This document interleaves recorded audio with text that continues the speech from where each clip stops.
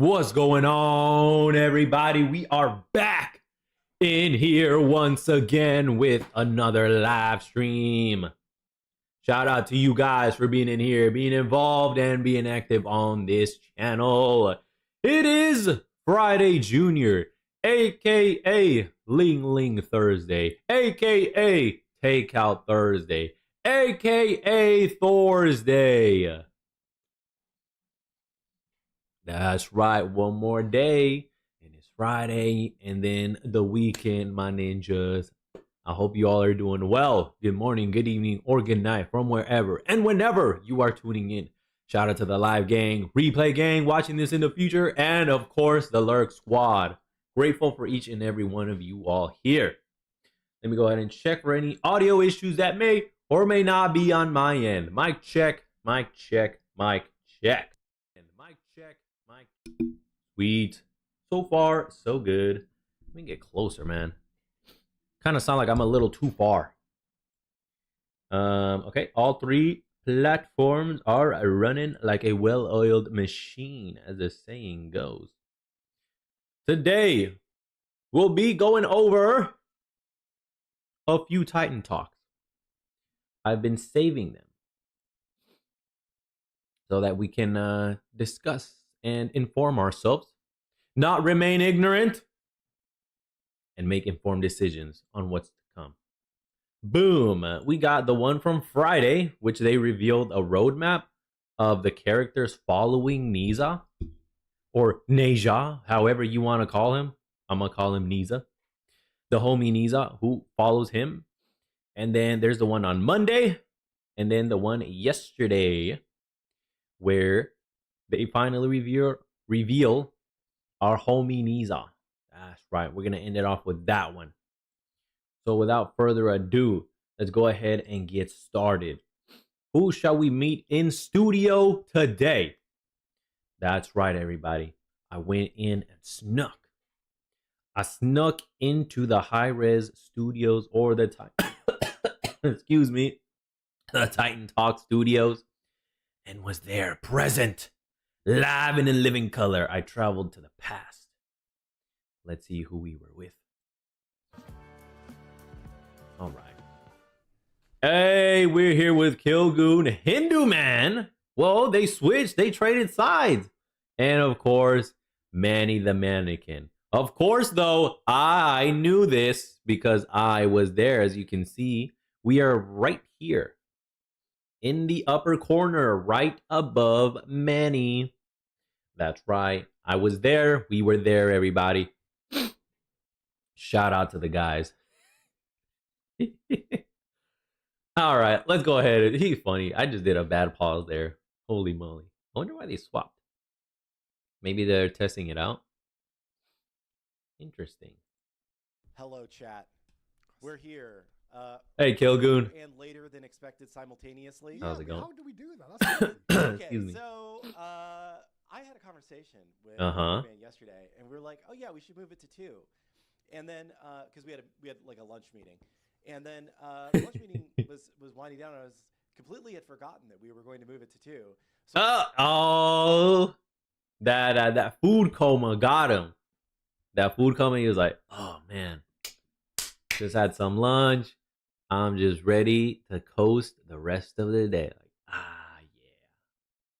All the important ish got done, or most of it, the majority of it, right? And now it just had me some delicious lunch. Man, I just want to chill and vibe the rest of the day.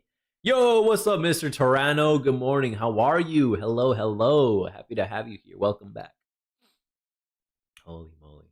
And he done forgot that they moved the meeting, or not the meeting, the Titan Talk to a later day in daytime.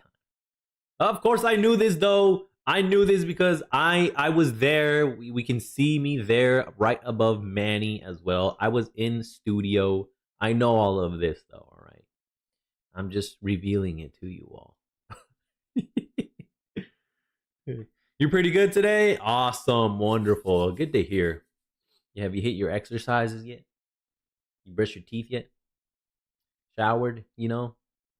Made you my bad. grin back, and I got the stream started and ready to go. Yep. And Handyman's like, "What the hell are you doing? This doesn't start until 2." Uh. And I was like, "Nah, we're just gonna do it." So It's done live, so we're like, well, we might as well. So here we are.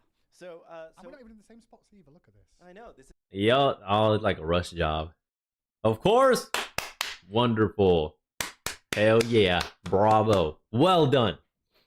What exercise did you do today? Did you hit any specific groups? Or is it a full body day? Or was it a cardio day? Let me know. Let me know. I had a cardio and core today. Yesterday was legs and shoulders. So I'm feeling it a little bit today. Oh, you were stretching? All right, cool. Some yogi? You were doing some yogi poses? That's pretty cool too. There's also a role reversal Friday. Ooh, okay. Do I get to be in charge then? Can I just make calls? Sure. Water. Yeah. Okay, cool. Yeah. Dang it. We're gonna leave for the day. Is the plan. Well, it's been a good Titan talk. Thanks for. We've got a busy weekend coming up. Exciting things.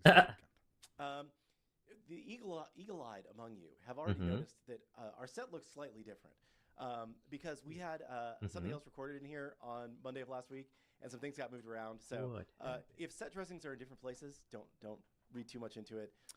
Somebody's like, "There's a sand clock. We're getting Kronos." It's like, no, the hourglass.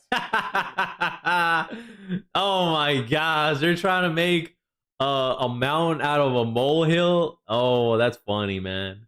That was a great. I didn't even see that thing there. Woo! Just complete what was new in the background. I was scanning, and I haven't gotten to here yet. He's like, "Oh, a sand clock. We're getting Kronos." Oh my gosh, the Kronos people, they're frothing at their mouth. They're like, "Oh my gosh, we're about to get them. Yes, finally, let's go." Holy moly. Oh man, let's continue. But no, that's not it. It's just another prop for somebody else's video.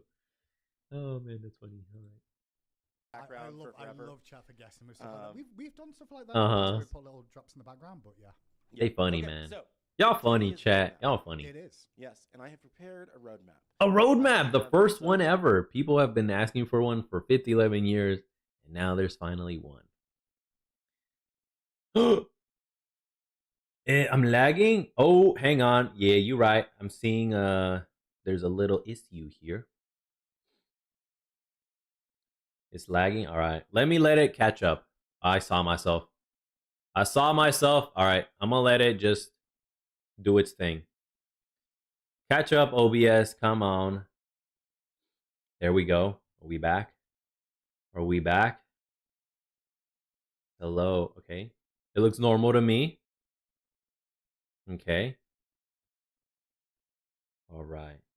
Did you try refreshing? It was also an error on my end as well.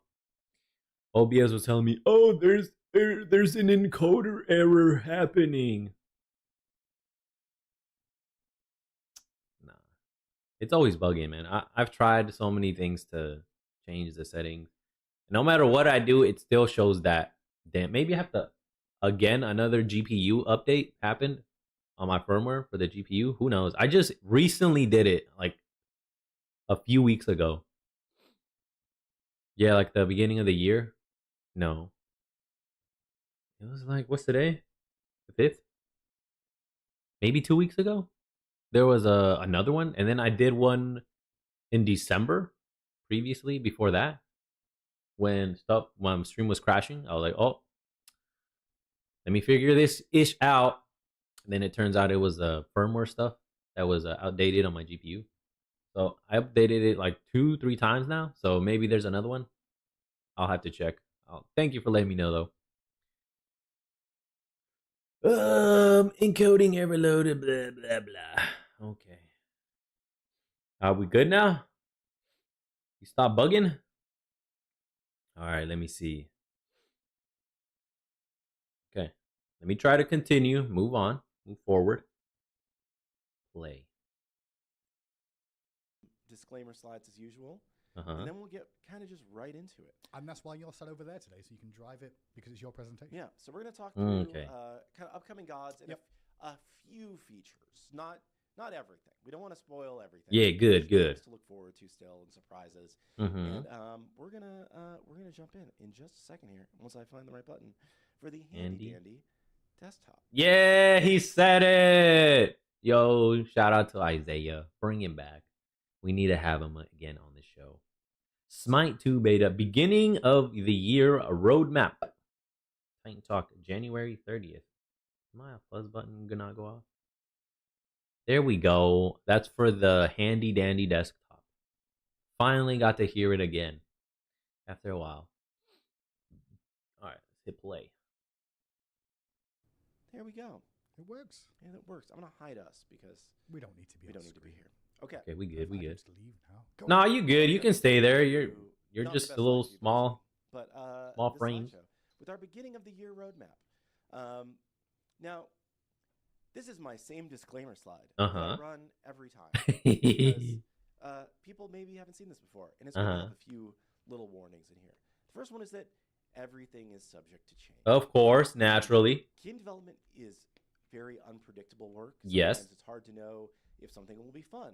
It's hard to know exactly how long something will take. And it's impossible for us to know for sure when we'll be done with something until we actually do it. In the thick of it. Intended plan, but things can always shift.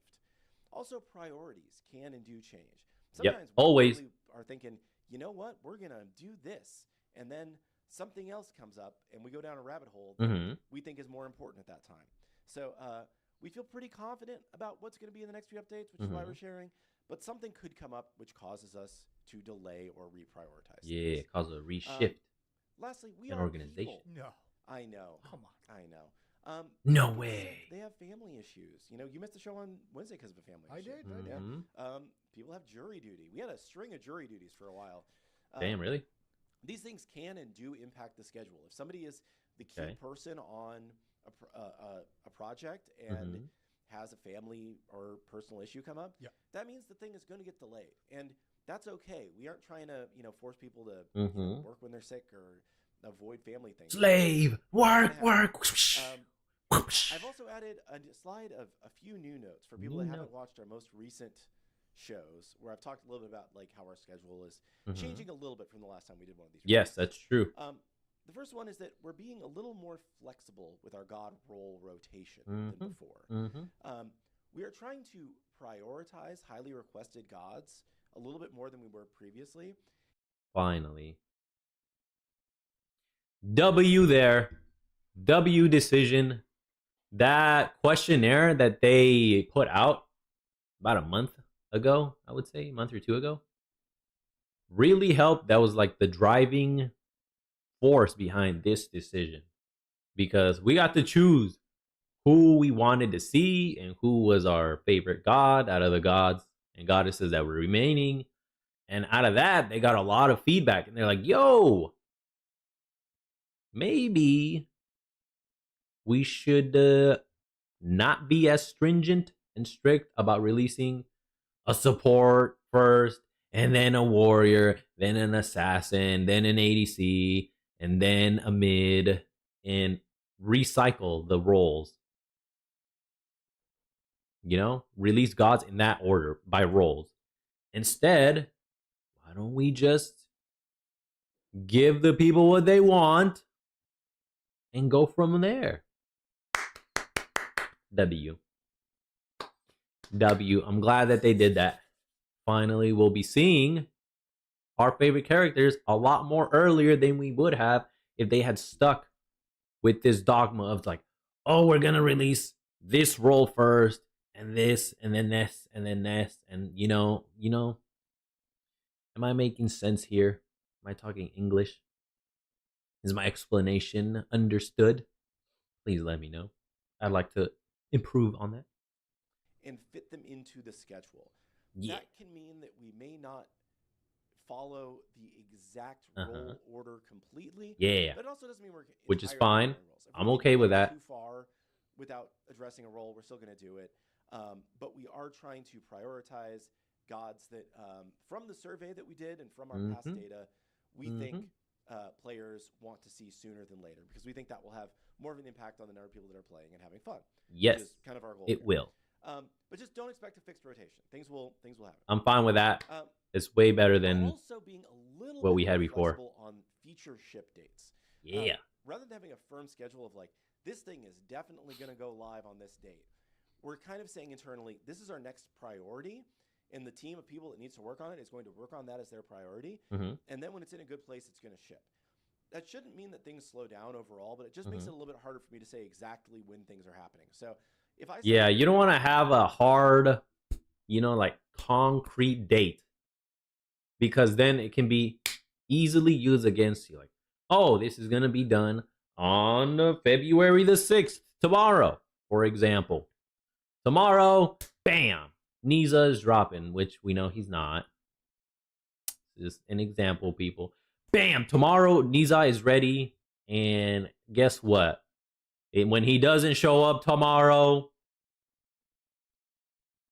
they're gonna be flamed and eaten alive by you, chat. I know how vicious you guys can be. So it's better to keep it, loosey-goosey and vague. Like, oh, around this time, around this date, give or take some days here or there, It's always better. Because then whenever you do meet in that time gap or range that you yourself provided, you're like, oh, it's okay. It's all good. You're not a liar, right? And no one's coming after you and hounding you for not following through on your word. So just keep it vague. That's why I like having a range of things. and it comes out a patch later or a patch earlier, Mm-hmm. Don't hold it against me, right? And this also means I can give a little bit less of a roadmap on exact features, but I do have some features. So anyway, and the rest of these slides are a little bit more polished, so I can post them on Twitter and not have people get mad at me. A quitter. I had someone be really nasty to me, and I didn't like it. Y'all ate him up. Y'all with more OCD than me. Wonder what happened. If you take it all on the chin every single time, it will hurt eventually. Yep. Okay. I did avoid it. Anyway, enough of the boring stuff out of the way. Let's talk about the stuff that people actually want to see. But I feel obliged to do this. Okay. Boom here. Our next Flashbang. Bing. Hey yo, forgive me. Forgive me. Let me stand back. Holy moly, what a flashbang that was. Yo, replay gang. Where's my mouse? I can't even see my mouse. Okay, I found it. Let me just hit play. I'm gonna back up, man. I'm super, super white. Update 28. 28. Coming February 10th. February 10th. Will Our feature boy. as the new god. Dun-dun-dun. Neja. Yeah, Niza dropping on Tuesday, baby. Next Tuesday. Next Tuesday, all right? Not yesterday. We just entered February, you guys. Damn, why do they use it white in their slides, man? Can you use like another neutral color, please? Like a darker one? A gray would be nice, or a brown. That's what they use on their main Titan Talk thumbnail. Yeah, you knew this already, but You trying to blind people with a white background in 2026? Come on, you guys. Come on. Get a dark color here, please. Dark colors are better. A little bit more exciting things to say here. The third Lotus Prince. Neja, the third Lotus Prince, Yeah. will be coming in this update. Really, really fun character too, by the way. Super, super fun. I enjoy playing him all the time. As a jungler, when I jungled, and then as support whenever I switched to support, Now he's going to be way more fun now that I'm main support. Maybe in solo too. I think he can flex role, except maybe like not mid. I don't know. I never tried him in mid. I'm not really a mid player, so hell if I know, right? I think he's a excellent support character, and then a jungler, of course, he's gonna be OP already because that role is gassed. He has an updated model. We got kind of a preview of on PTS last time, but not in a finished state. So it looks better. I haven't seen it. All new to me. We're gonna see him at the third show later on today.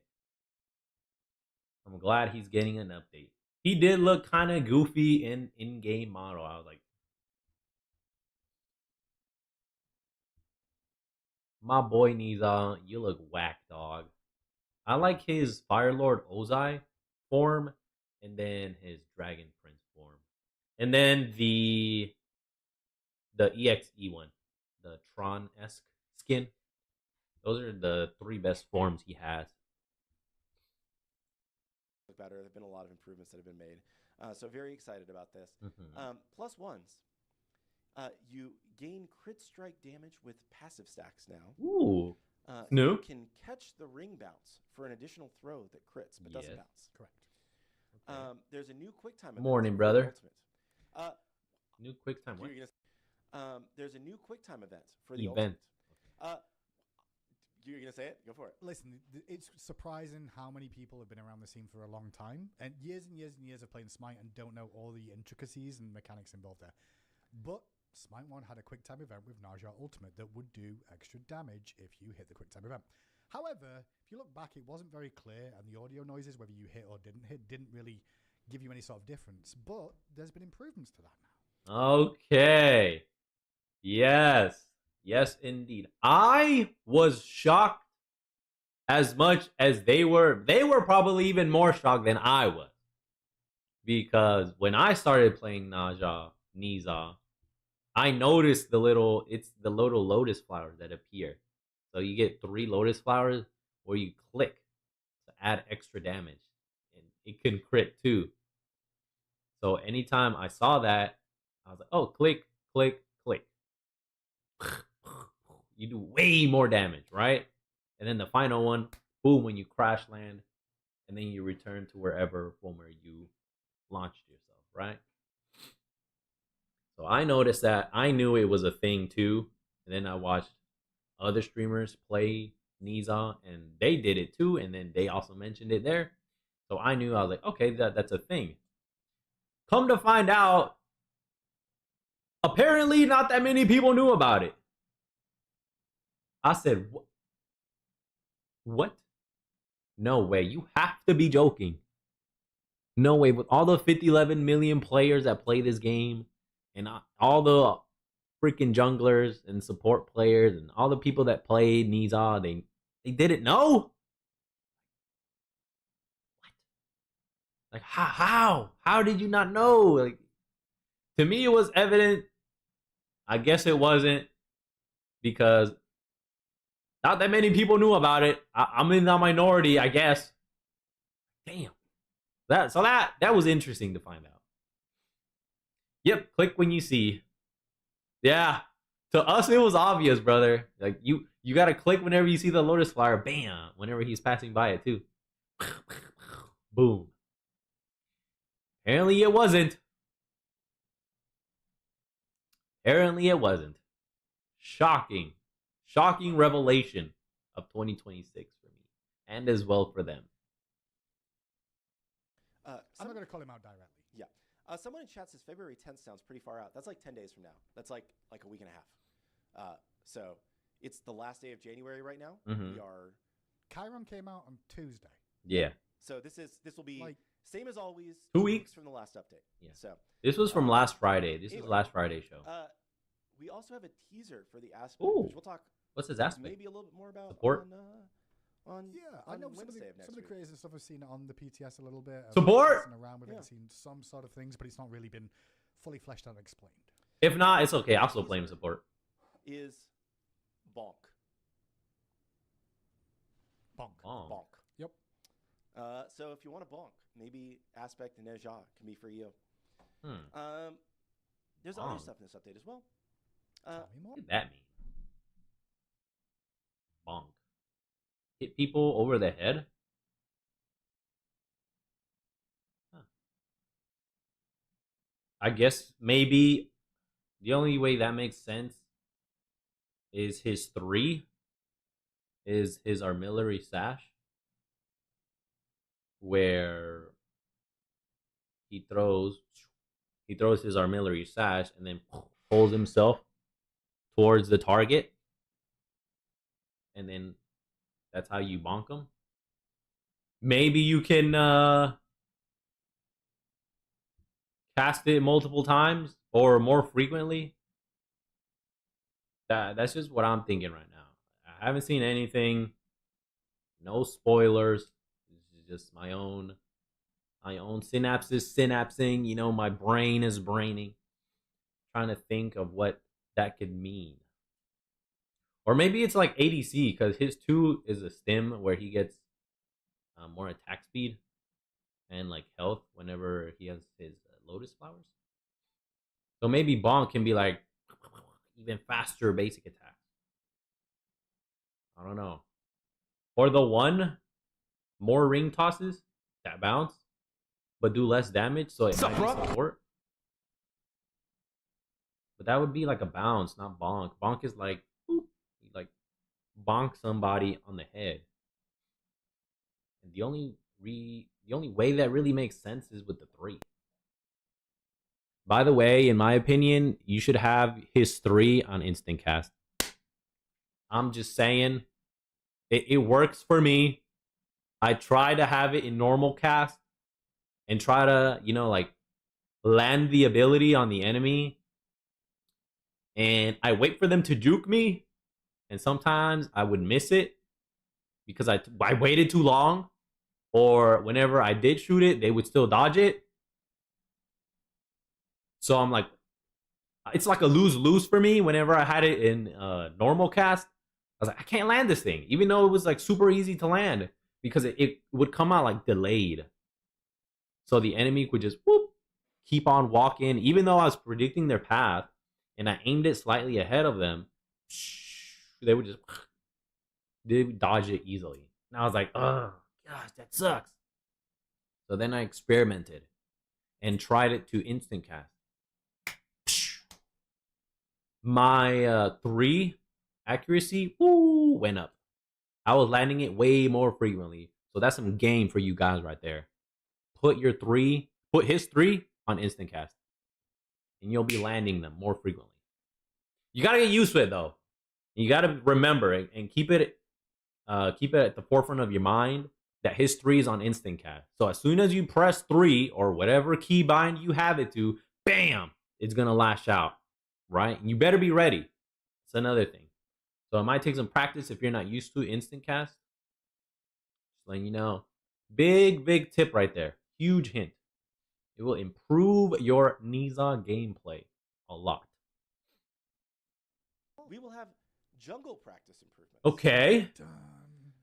You will be able to do co-op jungle practice. Joining jungle practice. Let's go. With your friends. Have we limited it? Because I know we were nice. telling with crazy numbers. Is that okay? Now you can bring new people in with you if you want to introduce the game to your friends. Like, hey, yo, you want to play this game with me? Excuse me. Or I encourage you to play this game with me, and they actually, you know, come and play with you. Y'all can practice in the jungle. Let them know. Teach them the ropes. That's pretty cool. I like that. the plan? I believe that will be the plan when it goes live. Okay. So this will be a custom match that you can select. You can select jungle practice, and there also are going to be some more things added to jungle practice as part of this, including you will be able to spawn bots with AI. Hey! I didn't know that bit. Let's go. So there's some more stuff that we'll talk about. I didn't want to give it all away. Better than my teammates already. That's great. That's yes. great. Okay. So yeah. So what did he say? Give it all away. Better than my teammates already. That's great. They're my teammates already.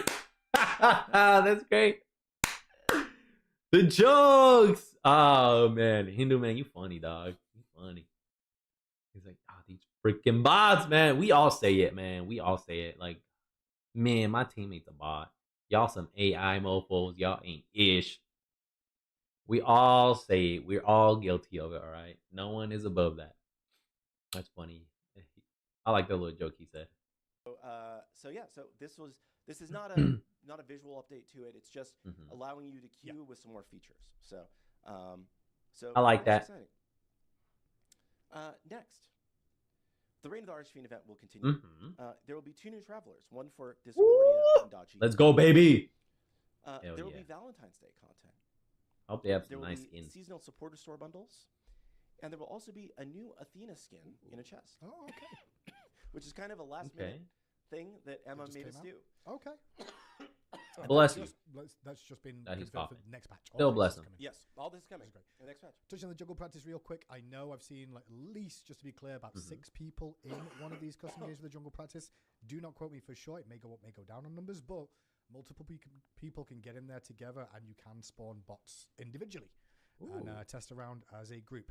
I expect to see only 3 people ever use this feature, even though it's been requested. Most likely, but But it it's makes there people now. happy. Probably, yeah. Next, More than likely. there's gonna be some other stuff in this update. Like I said, there's this isn't a comprehensive list. I have and more, I think, on every one of these slides, just because when people look at this later, they're gonna be like, "This is all that I'm getting in this update." Yeah. There's always stuff. There's other stuff, right? All the complainers, the Coming Mitches. up next, 2 weeks after that, on February Oh. 24th, Who's next? we will have. Are you ready for it? Yeah, we even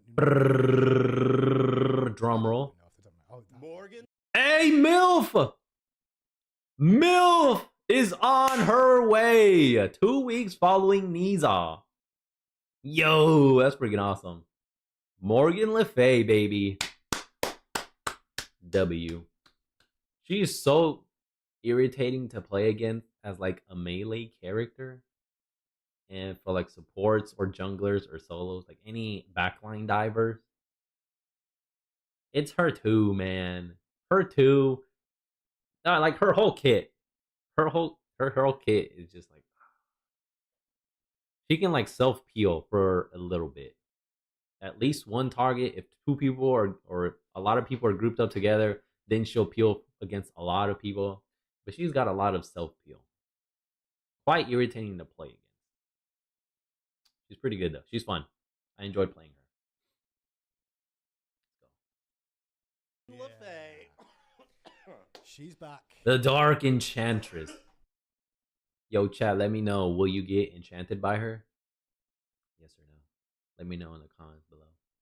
She's got a beauty mark right here. She looks really, really good. I love the artwork they did for her.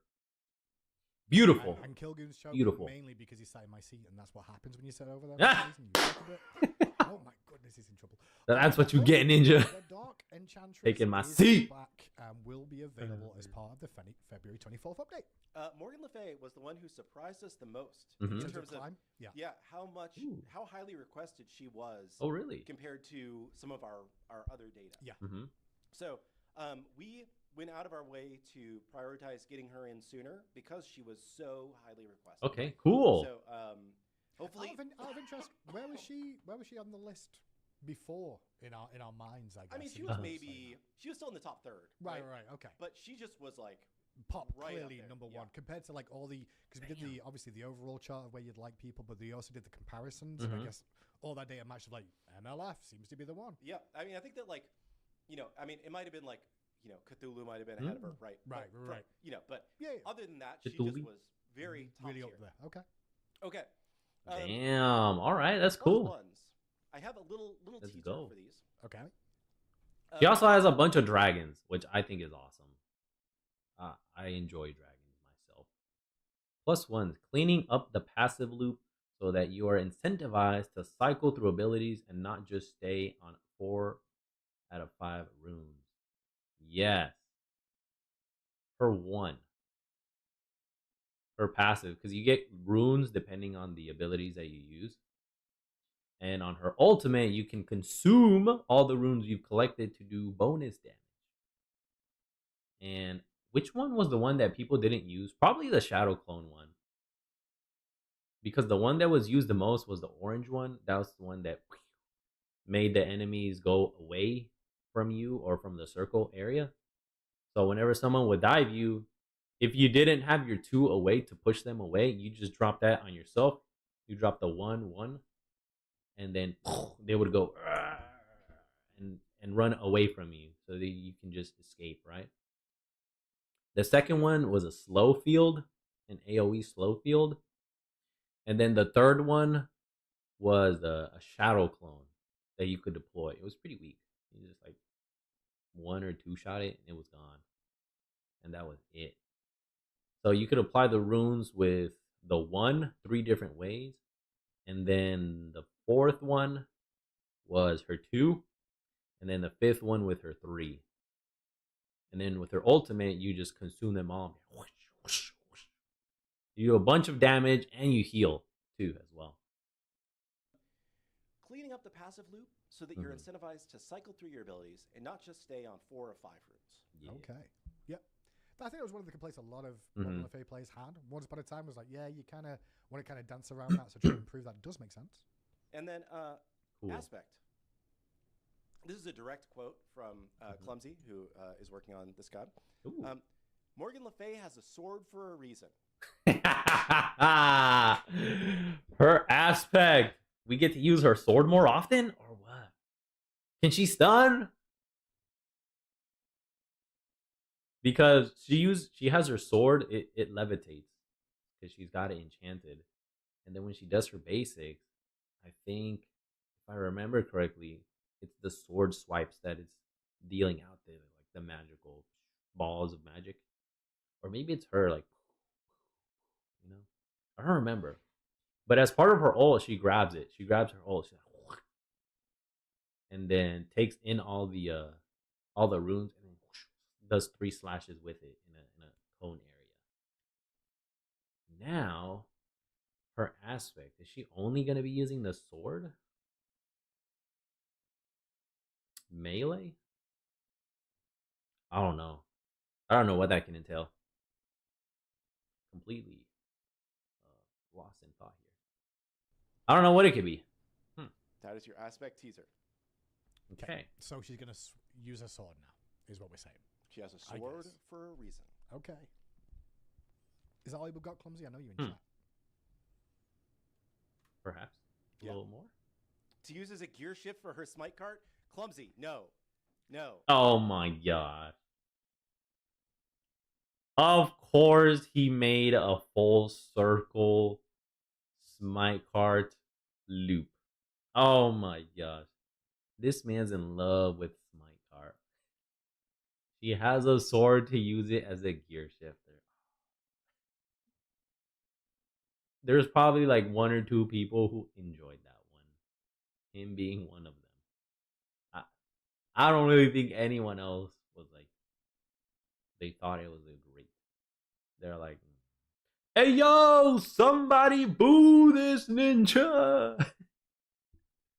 That's just me though. That was pretty good. That was pretty good. Usually good for Clumsy too. Awesome. So that's Morgan Le Fay will be coming this update. Also, maybe the sword, because the sword gets the runes. It stores the runes on the sword. And even her passive is the shape of the sword. So maybe instead of using the runes for herself, she uses it for different reasons. And each rune might be more impactful than before. I don't know. Maybe it's wishful thinking, a support aspect for her. Coming in this update, we will have Multi-Q 2.0. Hey, let's go! Obviously, we've just put Multi-Q in. Yes, they did. We've been making some adjustments there. Multi-Q. Some issues to kind of build this out to get to this next stage. Yes. Multi-Q already has made a measurable impact on queues, especially in low pop regions. Yeah. So we want to prioritize like the next step of the work now that we know that the back end stuff is working, and basically just like let you select the queues that you're multi-queuing for, and also have region specific queues so that like that's awesome. Potentially in like super low pop regions, maybe multi-queue is just the queue that you pick, right? So that it's more likely that we get matches that fire, rather than waiting longer times for certain specific modes. Okay. And then once those, basically we found that like once matches fire at a faster rate, then the population in a region will grow. And then once the population grows, then theoretically we can that makes add sense. more queues back. Cool. Good. We also, in this update, are expecting, everything's subject to change, we are expecting arena visual updates. Oh, I saw some of that today. Yes, we saw some of that today in our playtest. This is that same kind of new ground. Oh yes, lighting was gonna make it look even better. Recently on some of the other maps. Yep.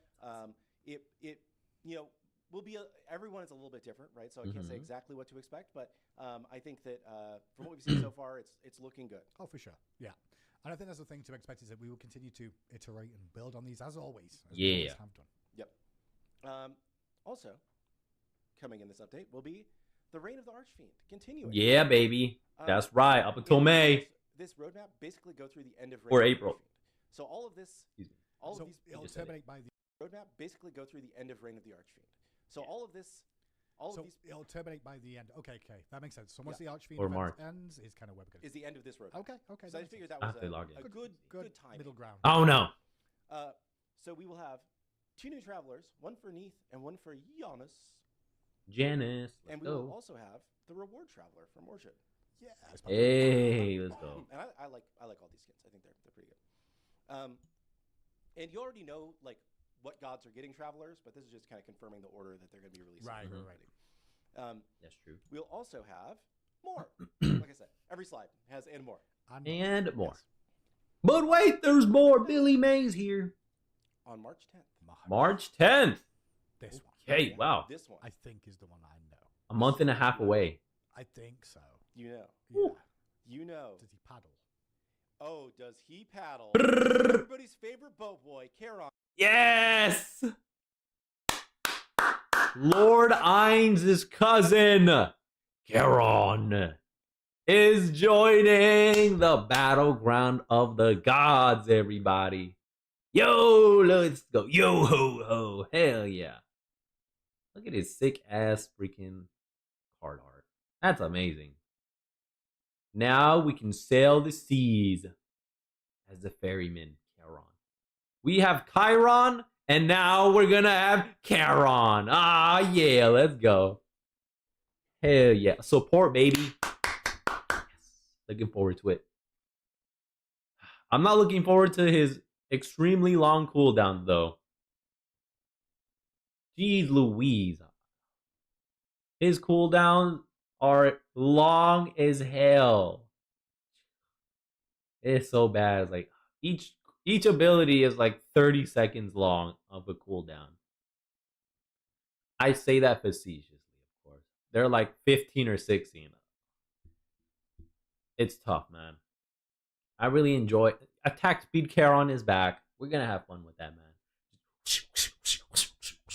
Splashing people with a paddleboard in water. That's gonna be fun. On is coming. The ferryman. Yeah. Of the River Styx. Mm-hmm. He will be back. He's not back yet, but he is in our playtest already. Ooh. Early version. Yep. Very early version. Yep. Okay. He's a giant right now in the playtest. His boat is huge. He's just huge. Yes. Yeah. Yeah. He's scaled up maybe a little bit too big. I wish they would show that, like after they get released. Like, hey, this is what he looked like when he first was released, or in patch PTS dev test. It'd be great, we could get some excellent memes off of that, excellent clips. I'm just saying, you guys can repurpose your content. Hello, that'd be fun. I'd get a good laugh. Like, yo, oh my gosh, it's D-Slapper, that's a funny. Super mega giant Charon. We'll never see it in a real game, right? Because they'll fix it. But it's good to see, like, oh, get a good laugh at that. Just letting you know. Caps is working on this one.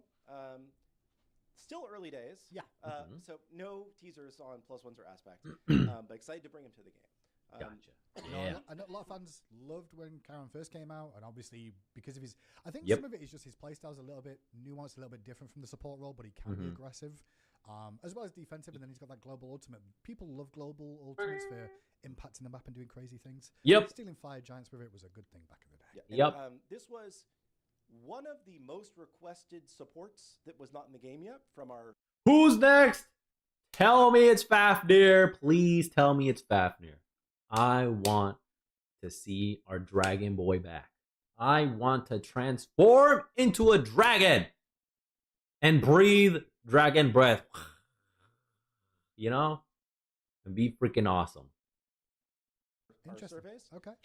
Tell me he he's was next. actually the top requested, but again, we are still working through like what fits into the schedule. So we're trying to prioritize highly requested gods that fit into the schedule and keeping roles somewhat in mind. That makes So- sense. Sorry, I'm dying with my coughing over here. That's okay. I guess we've also mentioned as well with all the different gods coming out, we have to kind of balance consistently with what team has to work hard on a specific god. You Yeah. can't put lots of back to back, so mix it up a little bit, and maybe like Karen's very high up, but takes less on one team than it does on another, just to balance things out a little bit. Yeah. You okay now? Yes.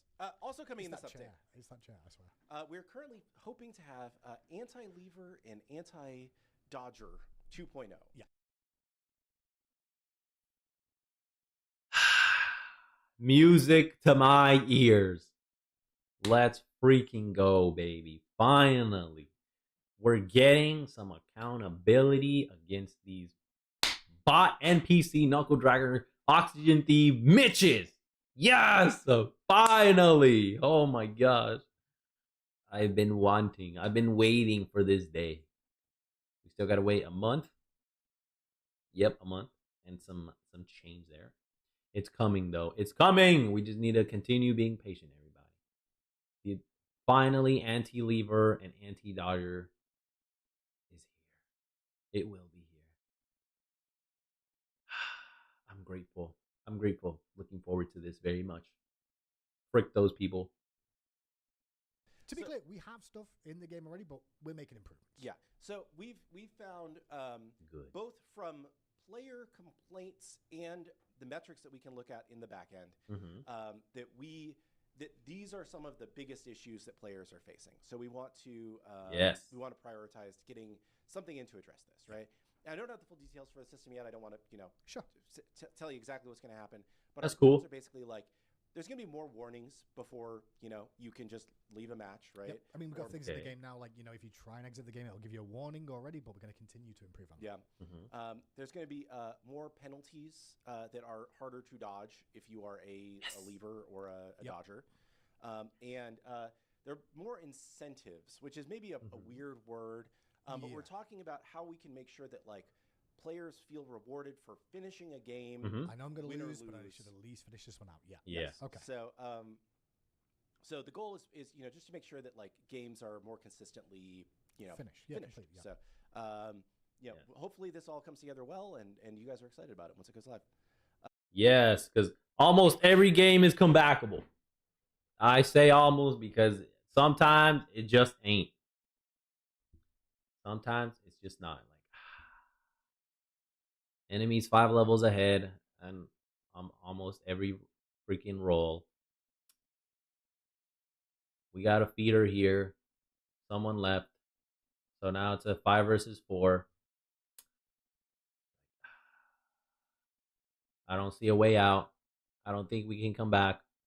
The enemy would severely have to drop the ball consecutively and consistently for the next 20 minutes for us to even have a chance. And I don't see that happening, so let's throw up the F6, man. Sometimes those games are like that. Other times, though, the majority of the times, they're comebackable. They're all comebackable. And the reason why they're not comebackable is because we have these mofos right here. They're like, all right, F you guys. Y'all are bots. I'm leaving. Bye. And then they just leave. Now you really capped us at the knees. You just... There goes our chance. Making it even way tougher for everyone else that thought and was on the same page. Like, yo, this is comebackable. I know things are bad right now. Just wait. A couple levels, an item, a play or two here and there. Bam. Turn the table like that. And now it's damn near impossible because you left. You left, you Mitch. You deserted. You left. You dodged. Oh my god. Frick those people, man. Just play the game, man. See it to completion.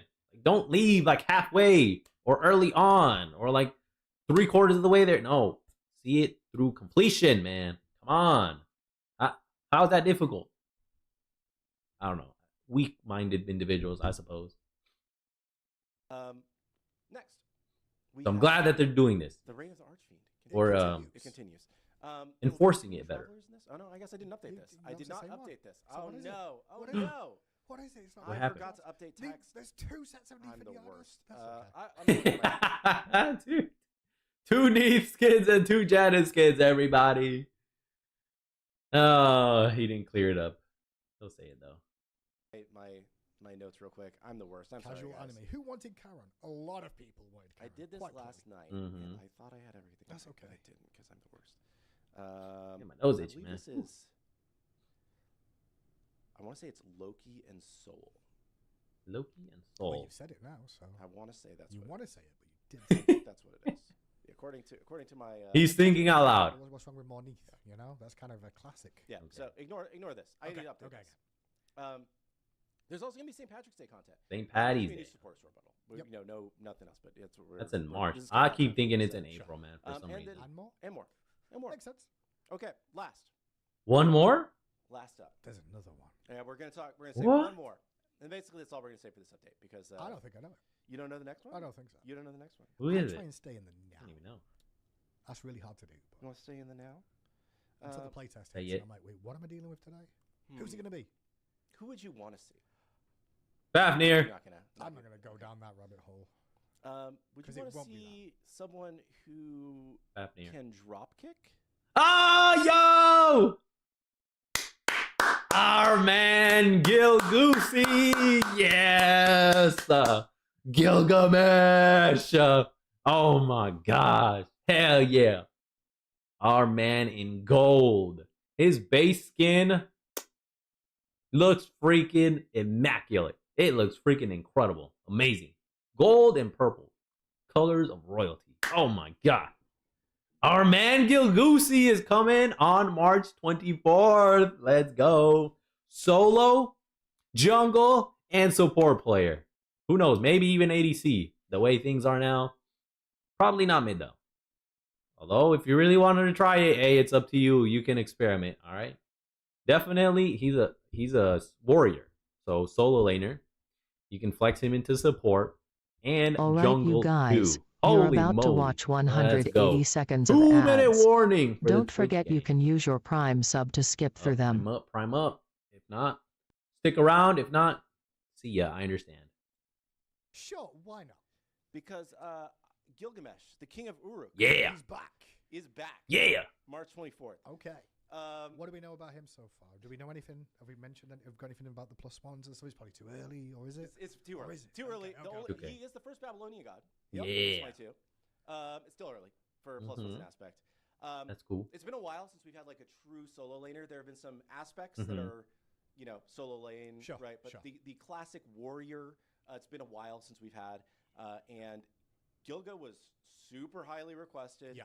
I think he was the most highly requested warrior, other than King Arthur, who has some technical issues we're Yeah. working through on the back Sure, end. sure, sure. So I bet, man. we're He's a really lot of excited fun to about play. it. Hell yeah. I think this is probably the biggest surprise to people. So hopefully people. Yeah, I think it will be. To be honest, I don't think anyone necessarily expected it was going to be him, but here we go. Yep. Let's Um, go, 24th, so baby. maybe- Let's go. Yeah, about that. That's crazy. Yeah. Okay.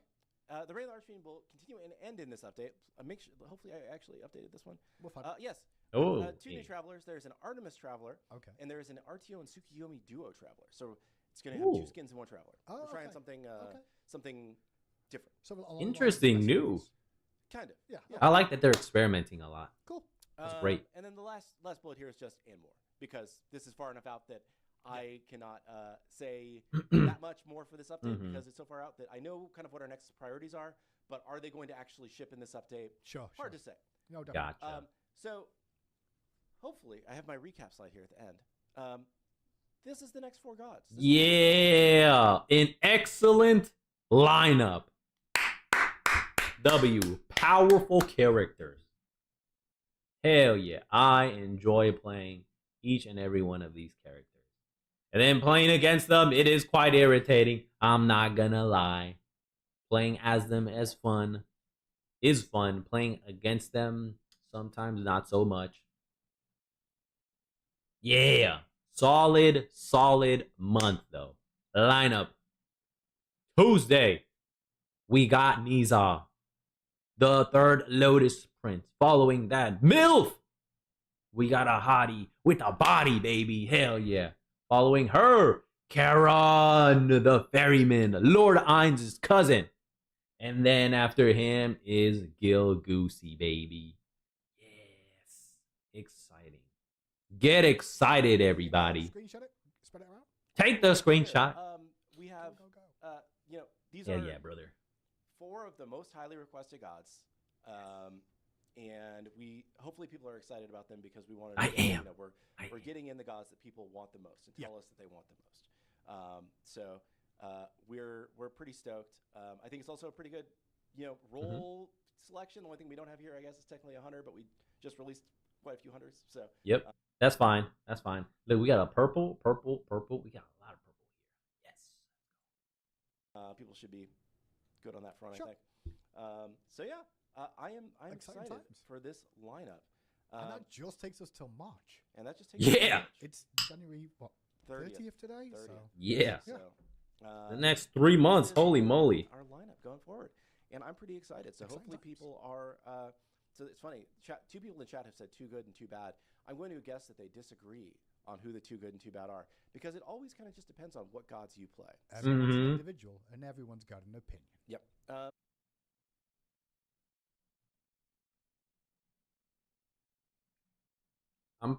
I'm gonna guess that person, that chatter, maybe doesn't really play all the gods, all the characters in the game, because, or maybe he has, or she. Who knows? I don't. To say that too good and too bad, clearly subjective. I would say they're all good. Clearly subjective, because I've played them all many times, played against them.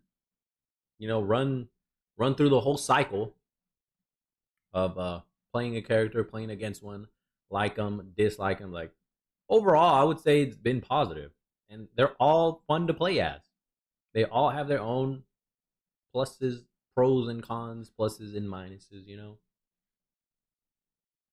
Just to say, maybe he had, or she had, a really, really bad experience. Got some PTSD against the two that are bad, quote unquote.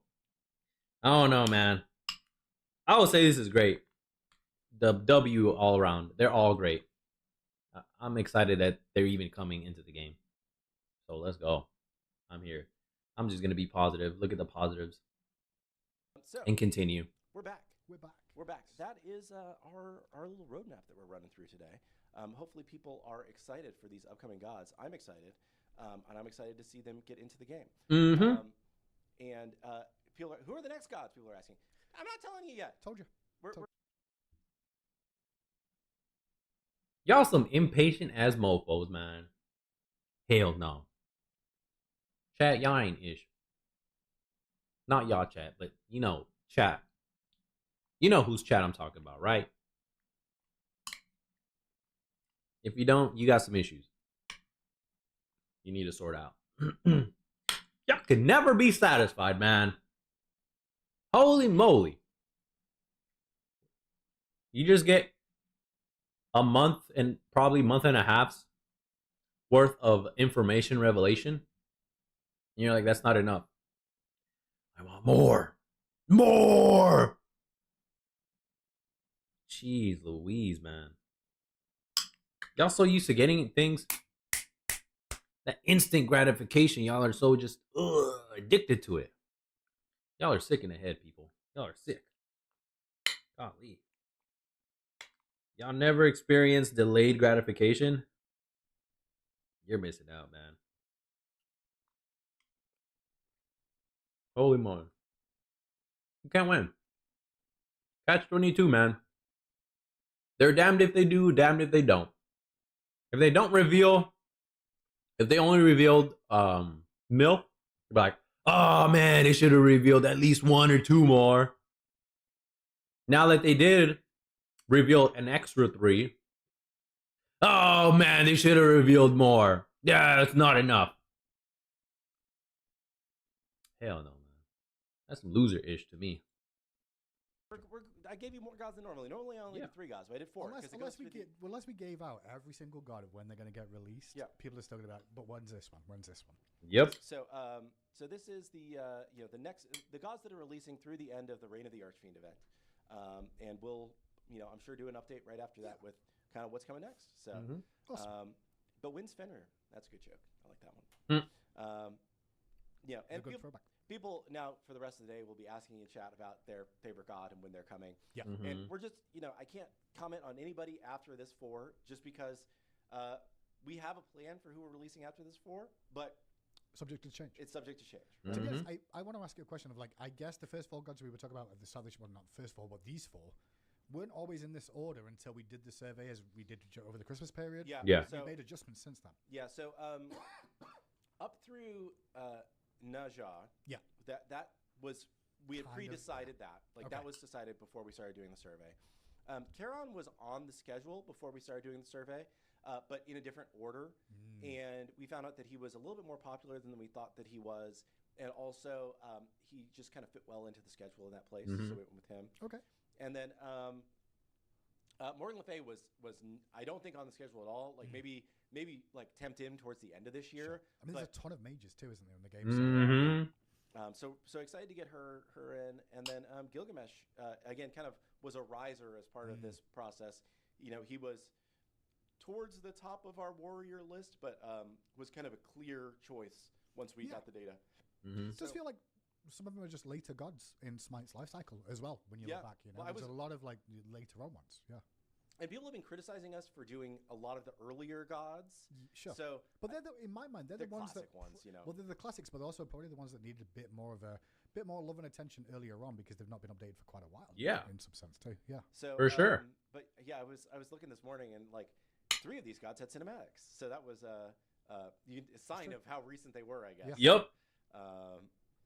Yeah. So I'm pretty excited about this lineup. I think that like you guys were involved in making this lineup by participating in the survey. So hopefully you guys are excited too. So W chat. with that, W chat. Let's I go. guess we'll just kind of take questions for the rest of the day. Real quick, ambassador applications are closing shortly. I did give till February 1st, as is the stream team applications. We've had ambassador applications over 1,000 applications now with the ambassador program.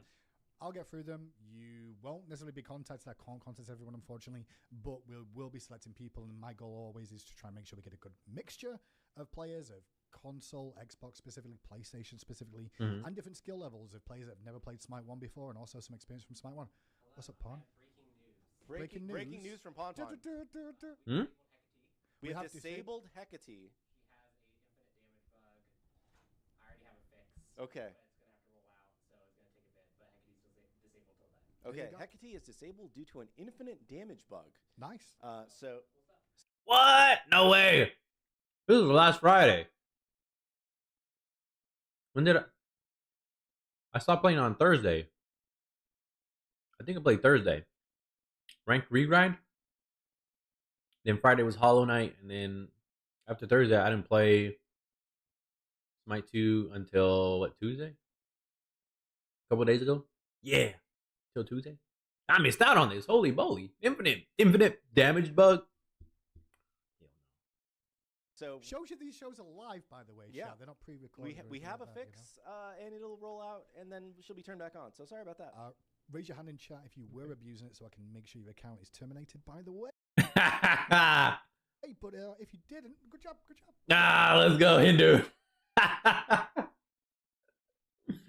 Ghetto. Oh my gosh, all these abusers, man. And instead of being a positive force and reporting, like, yo, FYI, this is happening with this character. Nah, instead they keep quiet, they abuse it, and then they win. Get out of here. That's some loser-ish to me.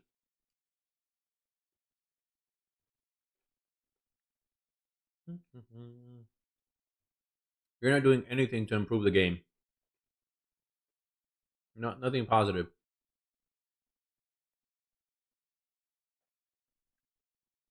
It's just best if you're gone. In my opinion. My own humble opinion. You know?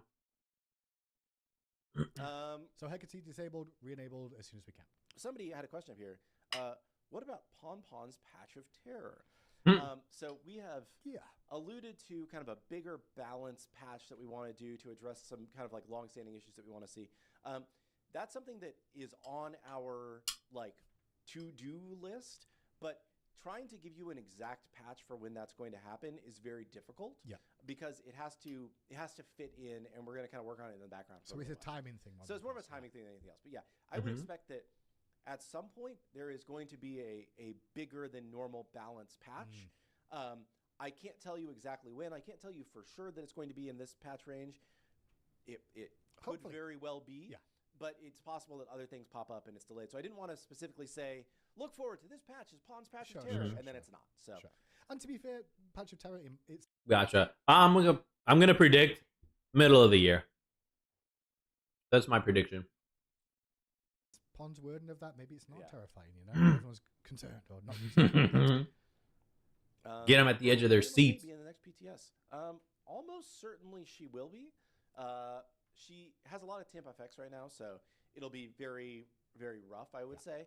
But Not as rough as Karen is right now, but yeah. No, Karen is extremely rough right now. But like, I think Morgan's probably far enough along that she will probably be in PTS. I think so. All right, but cool. expect not the finished product for her. All you PTSers out there.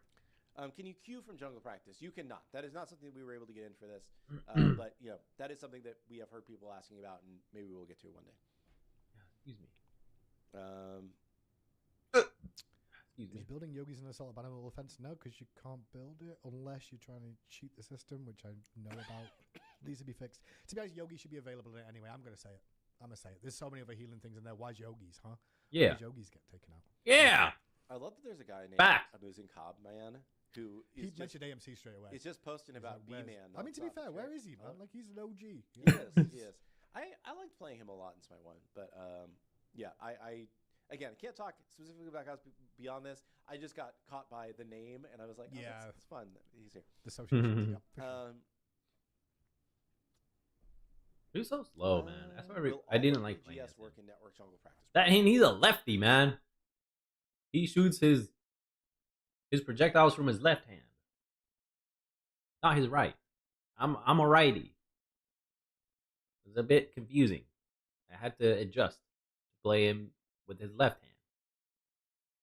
And then when I played him, maybe I built him wrong, but I would build the same things that I would see other people build. I'm like, where's my damage, huh? Why is an enemy I'm losing Cobb with the same build doing way more damage than me?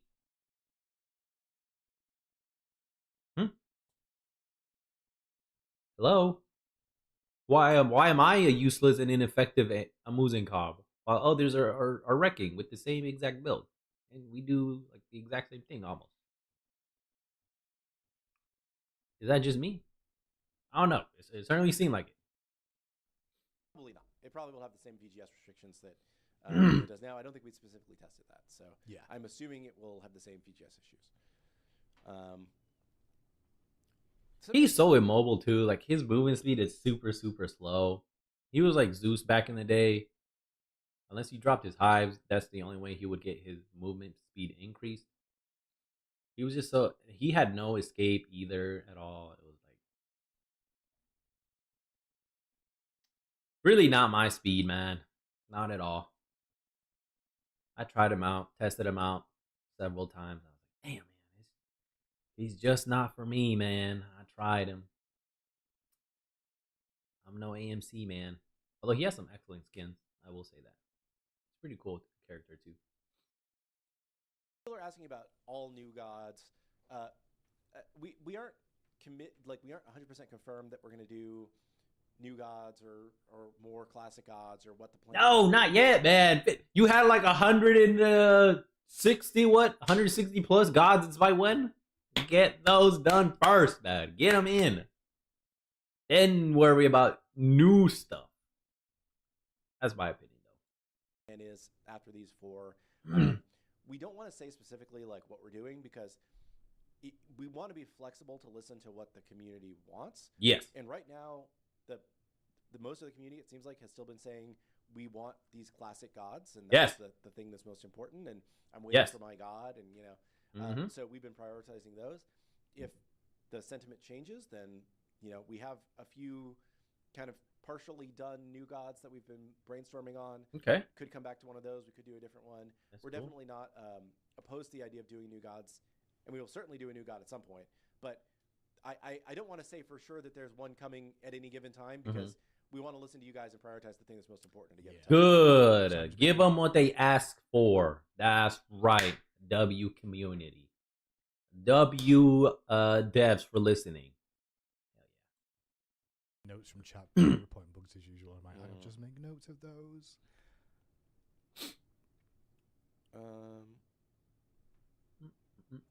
How long does the Archfiend buy all discount last? I need to know if I still have time to grind out free diamonds. I think it's going to be at that discounted price all the way through the end of the event, but I'm not 100% sure. Wow. I mean, like, it will be available at that price until the event ends. Is my current understanding, but it's possible that changes. I will let you guys know if that does change. That is very generous. Wow.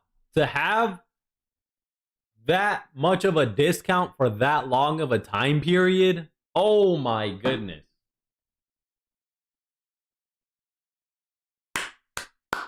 W killgoon.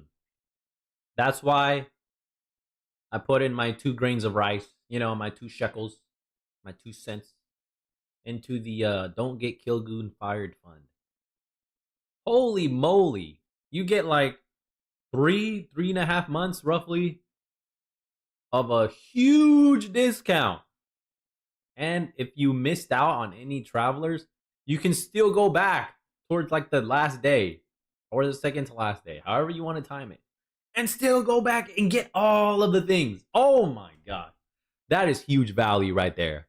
Oh, I'm shocked, amazed, stupefied that this was even greenlit. Holy hell. For this long. I thought it was going to be for like a month, maybe. No! It's going to be like 3 whole months of a huge discount. And a lot of value. Wow. Hopefully things worked out for Killgoon and they do this again. So, support. Throw in your 2 cents, chat. Go ahead. Support. Don't let Killgoon get fired. Because I don't know if anyone else is going to concoct these type of ideas or even take the risk that he took. So don't take him for granted. I'm with him. Holy moly. That's incredible. See what we got. What does an ambassador do? Realistically, from what an ambassador was, and it's kind of a development from the old Olympian program we had in Smite 1, but it's a way for the devs to communicate with some of the players that are active in the scene and know the scene a little bit better in terms of in their games and get a bit of a community feel of what's going on. You'll see a lot of creators in the ambassador program along with long-standing members of the community that really just help give the devs good direction or good feedback regarding some of the stuff coming into the game or stuff that could need changing or looking at. For example, console bugs specifically, we really do value players that play on console and go, hey, we have this UI issue. Good example of that is the one more game button recently that was being covered on console where you couldn't use it because you were reporting or vice versa. So getting that feedback sometimes is very, very valuable to us, and there's some specific bugs that do come into play because of that. The weirdest bug from this patch, which I think we've already fixed, if you are on console and your language is French. I just got a report of that last night speaking to somebody, The top half of your mini-map is scooched a little bit to the right. So, like, the towers are in the wrong place on the map. But only the top half, not the bottom half. The bottom half is fine. So, but your language has to be French and you have to be playing on console. Weird bug. But that is weird, for sure. Thankful that we finally got the full details to be able to address that. How does that happen? We don't know. That's weird things happen. Bugs be bugging. Speaking of bugs that we're still trying to track down, the one bug that I am most excited to track down that is still out there right now, there is a weird edge case bug where Chiron can lose the ability to fire his 2 in a match. We have gotten one clip of this happening. People have told us that it's happened, but we've only gotten one clip. And it's been very hard for us to tell from this clip what is actually causing this. So if you have the issue where you stop being able to use your 2 as Chiron, and you were recording, please send us a clip. Ideally, we like to see the moment like it worked, and then it's up until when it stops working. Right. The clips regarding when people send bug reports, by the way, giving us the feedback in just any amount is great, but the more video footage you can give us, and I don't want this is the thing that always gets really weird. People will clip it from the moment of like, see, it's not working. Yeah. If you can give us the 20, 30 Context. minutes before that happened, The we context. can help identify exactly what happened to cause that, because it probably happened earlier on. RTO was a really good example of that, of an issue we had where she'd switch into bear form and the infinite audio bear was coming through. And that took a long time for us to realize exactly what had caused it. And it was actually 30 seconds earlier that nobody sent clips of that we had to keep researching. So the more things you can send us on stuff like that, we really Gotcha. appreciate, 'cause we do try and fix them as soon as we can. There's some other Chiron bugs that we're aware of, and we know what they are, and we have fixes in Yeah. progress. Chiron for them, bugs? or, you know, we, I don't even like, know. That's just the one that we're like Over my head. figure out what's happening here, and several What's of the us here causes, have like hammered our heads at it for a while, and not I haven't been had able that to happen. reproduce it. So Not yet. if you see it, please let us know. Maybe the 3 buggy. Although when I played him the other day, he seemed normal. All Smite 1 starters at some point in the future were some of the starters left out for balance reasons. I think it was a combination of balance reasons and just kind of what the team felt like was important to fit different role needs at the time that we brought over starters. We can always go back and add old starters. We could create brand new starters. You know, some people still want the branching starter upgrades. There's a lot that we could do with starters. With some So hog. I would say, like, this is definitely not the absolute final version of starters that will ever be in Smite 2. But I think that it gives you a good selection where you have a couple choices for every role right now. And most play styles are enabled. You know, there's certain things that, like, yeah, sure, there maybe are some edge cases that we aren't doing right now, but most of it should be there. Can we sell starter items in jungle practice when the update drops? I am going to check something, because I'm not going to read it word for word just in case. But I know there was some stuff mentioned about some improvements to the jungle practice in terms of being able to allowing you to repurchase starter items and stuff like that. So yes, there will be improvements to the jungle practice, along with the jungle practice being available for more players. I don't have the specific details because one or two of those things might not make it into the update, but that's the plan. So expect changes. Understood. Update there. Also, Slash and Clash for the weekly conversation of those two maps. There's no discussion about those at the moment. We don't have those at the moment. Just want to put that out there for when the YouTubers end up taking this and then doing their recap of the show. They'll say, once again, people asked about Clash and Slash, and once again, we're not on our radar. I've noticed more and more people getting upset. Like, why do people keep asking that question? I understand why. Yeah. I think the next big map project will almost certainly be either Conquest update or Assault update. Okay. That's almost certainly what the next big map project will be. The question for us is just which one we should prioritize first. So, do we feel that could be I'm not trying to put us on the spot, but a community decision? Is that a good idea? No. Probably. Is it overhaul problems? It's probably less. Nah. No offense to the community, but it's probably more like development decisions internally, based on timeline and what based on do. timeline. Because in order to do a conquest map, we need to have a block out that we feel comfortable with before environment art can start working on it. We need to have a strong plan for exactly what we want to change in terms of gameplay and all this. A whole bunch of red tape. Other departments, because maybe we need to get new NPCs or whatever to match the gameplay design. AKA a whole bunch of ish. Too much ish for the community to be able to handle and probably even grasp or accept. And then that, there's just a lot that goes into it. So I think it'll probably end up being more of a internal resources discussion. But I do like to hear what the community thinks that we should do. I would say I think the community would be pretty split, because I think the hardcore conquest players are going to want a update, and the hardcore assault players are like, we just get mid later for conquest. To be fair, the map art on the assault isn't terrible at all. I know it's part and of we the made it conquest wider. map. There's things that could be better. There's benefits to that map compared to the old one, but there's a lot of fans that still like the old map too. We're aware of that. So people that joined late, what did we miss? You missed the next 4 gods. Yeah, all the good ish. But these are the next 4 gods that are coming to Smite 2. So you have Neja, Morgan Le Fay, Charon, and Gilgamesh coming over the next 2 months or so. So a lot to look forward to, hopefully. Back to us. Will your Titan Talk log be used to determine if you can be an ambassador or not? That's a funny idea. I like Titan Talk. What, you mean the chat log? logs? Yeah. Oh, listen. When you are applying to be an ambassador, your account is getting reviewed. Yeah. Like, your games will get reviewed, your account will get reviewed. And there's plenty of people that applied that will not be getting accepted because of behavior. And sometimes you might not have been, suspended in game or something like that, but you're toxic enough, or you've said really, really inappropriate things Uh-huh. about high res before that now you want us to give you behind the scenes access and support. That's kind of weird. Nah, F you, Ninja. We Tell can him. actually review your Twitch chat log. Jeez, I can't go that deep. That's a lot. Tell him, Hindu. Imagine me sat here looking at the logs of a Twitch. Let him know what's Let's what. Try and find through it. That's a lot of stuff. Doesn't mean you're clean though. You shall not pass. Just saying. Get him. Get him. By the way, I did not apply. You can't purchase Vulcan mods from the store. I have no business doing that stuff. Just so you know. If you were curious or wondering, no, I did not apply. It's not for me. Not my ballpark. They just become unselectable.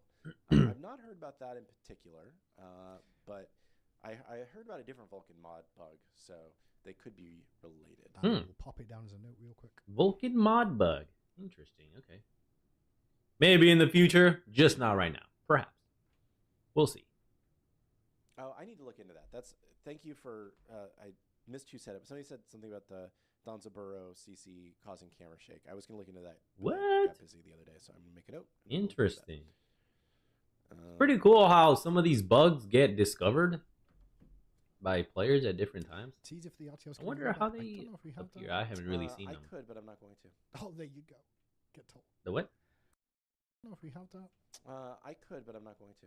Oh, tease if the RTOs come in the robot. I don't know if we have that. I could, but I'm not going to. Yeah, good. Get told. Get told. Think Hinderman's what funny. RTO skin might pair with a Tsukiyomi skin where they would go in the same Traveler. That's your teaser. I got it. Werewolf. Werewolf themed skin coming up for both Tsukiyomi and Artio. Boom. Tsukiyomi, god of the moon. And he controls when Artio transforms into a wolf because she has a shape-shifting ability. Boom! Full moon. It's a werewolf theme skin. That's my bet. I am putting in that ballot ticket right there. There you go, guys. I submitted my prediction. Now we'll see in 2.5-ish months if I'm correct or incorrect. Yeah, I might need to remember this. February 5th, 2026, around 10 a.m. My prediction for the Artio and Tsukiyomi dual skins is a werewolf themed one. Yeah. We haven't seen a werewolf Tsukiyomi themed skin though. We have seen an Artio fox. And I think that's the closest we've had to a werewolf for her. So we'll legit get a werewolf one now. Hopefully! I'm praying she looks good in her werewolf stance. Werewolf form. Because the last one, she looked goofy as hell. She looked so freaking funny. Oh my gosh. They had to go and do a remake of the skin, like almost immediately. Because of how bad the first iteration came out. Oh my gosh. It was awful. And the fix was actually better. So W for them to doing that. That's my prediction though. Werewolf Tsukiyomi and Werewolf Transformation Artio coming in. There's really nothing else that it can be, you guys. Let's let our synapses synapse and think. What could the Traveler be between Tsukuyomi and Artio, in which they are themed together? Right? Try and think of other things. I cannot. That is the simplest and quickest, cleanest idea that entered my noggin. Tsukiyomi is a god of the moon. Boom. Moon controls a werewolf's shapeshift. Bam. Artio shapeshift. Bam. Werewolf themed. Here we go. Simple. For me, at least. If you have any other ideas, let me know in the comments below, please. Submit your prediction as well, and we shall compare in the future. Who is correct? Who is incorrect? Looking forward to that. Stay tuned. Right. And it's 3 months later, everybody. No, I'm going to do that when it's time. It has been a few months since I made the prediction that the Ardeo and Tsukuyomi skin travelers were going to be werewolf themed. And look, I was correct. You doubt me, chat? You doubted me. You had no faith in me. And guess what? I was correct. Therefore, you must chat. Come on, button, please. You let me down, Stream Deck. Damn it, man. The moment is ruined now. Chat, you must now acknowledge me in my correctness. Oh, it's going to be great. Ooh, that's a little practice right there. A little dry run for when the moment comes. There we go. You're so late, though. God damn it. Give me a buzzer for my soundboard. Damn it, Kaylee. What you doing, girl? Holy moly. The timing was bad. Ruined the moment, too. And it's been 3 months, maybe, since I made the prediction that the Ardeo and Tsukuyomi Traveler theme was going to be a werewolf one. Guess what, chat? I was wrong. That is right. I admit when I am wrong. I accept the consequences of my actions and am responsible for my own actions. You were right, chat. And therefore I acknowledge you, chat. You were all correct. I was wrong. I am the goober here. All right. Ooh. Got takes for both. Dry runs for both scenarios. Here we go. Get some practice in.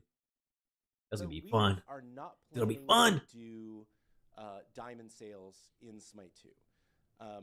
We are trying to do more big in-game sales occasionally, where everything in-game is discounted 30%, rather than discounting the currency 30%.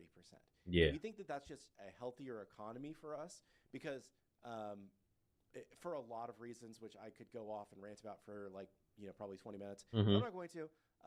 I'm just going to say, if you are waiting for a diamond sale, the diamond sale is not coming. Don't hold your breath. We are not planning a diamond sale anytime soon. We do in-game sales, but we aren't planning diamond sales for Smite 2. Oh, what about Smite 1 gem sales? I don't know. I have no idea what we're doing. I did say doo-doo. Yes, please make fun of me. Doo-doo joke. Can boots come back for a few patches? There's already some boots in the game. Yeah, we got the Regrowth Striders. Yeah, why did I say Greaves? Buy those. Yeah.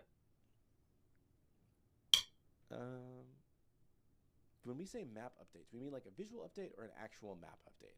So far what we've been doing mostly have been these kind of visual updates. So we've done a visual update to Joust where we changed a lot of the materials and we changed the ground textures and we changed the lighting and changed the skybox, and it's still the same map geometry, but it feels a lot better. Once we're through with Arena, then we kind of the two remaining maps that are out there, right, are Assault, which is still kind of on a temp map, and Conquest, which was initially intended as kind of a temp Conquest map. Sure. But we have evolved a lot, and I think that for a long time our Conquest map was like actively bad and was like preventing people from having fun playing Conquest. I think that now it's totally fine. Yeah. I think like bordering on to good, but I think that knowing what we know now, we could probably make a lot cooler evolution map, right? Basically. Yeah. So I think that if we were to go to the Conquest map, we would probably change more about the layout and the objectives, and more of a new map. It might not be all new. Not every asset is probably brand new, but a newer map. And then Assault. Gotcha. Refurbished. There are newly refurbished about the way that the Assault map is laid out in Smite 1 including just like some of the angles of turns and stuff Yep. that make the map play differently that people miss and would like to have in Smite 2. So I think similarly, if we touch the assault map, probably some of the geometry is going to change because people like the way the Smite 1 assault map plays. Okay, yeah, I remember it. Yeah, start off the boop, slight left turn, and boop, center path, boop, boop. Someone finds your shirt offensive. I don't know why. Your shirt? Your shirt. Okay. The British. I'm not going to be offended by you being offended. I That's just, okay. like, what? You're allowed That's to be weird. offended. That's That's weird. not a problem. Get him, Hindu. On today when I'm on the patch note show, on the update show, on the Titan Talk update show, patch note show. Jesus, Yeah. I go back in time. But I was like, I'm wearing the UK one. That's good. This. I like Ice, it. Ice will be after me soon. Get him. Let him know. Any status on King Arthur? Was he not meant to be out ages ago? Yeah, so Yes. so he was, and he is still waiting on a Divine Legacy skin as well because we thought he was going to be one of the first guys we brought over. However, King Arthur uses a lot of New tech. very unique movement tech, including the way. So his basic attacks. I don't know if you guys remember. His basic attacks are what we call root motion, where when you basic attack, He lunges. you move forward and you kind of home in to the target that you're attacking. Yes. This is a unique thing to him. But he's just constantly moving in all of his abilities, and almost all of them have some movement that is tied to them. Yeah. There are some aspects of our current movement system in live that will make him feel really bad if we bring him live. Yep. So there's some stuff that we're working on in the background relating To be honest, to some of it in the foreground because like the last couple of updates we had a couple of issues with the movement stuff because we've been making improvements there. So like I know that's all part of that. We actually secretly in the middle of this patch. No, you should. Oh my gosh, Hindu, man. Every time without fail, I get at least one good laugh from him. Oh, he's like, shh. Don't tell him Ish, man. Don't tell him Ish. They don't deserve Nathan, man. They out here trash talking. It's like, no, F him. Oh, he's like the bad cop. And Killgoon trying to be the good cop here. Actually, guys, we have been working on him. He's like, no. F him, ninjas. F him. Don't tell me. Oh, that's funny. A great dynamic here between the two of them. We turned on another movement test in live in the middle of this patch, and got nobody saying anything bad, Which is good. Is good. Yeah, That's yeah, good. yeah. So hopefully this is progressing us towards a version of the movement system where Whatever it was, it glossed right on over my bald ass head. Just whoop, I missed it. Whatever it was, I didn't see it. I didn't notice it. I guess that's a good thing. Maybe, perhaps. I don't know. I noticed small details. Whatever that movement was though, it got me. Just whoop, snuck right past me. I didn't see it, didn't notice it. Whatever it is, I guess it's good. Maybe other people didn't notice it either by what he just said. So I guess that's a positive note. We'll see. We'll continue. we can make King Arthur and he won't feel bad. So we are definitely aware that King Arthur is the most requested warrior. We want to get him on the schedule, but it's just an issue of making sure that he feels good when we do bring him in. Because imagine if they concede to the chat's demands. They're like, all right, guys, to shut y'all up, we're gonna. Of course, they wouldn't say this, right? Maybe, I don't know. We're gonna shut y'all up and bring him. We don't think it's good right now. He's good enough to be released. Although y'all complain and bish too much, so we're just gonna drop him. Can you imagine all the trash talk they would receive? Oh, this is so bad. I can't believe they did this. How could they? Oh, that company, blah, blah, blah. You know, all the player haters, all the people rubbing their hands like Birdman, just waiting for them to fail. They all just got like rabies in their mouth, just frothing at the mouth, waiting for it to be like, yeah, I knew it. I knew they were bad. I knew they were trash. Can you imagine how much toxicity and negativity would be outpoured by these people? Oh my gosh. Goodness gracious, it'd be horrible. So good on them. Good on them! Don't concede. Only do things when you are ready, guys. Good. W high res. Like Chiron Dash was wonky. Chiron Dash was wonky for a completely different reason. Okay. I believe it was just saving the wrong direction on Yes. steerable dashes. Yes. So it was like pre-caching the wrong direction and sending you in a weird way. Yes. So that should be fixed now, I think, for all steerable dashes. So Okay. if you see your dashes go backwards, let us know. Okay, cool. That did happen to me. I was there. I was like, yo, what the? That got me killed like 3 times. Because I was going forward and then he just went whoop. 180 the opposite direction. I said, brother, what in God's green earth are you doing? Why are you going that way? Huh? I did not tell you to go that way. I'm pointing this way. And you're going the exact opposite. That's one bug I did experience. So I have at least some experience. Let's go. Glad it was fixed. Let's go, baby. The other ones, I don't know. Whatever it is. If I solve the Chiron 2 bug, can I get 1 diamond? I will send you a couple diamonds if you can solve the Chiron 2 bug. Yeah. I'll give you Traveler. You give him a Traveler. That's Ooh. nice, yeah. Only if they solve it, they have to solve it. Though. Okay. Yeah. And then fix it. You gotta earn it. Earn it. Um, That means you have to know about a lot of coding in it, so that's not me. I ain't getting it. Good luck to those of you that do. All you programmers. I salute you.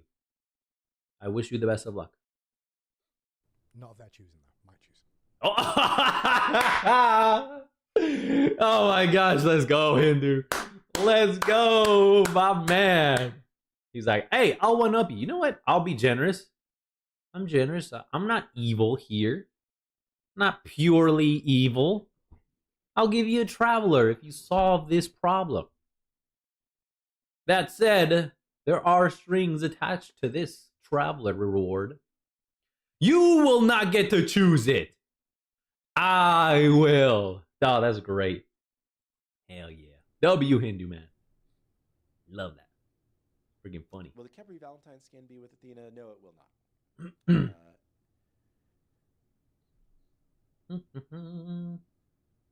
There's a clip on the Smite channel I made for the Donza problem. Okay, I'll take a look at that. Can you guys speak to the movement speed in the game with removal of items like coin and the speed on Doom Orb? Movement speed has been kind of restricted to Gemma Focus and its strength counterpart, save for some utility defensive items. There's no movement speed. Is movement speed something you guys are wary of adding to the game? Being real with you, we're not exactly the devs on the front lines. They're going to be the ones making those decisions. However, movement speed has always been king in games like MOBAs. Funny enough, I saw people in chat today going, the Conquest map is too small, and let me tell you, it was smaller in Smite 1 than it is in Smite 2. 100%. Yeah. But also, movement speed is always one of those dangerous factors of giving too much movement speed to a game or not. It's up to the devs to really make the decision of whether they think it's too powerful or not. But movement speed has always been king, followed by knockups. If you don't think movement speed and knockups are the two most powerful things in game, you're wrong. They are. They are. Holy moly. He's like, he's right, you know. He's right. I agree. Just to be clear. That's accurate. Movement speed is like, it's so good. And Nike it's once one of had those things that do you remember OG Nike? Oh, yeah. Nike's passive gave global movement speed to her team. Yep. Once upon a time, Nike was one of the best gods in game. Smite 1. Nobody knew it. And the passive was broke. And her win rate fell because that passive was broke and it was down to the movement speed as part of it. You see movement speed in and out of the game. I'm not saying the devs won't put more movement speed items in the game. We'll probably go through some metas with that. It will shift and change in movement speed. But movement speed is on the high end of like what can be really impactful. Again, movement speed and then knockups at the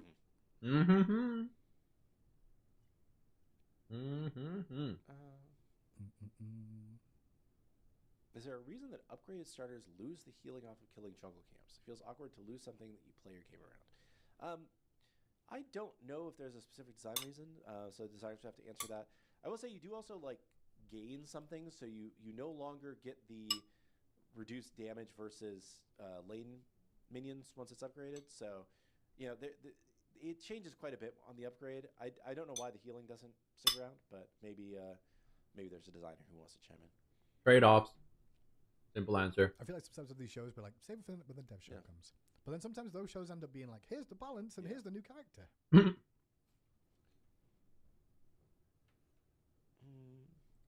Never a perfect solution. Only trade-offs. I don't think we're currently planning for that, but never say never. I think that it's an interesting mechanic. I think that one of the things about day night is that it is a mechanic which requires there's like an additional layer of like cognitive load around day and night, where it's something else you need to do and pay attention to. And historically, when we have added more things in Arena, people have liked Arena less. And same goes for Joust, right? Like, and Assault, right? People like those modes being pretty straightforward. They are what they say on the tin, you know. Yep. It's just, you know, it's a 5v5 deathmatch with minions and portals, right? Yep. Like, so I think that we could Super simple. We could make changes, but I would say, like, I'm not sure that it fits with the mode in the same way. That's just my personal opinion. I could be wrong, but that is my initial thought.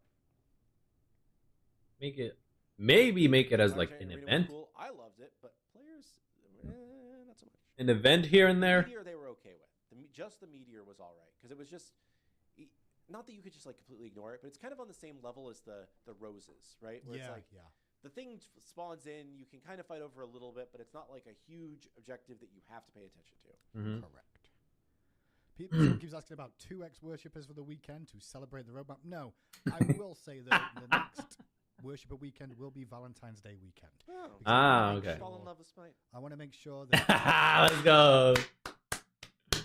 Oh, let's go. Don't have anyone to play with, you can at least get 2x worshippers that weekend. And if you do, you've got more people to play with and have fun with. But we'll probably do it Friday through the Sunday, so that the people that do have relationships, which is fine, will also get time to do the 2x. There you go, 2x weekend over Valentine's weekend. Let's go. Let's go. I'm confused. I missed the start. Yeah, we started early. Show the roadmap. Show it again. Yeah, okay. We'll do the whole thing again. Real quick run. The whole show. I'll Replay. Rewind. We'll have a semi-joke about the whole roadmap. I'm gonna do the quick version. I'm gonna wait 2 minutes. We can just if we just clip that bit and put that live, we don't have to do the rest of the show, right? That's actually not a bad idea. Version? Okay, I'm gonna wait 2 minutes for latecomers, and then I'm gonna run through the whole roadmap again real quick. Who's getting a Valentine skin? We said Athena will be getting a Valentine skin. It will be in a chest. It's gonna be a giant heart shield, more than likely. Is the show moving back an hour going forward? No, we just had a lunch meeting today. Weird day. Don't worry about it. We're back to normal. We thought that we were not going to be available until 2, and then we were just a little bit late, and not a ton late. Sorry for the confusion, but the VOD is available if you missed the start of this, and we'll get it up on YouTube as well. I also know the show from Wednesday had some issues getting that on YouTube. That should be up today, but I feel bad about putting up today when this one's today, and everyone's going to be like, oh, I need the roadmap one, and get upset if we the other one. What's the drink of the day? Well, I'm waiting a minute to start this. Blackberry hint for me. Have this Yeah, too much. Lonnie, check. Something, no caffeine. Who was the #1 requested god? Can we say that? Do we know? Almost certainly it was Cthulhu. Cthulhu? Yeah, Cthulhu. Omega popular. There's a few reasons why Cthulhu hasn't been prioritized to be on the roadmap. Tech. But yeah, Cthulhu is definitely almost always the most requested. He's gonna be a giant. Least requested. I don't want to say that because it's gonna break people's hearts. Because there's somebody out there that is a. Who is the least? Is that what they? Because it's gonna almost always the most requested.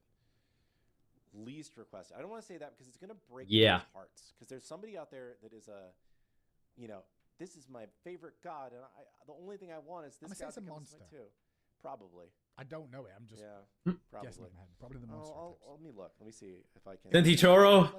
Because everyone's like, why would you do that and release it when it was the least popular? Or, man, that was my favorite. I had 27,000 stars on them, and I need them in my life again. It's not complete without them. It's one of those two. There's no in between, by the way. Yeah. There's no in between. I believe that. If it's something that's not going to be controversial, I might say it. Whatever it is. The roadmap you released today is controversial. Yep. You got to realize. Like, not it's like all super controversial. Yeah, it is, because someone's god isn't in the game yet. Mm-hmm. Scroll on mobile for the love. Okay. Oh, okay. That's what it was. Oh, this is how we're gonna do this? Okay. Cool. Great lead up. Great lead up. Let's So, go. I will say the survey that we did is not the end all be all of who Sure. is and isn't like ultimately popular and coming to the game, Sure. right? Because we also Mhm. have historical data about how well gods did and yada yada yada, right? Mm-hmm. But I will say that the least popular on this survey. Is Nox. No, it's not Nox. Sorry, people. There are. Some He's like, no. Nah, brother. Nox is not the least popular. She is freaking awesome and a lot of fun to play as. A lot of not fun to play against. I still would rather have her in the game than not. Support Nox, baby. Let's go. Support Nox. Hell yeah. Snipe Steal the Fire Giant with her Spirit Ball. people that absolutely love Nox, so not the least popular. Yeah. There are some people that absolutely love Nox, so not the least popular. Nike. No. So I had thought, His least based favorite on one. just the community Yeah, sentiment, that it would have been Martikaris, right? Because there's a lot of Marty people, Damo. Sure. a lot of people that just don't like Uh-huh. like the fact that he exists, right? Senti Choro, But somewhat surprisingly, what I call to him. me at least, it was Bake Kujira Okay. was the lowest rated. Wow. Again, it doesn't- Baked Alaska. Interesting. I wonder why. People, I guess, didn't like him flopping around like what's the Pokemon fish's name? Damn, man, the red fish guy. I'm blanking out right here. Help me out, you guys. It's the pre-evolution of Gyarados. The red fish, man. What's the name? I can't remember. I'm blanking out completely on it. Ah, golly, man. Dude, this freaking sucks. What's the name? What's his name? He's the red fish. I'll remember it later on today. doesn't mean that he will be the last god to come, Sure. because we have a lot of stats about like That's my mind right now. Like, what's the name of nothing? Nothing. I can't come up with the name. historical play rate and whatnot. Bake Kujira was actually like always kind of more popular with the non-vocal player base. That makes sense. Like new players really like him because he's relatively easy to play. He's a giant whale. Yeah, he's a giant whale, Mhm. right? But on this most recent popularity survey, he was the lowest. So, Gotcha. anyway, all right. I'm gonna Maybe do because he real was quick new, the probably. the roadmap again for people that are late. Flashbang! Woo! Time back up, back up. February 10th. We have Neja. Niza, our boy We Niza. have an updated model. His +1s are going to include gaining crit strike damage with passive stacks, Mhm. getting the ability to catch his ring bounce for an additional throw that crits but does not bounce, Excuse me. and a new quick time event for his ultimate that should help people understand there actually is a quick time event. Yeah. Maybe he will For be. the aspect, bonk. Maybe he throws his ring as basic attacks. That's another one I just thought. Because if he's able to pick up his ring bounce, bing, after it ring bounces, drops, you go and pick it up, and then you can throw it out again. Maybe that's another way you can bonk people, right? Instead of being a melee, he becomes a ranged character in which he throws his ring toss. Bing, bing, bing. And then the one version of it, it can still do the ring bounce. You know? You no longer can pick it up though. And then the rest of his kit stays the same. That's another one. My brain there. There's going to be jungle practice improvements, including co-op jungle practice in custom match. We're Yep, gonna allow you can people spawn to with spawn AI in bots. Jungle practice. The Rain of the Archfiend will continue with 2 new travelers for Discordia and Daji. There's Valentine's Day content, Okay, we including can skip seasonal this. Superstore bundles. Over here. It Yeah, I've is. been keeping track, It so, is. Huge day. W lineup of what's to Yeah, come. live from Riyadh. Yeah. Yeah. Excited to see it. I had All right, flashbang over. for years, and they're still doing it. I'm just not sure I'm gonna be able to go this year because I got a 1-year-old. Group of friends does the Royal Rumble like betting The draft. betting system, the draft. Yeah, where you just pull names out and you got this guy. Or you get a number. 10. Okay. So it's like I have number 10. I have number 10. Our truth. Oh. And then they come out, and then you're like, oh, it's a joke character. You know, it's fun. But we just put in $5 for That's a each good number, idea. and then whoever Definitely wins fun. wins. So, and Oh, that's funny. That's pretty fun. Belts for the Oh, winners for the really? men's Wow, and you women's. go on. But they're That's like cool, though. they're like the cheap belts. They're That's not cool. like That's cool. Hey, got some WWF belts, baby, Playing or maybe- WWE. We've mentioned that there probably will be improvements down the line to an assault map or redoing an assault map at some point, but we don't have a timeline on that. Pretty cool. just yet. what makes the Patch of Terror? The Patch of Please drink something. I'm trying to drink something. He's drinking I have constantly. just something stuck in my throat. I'm sorry. What makes the Patch of Terror the Lem. Patch of Terror? It's a Patch of Terror because design is terrified of implementing it because it's going to touch a lot of things. Right? But it is a comprehensive solution that should address a lot of the kind of long-standing issues around some of the ways that the game works around The pain and points whatnot. So, that the players have. it's more community. of a joke thing that Pond called it Pond's Patch of Terror internally, and we just started calling it that externally. So Wait a second. Gotcha. That patch goes up to March 24th, right? yeah. What's up? Just working out dates. Okay. Because the next one we'll do is around April 1st. Oh, Someone no, mentioned we April can't do an Fools, and I'm Fools. like, That would be funny to do. back in Kajura's here. Duo release with Marticaris. Yeah, That's a good joke. that's funny. I wish they for April Fools, if they bring back the candy thing, that'd be great. If you don't know, they had this event for April Fools in which it was like a candy item thing you could use, and you'd get random effects applied to you. One of them made you like a 2D flat image instead of being the full 3D model. You just be a flat 2D. Another one made you like grow in size. Then another one made you like small. It was funny, and we played it in arena. It was only available in arena. I thought that was always fun. All right, you guys, yo, that's you're cool. about to watch 180 seconds of Oh. ads. Got 2-minute warning. Don't forget you can use your Prime sub to skip through them. 2-minute warning. Thank you, Charlie. Thank you for letting them know. Sub up. I go take a break myself too. Collab skins win probably eventually. I think it's just finding the right time, the right partner. Right now, a lot of our dev focus is going into the God pipeline. Mhm. Putting out a God every 2 weeks is crazy fast, and I don't think Hell yeah. maybe you don't appreciate it as much as a player. And I'm not saying you're ungrateful. I'm just saying it's hard to really understand what goes into developing a God, even when it's bringing over a classic God and updating them. Sure. It is a lot of Yeah. work. I can only And imagine. We're trying to do that every 2 weeks is taking a lot of our resources to continue on that. So, Well, I hope chat enjoyed what we showed them today. Yes, I did. people Thank showcased you very a much, couple of gods gentlemen. coming out. I'm excited about the changes to like the jungle practice stuff is going to be really useful and impactful in Yep. my opinion. Excited to see people mess around with that alongside a lot of the new characters that are going to be coming. The new gods that will be available. And Najar is not long because I guess it's next Wednesday we showcase. next Yeah. Wednesday we'll have the Yesterday. Find more about Bonk. full, as well. full patch Yesterday. notes. Yeah, we'll go through the aspect. We'll talk about the other stuff in the update, and then we'll talk about balance on Friday, and just keep going. So patch out on Tuesday. So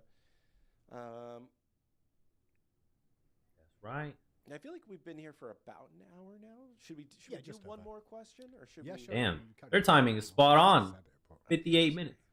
Do 3 more questions. Do 3 more It's questions. normally like 7 anyway. Do 8. It'll be 8, but it'll be 8, and 4 of them we've said Yeah, probably. 5 times this year Yeah. and 872 times last year.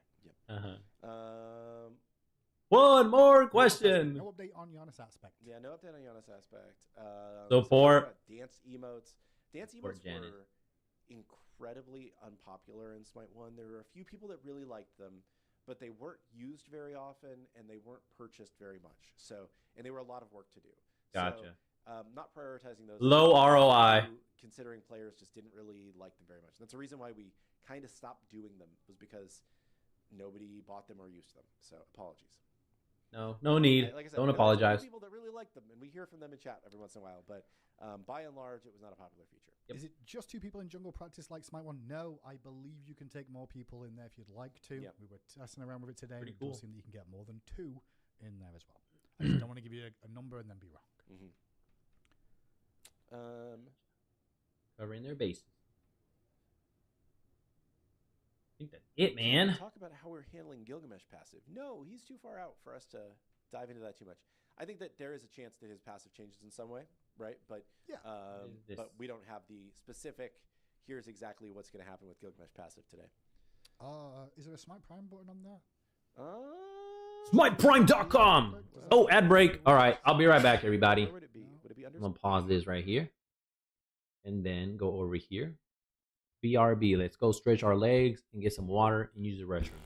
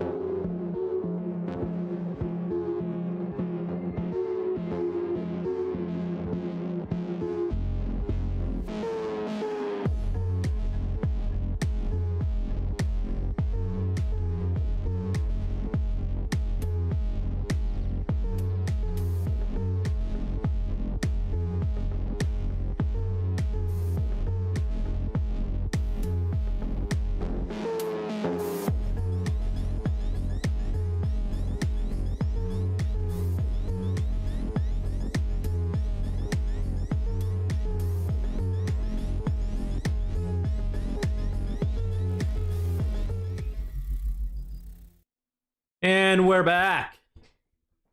I also got my water. My chalice has returned to me. Ah, yes. Now I won't dehydrate. We good. Whoops. Something? One of those things on the Oh, yeah, there we go. Smite Prime. Hey, Boom! next weekend, not this weekend, next weekend, we'll have Excuse the me. first of the Smite Prime tournaments kicking off. That is in a few days. Couple, actually. So February 7th, the NA Conquest one is Excuse going to me. be live. 2 weeks later, because we're giving people a break for the Valentine's weekend, some of the people that play comp do have partners. So we're going to make sure there's no competition there. However, first, Europe will get their first conquest as Significant well, others. to see how many players are signing up and wanting to participate in that. And additionally, our first little look at some joust action on February 28th. So if you are one of these people that come in all the time to Divine Valentine's Art Contest is active now. All right, It goes artists. until February 13th, shockingly enough. You can vote There on you go. Smite.com for your favorite Hug Bug and Love Bug Cappers. The winners of those, and we'll review them a little bit. Awesome. And just recap for people that just joined, because some people are still just joining. These are the next 4 gods, and there's more stuff if you go back and watch the VOD, but I'm not going to go through it all. Boom. But I'm excited. I think that Word. I feel like momentum is going pretty well for the game right now. Momentum. Right. You know, the game is in a good state and it's getting better, and you know, we're working through issues. As they all I come, want. So That's all I hopefully ask people for. are having as much fun playing as we are working on it and playing it every day ourselves. So we're just excited that y'all are part of it. Yeah. Lucia Lotus VT said, didn't respond to me once. This is Titan lecture, not a talk. Your question was assault dance was hyper popular. Not a question. You also said, Facts. I mean, find a moment to use dance in the middle of combat. Not a question. Facts. But I just want to point those out of like, yes, this was a lecture because you don't know how to ask questions. Got him. Thanks so much for tuning in. Have a wonderful weekend. Enjoy the Rumble. And if we don't see you beforehand, we'll see you on the battleground. I gotta find the button. Yeah. Okay. Bye. Bye. Would have been so much Goodbye. better. Yes! Bye. Awkward, man. Who's gonna win? Who's gonna win the Royal Rumble? Obafemi. Ooh, good pick. All right. Bye. W ending there. Way to go, everybody. W stream they had on Friday. Holy moly. Way to knock it to him. Stick it to him, as the saying goes. Hell yeah. Oh, you never answered my question.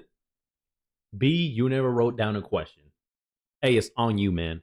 It's on you, W. Thumbs up. Thumbs up. Be sure to go support the channel and the video as well. Now, moving on to the next one. Boom, for Monday. We have here Killgoon solo Q&A. Whoa, okay. What's going on here? Maybe that's why they traded seats, you know? Perhaps that's the reason why they traded seats.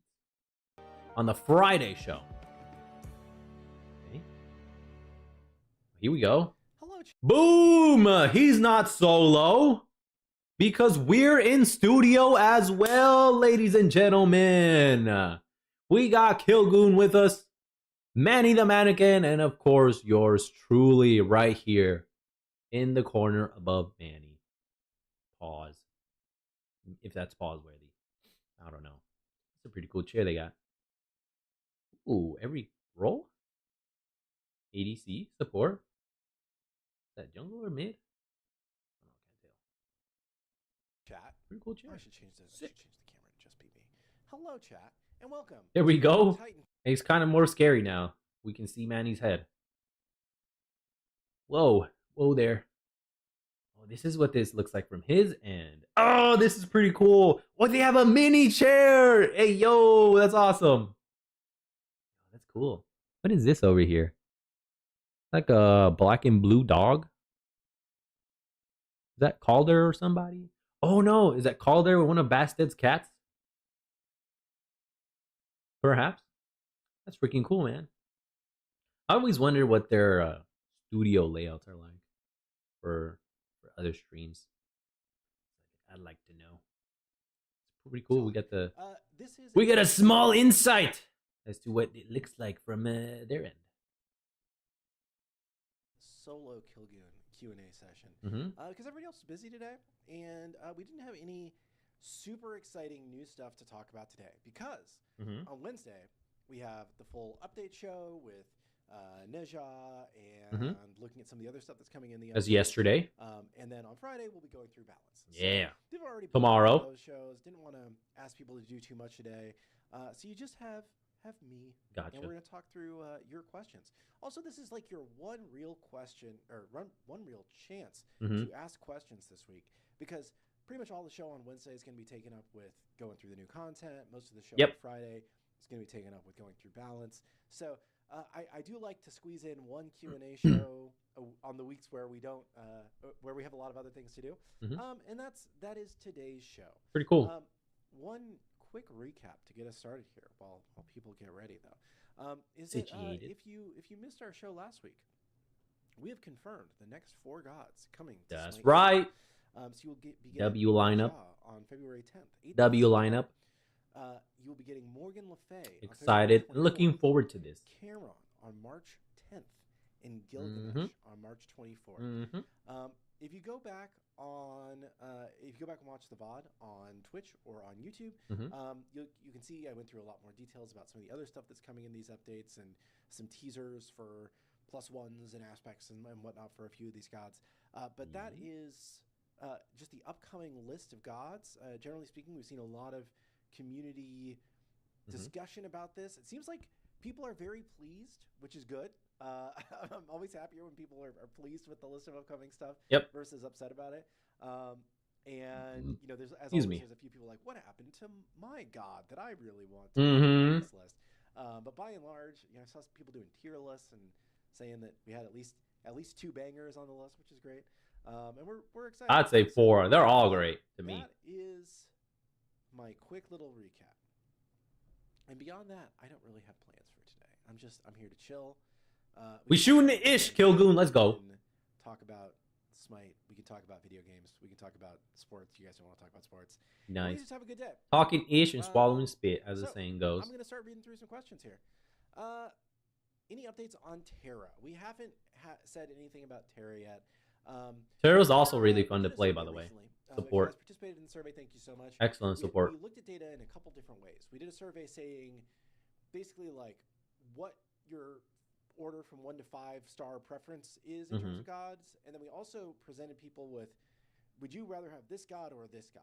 And then we kind of looked at both the data in conjunction and compiled it and tried to say that plus historical data about how highly played gods are and how well their skin sold and all that. Like, how would we re-rank the gods if we were trying to prioritize them? And I think Terra was kind of towards the middle of the Guardians. This doesn't mean that she's coming soon or coming late. It just means that in this first pass where we were like, we should really just try and do some of the really top priorities as quickly as we can. Yeah. And make people feel really good about the gods that are in the game and maybe some excitement going on. Waiting for those gods. I'm hype. She just didn't quite make that initial cut. So she could come soon. I always played a lot of Terra in Smite 1. She's a fun god. What's a Guardian? Oh, yes. I'm talking about their Smite 1 designations.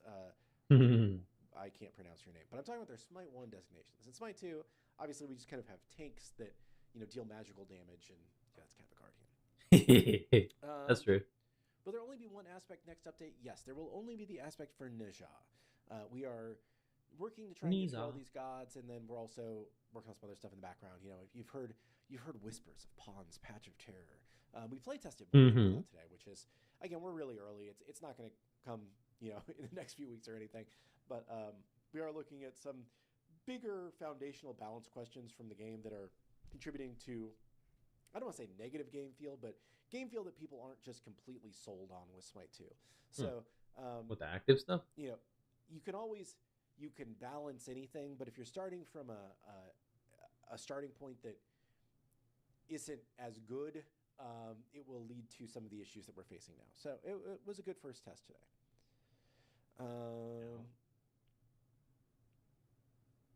Right. Maybe this one we can do last. I need something dumb confirmed. Do magical gods do magical or physical damage basic attacks? Magical gods do magical damage basic attacks. If you are a magical god, all of your damage is magical, unless you buy an item that does physical damage.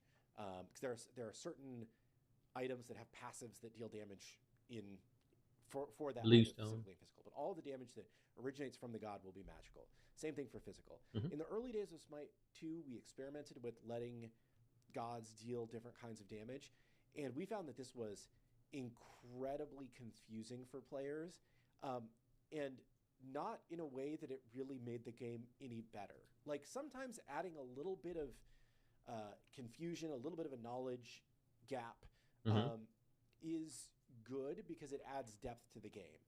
We found that this didn't really add too much depth to the game. It just made it a little more complicated.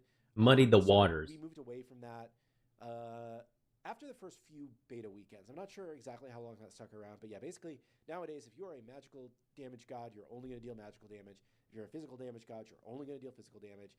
And you can potentially scale your abilities in different ways off of strength and int. And that's one of the reasons why we didn't call those magical power and physical power, because we wanted to be clear that the type of damage that you're dealing doesn't change. These are just different stats that your things can scale off of. Okay. I always thought it made more sense to have it be magical with magical and physical with physical. That's it. Adding the intelligence and the strength kind of made it some confusion to me. I'm glad they asked that question. Helped clear things clear up some things for me. New player retention. New player retention continues to just. Boop, boop, boop, boop, boop. Oh, yes. Let's go, baby. That's what I like to hear. New player retention increasing, baby. Yes. More players. More people staying. The more that these Mitches get drowned out. Going up. I think my camera might be backwards, but up and to the right. Generally speaking, we're continuing to grow new player retention. We're hitting new player, or just in general player highs. Speed it up a bit. You know, past the initial. We hit another recent high for total number. So you guys, the data that you guys get to see is you only get to see Steam CCU, because that's what Steam makes public. In Steam CCU, Yeah.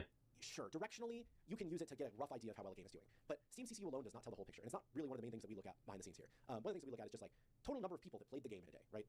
Okay, maybe that's too fast for you guys. Let me bring it down just a minute. Unique player count for the day, our DAU, is a daily active users, and that hit another peak over the weekend. You know, we're continuing to grow, and it seems like people like the direction of the game right now. So you know, we're Definitely. still to do. Don't get me wrong, but I think the team has felt happy with how well players have responded to the things we're doing, and we're gonna keep working. Yeah. Let's go. Highest mastery got W community right there. Give you all a round of applause. Hell yeah. That's what I like to see. You all earn the praise here and the claps. Pause.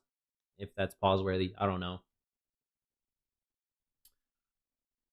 I like to see positivity. How high are they? I'm pretty sure it's Sylvanas on Smite 1, who's got several stars, like maybe like 4 or 5.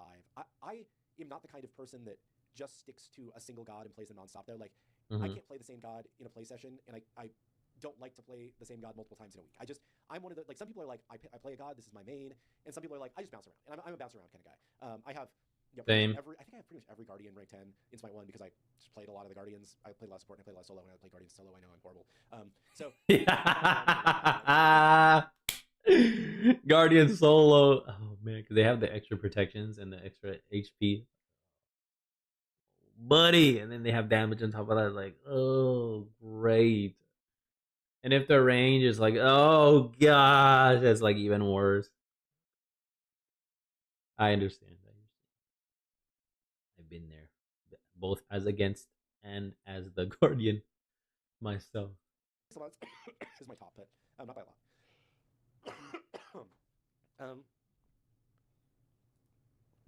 My people are pleased with the 8,000 diamond buy all. Oh yes, and they're thanking me for that. Don't just thank me. Obviously, thank the team for making all of the content. Blake, who you hear me talk about sometimes, he's our other kind of like monetization plus data marketer analysis genius. He also has been pushing for this for a long time. The two of us kind of got together and really convinced, you know, senior leadership that we needed to do this. And overall, it's been performing pretty well. I think that people like having a simple purchase that lets you get a lot of cool stuff. Yes. And we've been talking about how we can do this on a regular basis and give this to people because it's been performing pretty darn well. I mean, you know, is it, you know, am I driving a Bugatti now? Certainly not. But is it performing better than the way we were packaging content before? I would say yes. So we're still looking at this, and we're gonna keep going. Hopefully, bring more of these buy alls in the future. Yes, W. What is it? W effort, W team, W killgoon, W packaging as well. W bundle, all around W. I'm great that it's performing well. All thanks to you guys as well. So W chat, W you guys as well. All of you that put in your 2 cents to the Killgoon don't get fired fund, and now by extension, everyone else that was on board with him. Killgoon was just happened to be the face of this. No knocking it on him. Shout out to everybody as well that put your JOBs on the line for this. Shout out to y'all. I haven't played in 5 months, but I came back to buy the 8,000 bundle. That's awesome. That makes me happy because for 2 reasons. Reason number 1 is that you came back to the game. Because Yes. I think that when you come back to the game and you're like, you get to start enjoying something that you used to enjoy. That's great. Secondly, that you came back and you felt like it was a good deal and you want to be a part of that. So thank you. I didn't get my company sponsored car in the mail last weekend. No, so this is led me down a tangent, which those of you who watch the show regularly know that I never go on tangents. For years, That's true. I was trying to convince the company that we should give away a car. and do like an in-game promotion where like you did things and you would get the ability to win a car. Because I felt like I had this whole big explanation for it about how like the amount of money that we would spend. I never heard about this. This is brand new news to me. Breaking news, everybody. Company sponsored car from Yosemite Sam. Holy moly. Let's listen more. Like other things to drive that level of engagement versus giving away a car. Giving away a car would be the play. But nobody bought it. Nobody else agreed with me. But I brought it up a lot of times. So we should give away a car. That's funny. Interesting. Interesting. A Lambo. I'm sorry. It wouldn't have been a Lambo. No. Who do I think will win the Super Bowl? And can we get the God select screen reworked so that we can show role swapped aspect gods under their role? So for example, aspect Apollo listed under the support tab. So there's two parts of the question. First question, who's going to win the Super Bowl? Tough for me to say 100%. If I had to lean one direction, I would say probably the Seahawks. The Seahawks. They play in the best division in football this year. They had a lot of hard games all year long. I feel like once you've been tested, you're set up for success. Mm-hmm. Makes sense. In terms of the God select screen showing aspect gods under their role. So one of the reasons why we don't have that right now is that we did this initially, and we saw that a lot of new players were getting confused, picking a god without their aspect, and thinking that like this is a good choice in this role. Like Cupid was one of the big ones that we saw this with. So we saw a lot of people playing Cupid without aspect as a support, just building damage, and thinking that they were doing the right thing as a support. So for us to support that on the god select screen, it would have to be kind of a this is this god with their aspect turned on, and when I click on it, it selects this god and turns the aspect on. And, there's just a little bit more work that needs to go into that. Good implementation would automatically select the aspect for you, correct. So there's just a little bit more that needs to go into that, basically having multiple kinds of selectable gods in our tab. Maybe like a whole new overhaul, perhaps. There's just a little bit to it. It's one of the things we want to do still for sure, but is not my highest UI priorities right now. Highest priority for UI right now. We've been working on a lot of UI optimization stuff. Unfortunately, in this most recent patch, a few of our UI optimizations actually over-optimize certain things and have created some of the lag that people have commented on with this update. We have made updates, so that should be better for the next update. Okay, good. Playtesters this morning said they were feeling better about it. But, hell yeah. Worked on that. We need to get. Maybe that's why my games were laggy these last few days or times that I played. I was like, man, it can't be me, man. Like, I don't think it's my internet. I'm glad I'm being confirmed on my suspicions. Multi-queue in a better place, all that kind of stuff. Sorry, I'm fighting this cough from last week still. Gotcha. Coughs are nasty, man. Get one every year. Purchase the at least Traveler once it releases. Not immediately once it releases because it is a reward traveler. So reward travelers you cannot purchase until after the end of the event. And once the event's over, they are priced at a higher price if you're a reward traveler versus being a normal traveler. Historically, we price those at like what would have been the cheapest price to get to this traveler by participating in the event. So if it was you had to buy 4 things, we look at like, okay, what are the 4 cheapest things you could have bought to get to that level, and we price it at that. So if you are participating during an event and you want a reward traveler, the best way to get it is to buy the things up to that reward traveler because you're going to get other stuff with it. Whereas if you buy it later, you're just going to have to pay a higher price for that traveler. Yep. You've only been having ranged supports for a while. Our last melee support was Ganesh, and all of our support aspects have been ranged. That's interesting. Honestly, I have not thought about that. I would say, obviously, we have Charon next as true support. That's something we can think about when we talk about who's next on the list after that. That's a good point, though. I hadn't thought about that. We have so many melee. Loki can be support. Although some people say that it's better solo. I think We have so many melee supports, though. We just barely started getting arranged supports, like supports, not other range characters that can flex as supports, right?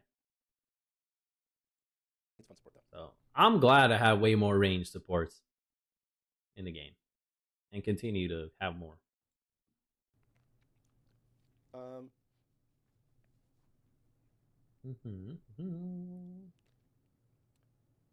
How does hidden SR work for casuals, and will it ever be reset? I go up against masters a lot, and I'm nowhere near masters. Okay, so you have a SR is a different thing than what we matchmake on. You have basically like it has a specific name. I'm not gonna qualify a specific name. Basically, you have like an ELO or a matchmaking rating, or a true skill if you're familiar with that implementation that looks at how well you perform against people of different skill level, and if you do well against people that are perceived as higher skill level, then it moves up your behind the scenes skill level, and you will get matched against people that it thinks that you have a good chance of playing against. SR is a different system because SR just kind of like not always goes up, but it always goes up to a certain extent, especially for new players. MMR is like more of a true matchmaking skill score behind the scenes. If you're getting matched up with people that are Masters players in ranked, it means that the game thinks that you are of a similar skill level to them, or you're playing at a low matchmaking population time, and that was the best match that could be made with the people in queue. So those are kind of two things there. Normally when we reset like behind the scenes matchmaking rating, people are not happy because it gives them bad games for a while. So if you are getting into matches with good players, that means you're probably a good player. Shit. Oh, caveat though, you have to keep playing once the reset happens if you want to keep having the good games. Because once you stop, like me, case in point, I had great games. I had like in almost 10 wins in a row. I was like, oh my gosh, let's go. Finally, I'm playing with people. I played just that one day. I didn't play until like 4 or 5 days later. L after L after L after L, and for the dumbest of reasons. And I was like, oh my God. It's over. It's over for me. All the people that were at my level left me behind. Understandably so. And now I'm here to fend for myself. I need to crawl out of the depths of hell. It's gonna be a struggle. It's gonna be a struggle for sure, especially for support.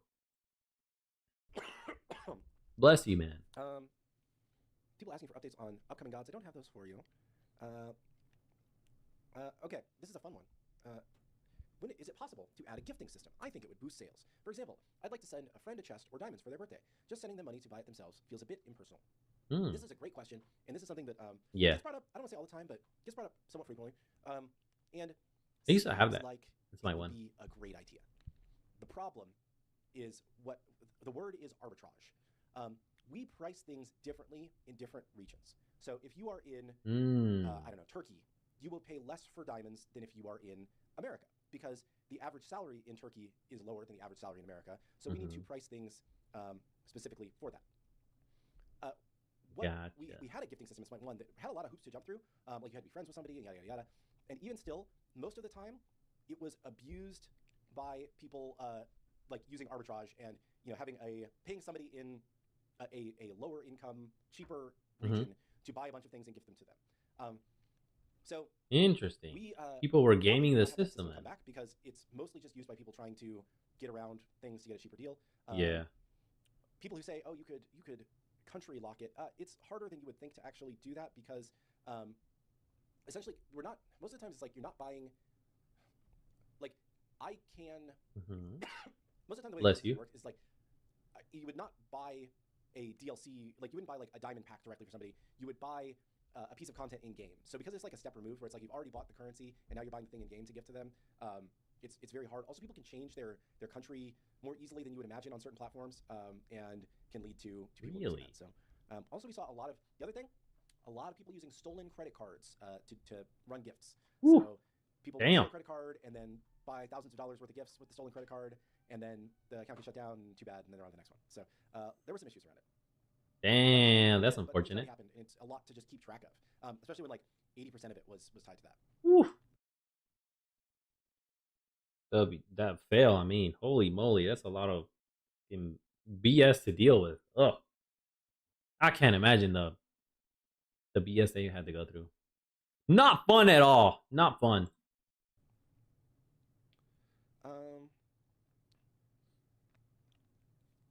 When might we see a UI rework for the client out of game? Probably not anytime soon.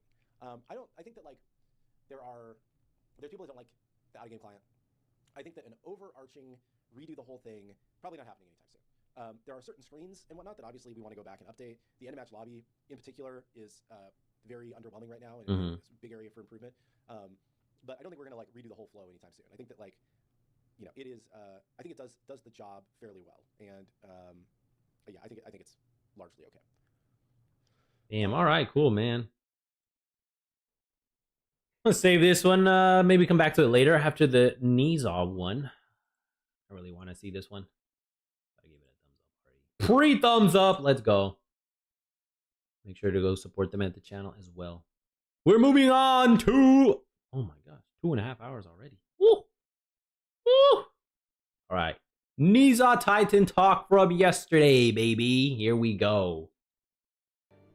Good afternoon, and welcome into another Titan Talk. Boom! We're in studio with Hindu Man in his normal spot, Killgoon in his normal spot, and Pon joining us as well. Welcome, ladies and gentlemen. It is good morning still for us. Hell yeah. The set is looking normal. Yes, indeed it is. Lonnie, check. He has Dr. Pepper diet. Oh, Kronos is coming. A little joke from the Friday stream if you guys missed out on it earlier. No, he's not coming. Not yet, at least. Not yet. Hold your horses. No, be patient. Be patient. There was someone else that was videoing a video for some other thing. That was just props. Today's Killgoon and Pon once again. And Pon's here because taking point on Naja. Pretty chill. Was the big one here. So we're going to be looking through Naja today and then updates. Let's go, baby. Yeah, so people have a rough idea of what's coming in updates now because we did our little roadmap. Sure. Mm-hmm. But at the bottom of every roadmap, I put and more because, as always, there's going to be more stuff. But wait, And there's a more. lot of good stuff in this update. I'm excited to talk about it all. And as I was putting together the list this morning, there are a few things that surprised me that I didn't know were getting in. And once again, I'm like, it's been 2 weeks. Like, I'm always astonished at how much we get done. Yeah. In a fortnight. I'm excited to go through it all today. So I think the best place to start. Yep. We all know. We Our want boy. Naja, right? Our boy Niza. Naja, it will have a new look in Smite 2. He has a new model. Oh? I believe there's a new voice pack as well. Yeah, right? new model, new voice pack. Yes! Really big pass on the VFX. Just a lot of art love for Naja. Good. Okay. Well, without further ado, Good. we can go Let's see what we got. Have a little look at Naja. Oh. Hey, yo, let's go. Yo, he's looking way cooler. Can you make his passive flower is really, really small, though. Maybe that's how he just had it on his UI. Wow. It looks more like a retro anime style vibe kind of to me. The ring bound still looks the same. The stem, I think that one got to change. The 3 looks different. And the ult, I think it looks the same. Any new news on the map over here? Let me see. What is this? Those look like knights over here on the fire giant side. What is that? What is that? All right, so far, Niza looking pretty cool. His lotus flower skirt no longer takes up the majority of his body. That's great. I did think he looked goofy with it. Like, all you just saw was giant pink flower petals. I was like, wow, looking weird. I do like the artwork, though. It's giving me like a 90s or 2000s anime art style. Quite unique, indeed. I like it. I'm just going to turn these cams off for a second. Okay, there's his artillery sash. Loading about. Just going to make sure you can all hear. Yeah, so some notes on Naja. New model, just a really big update. Okay, Pompon is sick. You can hear it in his voice. Hope you're feeling better. You've recovered. Get well soon, Pompon. Making Naja look just more intimidating, giving more detail to a lot of the armor pieces, just a lot of really cool stuff. Yes! There. And the voice pack was kind of updated to reflect some of that personality shift. Good. Naja is a little bit more cocky, a little bit more like there's things about Naja where Naja can do some more prankstery things, and so He's more like an actual dude, right? Not like a freaking chick, man. Oh my gosh, I was like, Niza's a dude. Why does he look and sound like a chick, though? He's definitely at least hit some puberty here. It's good. It's positive. putting a little bit more of that into the voice pack versus how kind of high pitched it was before. Mm-hmm. Just to kind of match the new look. Awesome! You rock! Okay. Now look at that. W. And then, yeah, you've got the Naja Ooh, the basics. The basics look amazing. updated artwork. And I guess we can go through Boom. the abilities, the passive, and everything else that's involved. Unless there's anything you want to Yes. Yeah, so we can just start. Let's just do like a full kit run through, just with Smite 1 first, just so people understand. Sure. Passive, as Yep. you deal damage and hit people, you get stacks. Mhm. That stacks gives Righteous Spirit. Build Righteous Spirit stacks by hitting enemies to gain movement speed. Stacks reset if you have not taken or dealt damage recently. I hope it tells us for how long. I think it's like 5 seconds. Critical strikes grant bonus stacks. Stacks grant movement speed. Gaining a stack of permanent increases critical strike damage. Huh. That's new. Hang on. Gaining a stack permanently increases critical strike damage. Okay, there we go. I read it wrong though the first time. That's why it confused me. Okay. +1 here. Attacks and abilities grant stacks. And critical hits grant more stacks. Stacks grant movement speed up to a cap and reset if Niza has not taken or dealt damage recently. Each stack gained permanently increases critical strike damage. Movement speed 0.5% per stack. Crit damage increase 0.03% per stack. I think it was like 20 max stacks. You had to. It was the flower like gaining petals, and 20 was the max stacks you could get for his passive. And once it was maxed out, your 2 would give you a lot more health regenerated, and I think the stim was a lot stronger. Then you could also crit as well. The crit was critting harder. movement speed. Cool, thumbs up there. Okay. 1 is ring bounce. You throw a ring, it bounces around between targets. Yep. Cool stuff there. 2 is a big stim. You get a lot of attack speed and crit chance. You also heal based off how many stacks of your passive you have. Okay. Good stuff Yep. there. It's Your normal. 3, you throw a sash out, and if you hit someone, you basically go flying to them as they're stunned. Yep. And then the ultimate is you take them up in the air, and despite a lot of people not knowing about this, there's a quick time event Yes. where if you press attack at the right time, you'll critically strike the target there. Yes. Yep. People kind of don't believe me when I say this, but there was an ambassador who was like, no, I literally didn't know. I had 26 hours of gameplay on Naja.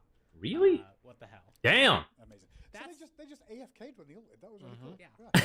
That's the basics of Naja. Now we can go over the +1s. Sure. So the first one you'll notice is that there's actually like a percentage counter Yeah, underneath down the here. passive. Yes. Mhm. And that's basically keeping track of how many times you've actually gotten stacks of your passive at all. Okay. And for every single stack, you get, I believe it's 0.025% critical strike damage. Okay. So an easy way of thinking about that is at 500 stacks of this, if you There's get the like ring. 500 stacks of your passive, Yeah. you'd have an extra 12.5% critical strike damage, like Deathbringer damage, Right. right?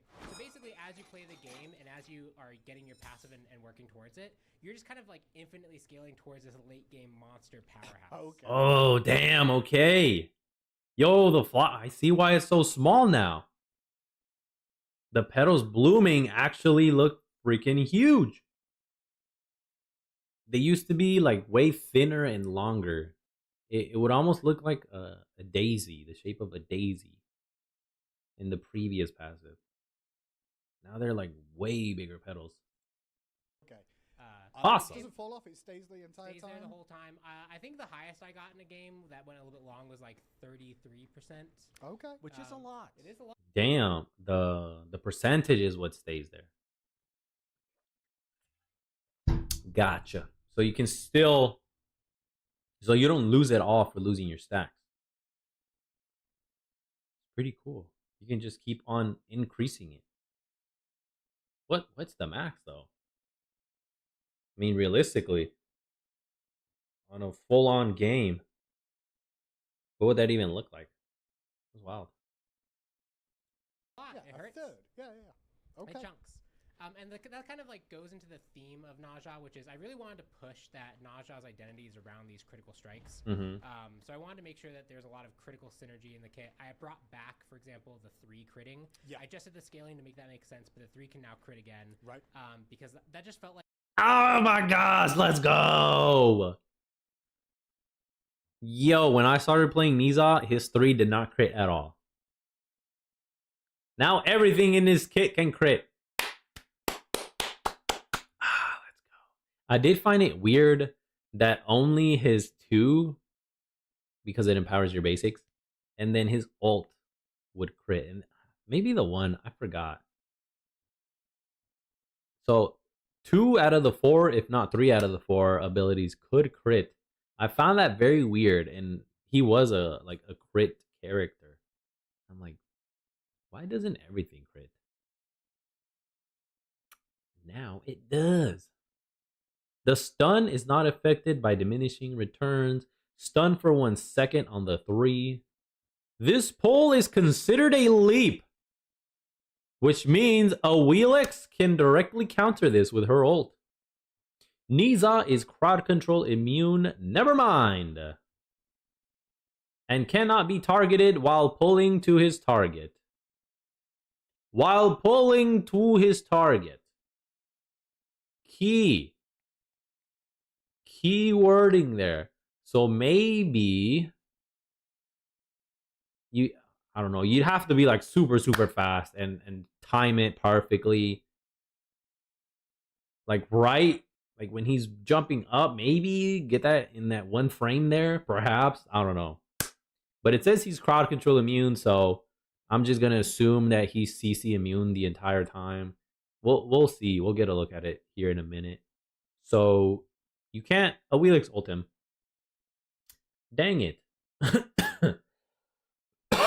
Excuse me, guys. Holy moly.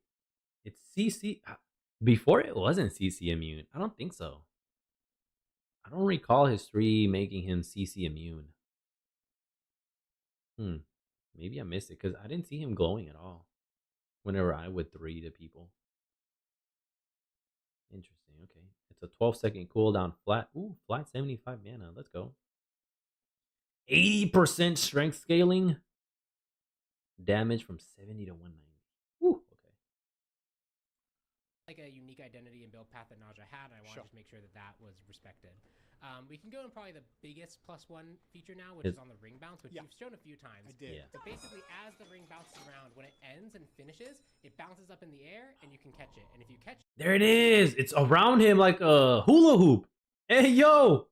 Oh, there it is. The icon changed too. as the ring bounces around, when it ends and finishes, it bounces up in the air, and you can catch it. And if you catch it, you get a single throw. There's like a bigger ring that does damage. It doesn't bounce, and that can crit. That can crit too. I will show it with crit a little bit later. Ooh, okay. Oh, look at the flower. There, so it is at max 20. It's still the max. That's the max cap. 20 flower petals. Okay, glad they kept that consistent. Damn, that looks cool. It kind of looks like a sepia kind of a look to the icon. Interesting. And you have to catch it. Nice. It doesn't go directly to you. It kind of goes to you, but if you move out of the way, then you're not going to get it, right?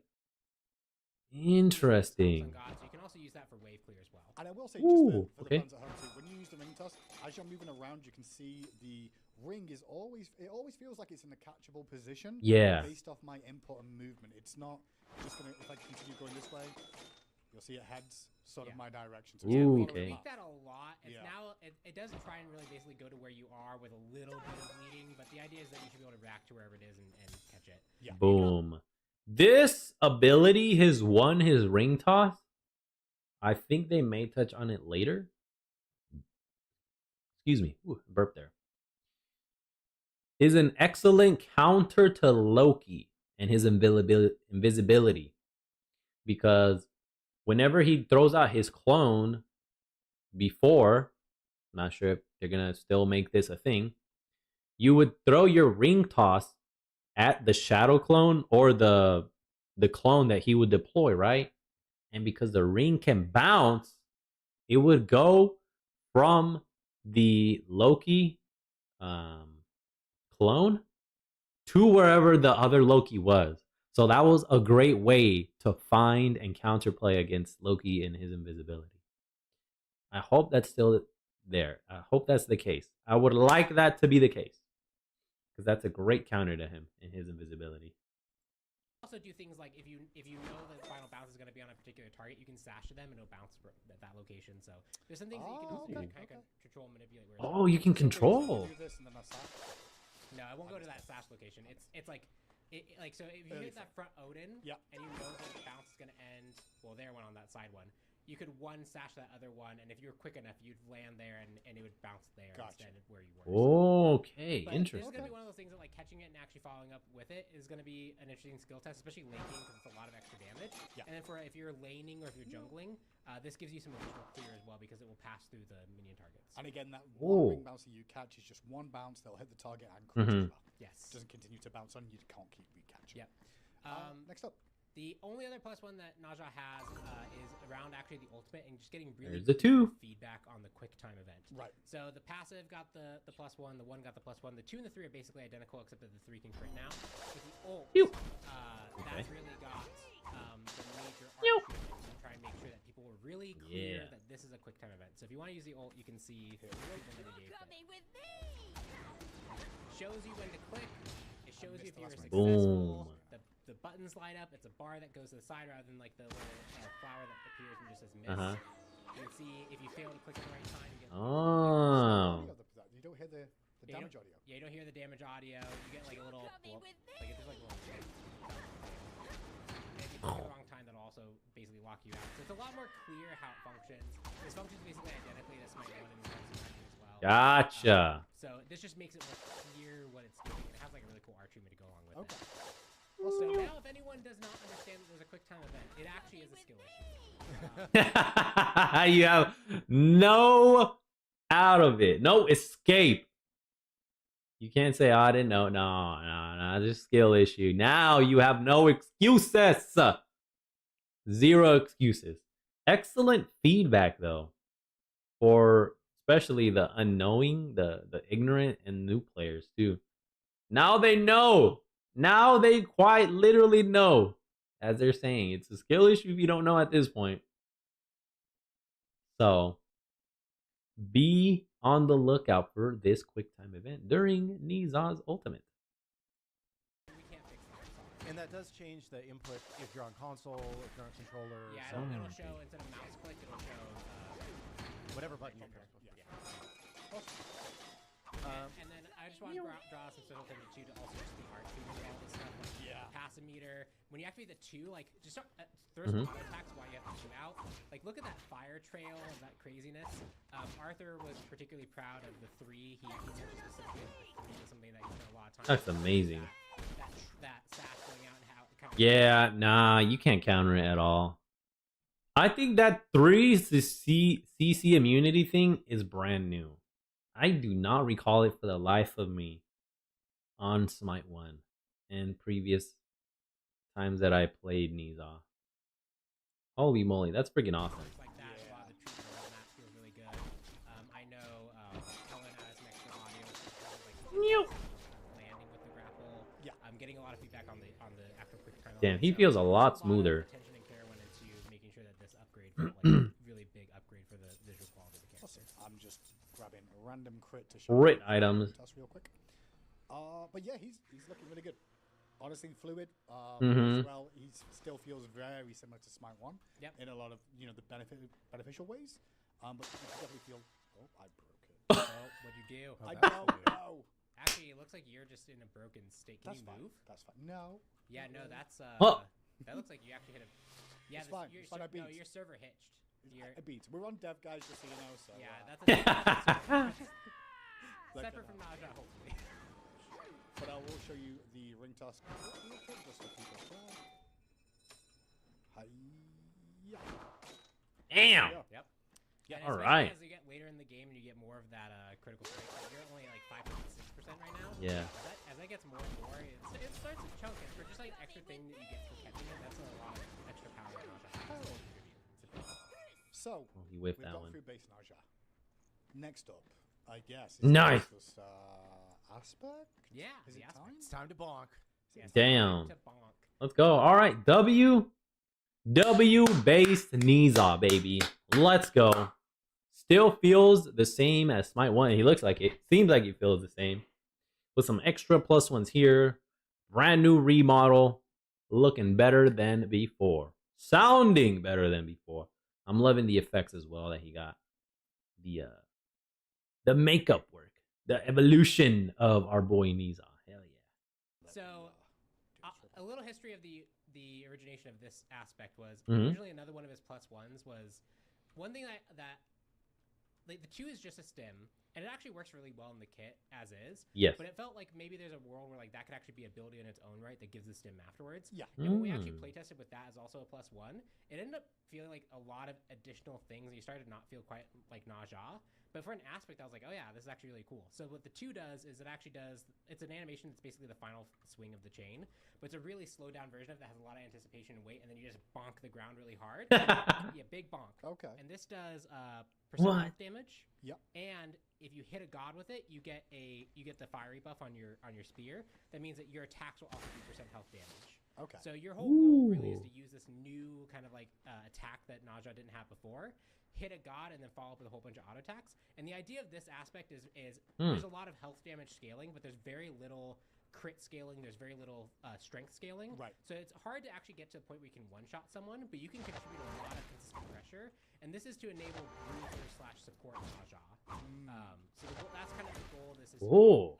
bruiser support style play. Okay. It also doesn't do crit damage on success. It does more health damage on success. Gotcha. Which makes it actually really hard to be able to ever one-shot someone, but you can like bring pretty much anyone up into the air and contribute a pretty significant amount of health to them. Nice. Outside just taking them. Okay. So we can put chin on him. Do some more health-based damage. Chin blade or chin side. The fight, which is a really good support tool. Definitely. And to further enable this kind of like tanky playstyle, the ring bounce when you catch it will give you protections. Okay. The ring that you throw there, the extra ring, will also have protection scaling. It hit me. Yes, What? that's another feature. That's protection scaling, so it gets stronger as you have more protections. Wait a It sec. now can bounce to you or allies, and as it bounces to allies, it gives them movement speed and attack speed. So you Okay. can basically stim your team, especially if you're like on a fire giant. Oh, yo, that's freaking awesome. Support Niza. Let's go, baby. Let's go. Both forms are incredible. I'm liking both of them right now. You could even go, like, even if you wanted to, you can still use base Niza as support. That's how he was used before, you know? Now, you can do damage based off your protections! Yes. You can actually feel impactful based off the protections you have. Yeah, I like that. I'm liking that. You throw this at the fire giant, and it'll bounce back to the whole team and give them a bunch of buffs Cool. to help shred. And your passive has been basically entirely reworked. Right. So the passive is as you take damage, Uh-huh. 10% of that's put into reserve, or like you take all the damage, but 10% of that gets copied in reserve and healed back to you over time. Oh, so it's a dot heal back. Yeah. So Okay. if you do test Ooh. effect space damage space 1 space 1000. Test effect space damage. Yep. Space 1 space 1000. You'll take Space 1,000 1 damage. space 1,000. Bang! I took 1,000 damage. You can see that you're actually the passive meter is showing how much you're going to heal, so 70, 60, 60. and it's basically showing you how long Oh. left you have to heal all back. Okay. But you'll Okay. heal that damage back, so you won't immediately be tanky. But if you, especially if you build even a little bit of mitigation so you can survive a bit longer, you're essentially have 10% more health. Ooh. So lots of tools there to make you feel like you can provide consistent pressure as a bruiser. Tools to help you survive more. That extra the bonk, that feels very, very It satisfying. does. I like the audio of it too to give you the player against it. Too Yeah. Gets a bit of feedback of when it's going to connect, which is quite important in my Yeah. mind. Yeah. Awesome. And then the ring bouncing, that also lets you chase targets alone pretty effectively. Yeah. You just after them and you run Yeah. away. Yeah. And 'Cause you get the movement movement and speed. attack speed for chasing them there. So like if you bonk them and Yeah. throw the ring on them, you're basically gonna stick to them and have a whole bunch of attack speed to go. Bum, bum, bum, bum, bum. Yes, I like this. Hell yeah. I am enjoying this display so far. I can't wait for Tuesday to come. Holy moly. That's going to be fun. Okay. You get moving real fast Shoguns with is this. very good. Damn, yeah, so I was wrong, man. It was the 2. I was expecting like the 1 or the 3. Ah, it was the 2, brother. Holy moly. I was wrong. I admit it, chat, you guys won. I did Shogun's Golden Blade Berserker Shield, and that was actually really effective. It was Yeah. more offensive. Oh, this is awesome. I'm excited about Naja coming. Yeah, lots Nice. of really cool stuff. I think Aspect is really, really fun. I did nerf it a lot internally, so hopefully Yeah. this version is nerfed. Also, for those at home as well, like for wave clear with the 2, you can hit the melee minions and the range minions at the same time with this sort of concurrent effect. Oh, because yes. the area around you, which I was trying to showcase, does show that you hit Yeah, from the edge. it does of the around wall you also good. and in the cone in front of you. Yeah. Nice. So pretty potent, but percent health. Awesome. That is Hell a look yeah. at Naja to start things off. Is there anything else we should mention on this before we move on to looking at his mastery class? I think that covers everything. You're coming with me. I'm trying to think if there's anything else. Boom. Also, there's really good feedback now. If you're watching a streamer and they miss, you can Yeah, you can tell. So clearly you tell can the call them out on it. difference. Yep. Yep. I was doing it intentionally because of the old audio. I'm just still playing that in my head. But there you go. There's a Yeah. look at Yeah, 3 styles immunity frames. Any of that stuff like should be identical between the two. There shouldn't be any changes there. Awesome. Boom. Next Damn, up, y'all I gonna guess, call is- me out now for the times that I do miss. I'll be like, oh, yo, boo that guy. He can't let his quick time event clicks. Boo. Showing off the mastery, so just bear with Alright. me a second. Yeah. That was awesome, man. That was pretty short, though. My goal, Like my 10 goal minutes. entirely with this is we did discuss actually doing that. My goal entirely was no one should be confused about it being a quick time event at all. Mhm. That's the first and highest priority. Yeah. step In one. the future, we could potentially decide to make it like it actually would be relatively easy now to like shorten the windows on the other ones or add some randomization. But my entire goal was when you play Naja and you use the ult for the first time, Mhm. by the end of that first usage, you should understand that you were supposed to click something. Yeah. And the fact that some people could go 26 hours and not realize that they could do that is testament to that point. That was my basically entire goal. Holy moly. Okay, so here's a little look then. Who at was the that guy? Mastery stuff that's going to be available with Oh! this as well. Niza. Let's go. Zombie Niza looking pretty cool. Dare I say, a tad cooler than his base form. Alright, Okay, you let's see what else guys, we got. you're about to watch 180 seconds of ads. Okay, 2-minute warning, Don't 2-minute forget warning. you can use your Prime sub to skip through them. For the Twitch people. Alright, let's go, baby. So here's a little look at the shadow version of Naja. Hey. Yeah. As looks well good. you can get in He looks the pretty cool. purples. You'll get alongside that the Rings Court tracker, Okay. which is something I expect to see a lot of in the future. Obviously, the rank 1, the clap, The clap emote. alongside objectives destroyed, god assists, highest crit, interesting. Hey. Then Yo! Yo, his Onyx skin looks freaking sick! And it actually goes well because he does have dark hair naturally. Oh, the spear even turned black and gold. Oh, look. You can see the lotus flowers here. Oh my gosh, this is amazing. He looks freaking cool, dog. Yo, the accents on the eye makeup. Interesting. Looks a little paler. Maybe that's what he normally looks like. We just can't tell because of all the color. Now that it's been darkified, we can see how pale he is. Onyx variation as well. Onyx looks really clean. I Yeah. like that. Yeah, The that's really- golds in general just are looking so much better. Ring. Like, I think Yo, the ring looks awesome. we've made a lot of progress here. Yeah, we're going through these. Hey, yo, Opal Niza.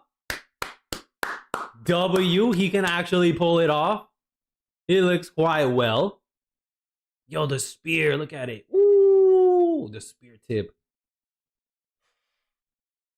Damn, the detail. The detail on that. You know, the small, slight accents here and there that really help elevate the skin. At least in my opinion. The lotus flower. Woo. That looks freaking cool, man. I like it. Fan of opals. Yeah. Yeah. I like this opal skin. It remains a consistent, like it kind of pokes through the Yeah. whole time, and like that actually ends up Mhm. looking nice in a lot of these. Even on the back too. That's great. Damn, hell yeah. We've also got. I don't believe this one's ready, but I'm going to click anyway. Oh, maybe it kind of is getting there. Yeah. Yeah. There So we this go. is like a Dance dance. set. I think it's like Jet Set Radio Neat. specific reference. That would make sense. Yeah. Yeah, this one I think That's is still a being a little bit worked on, but yeah. Cool. Okay. We've got the wave as well. Hello. Then we also have the third Lotus. Third which is Lotus. the third Lotus Prince. Mm-hmm. Moving on, we have God Kills, and then the badge that comes with it Excuse too. me. Additionally, Oh! Excuse me. W Radiant Niza. Whoa, look at that. the Radiant. Woo! Oh, it's orange now. Just a spear. Look at that spear, man. Golden tip kind of looks like an arrow. Like an arrowhead.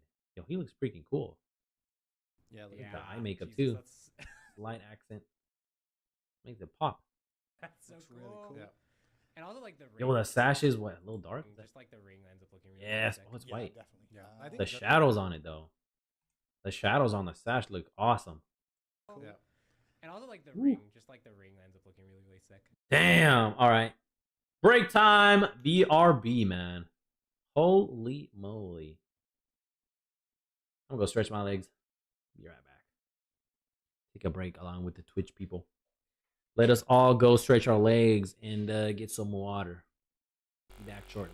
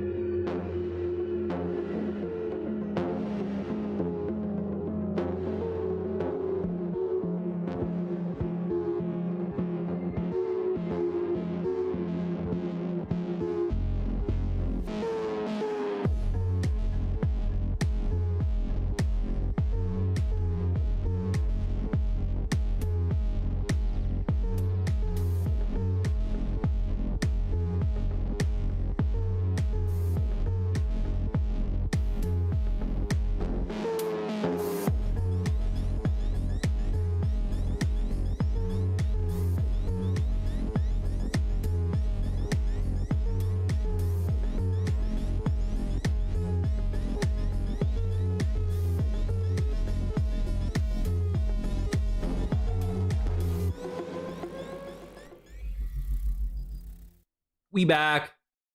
We back. Perfect timing, too. The golden ring looks beautiful.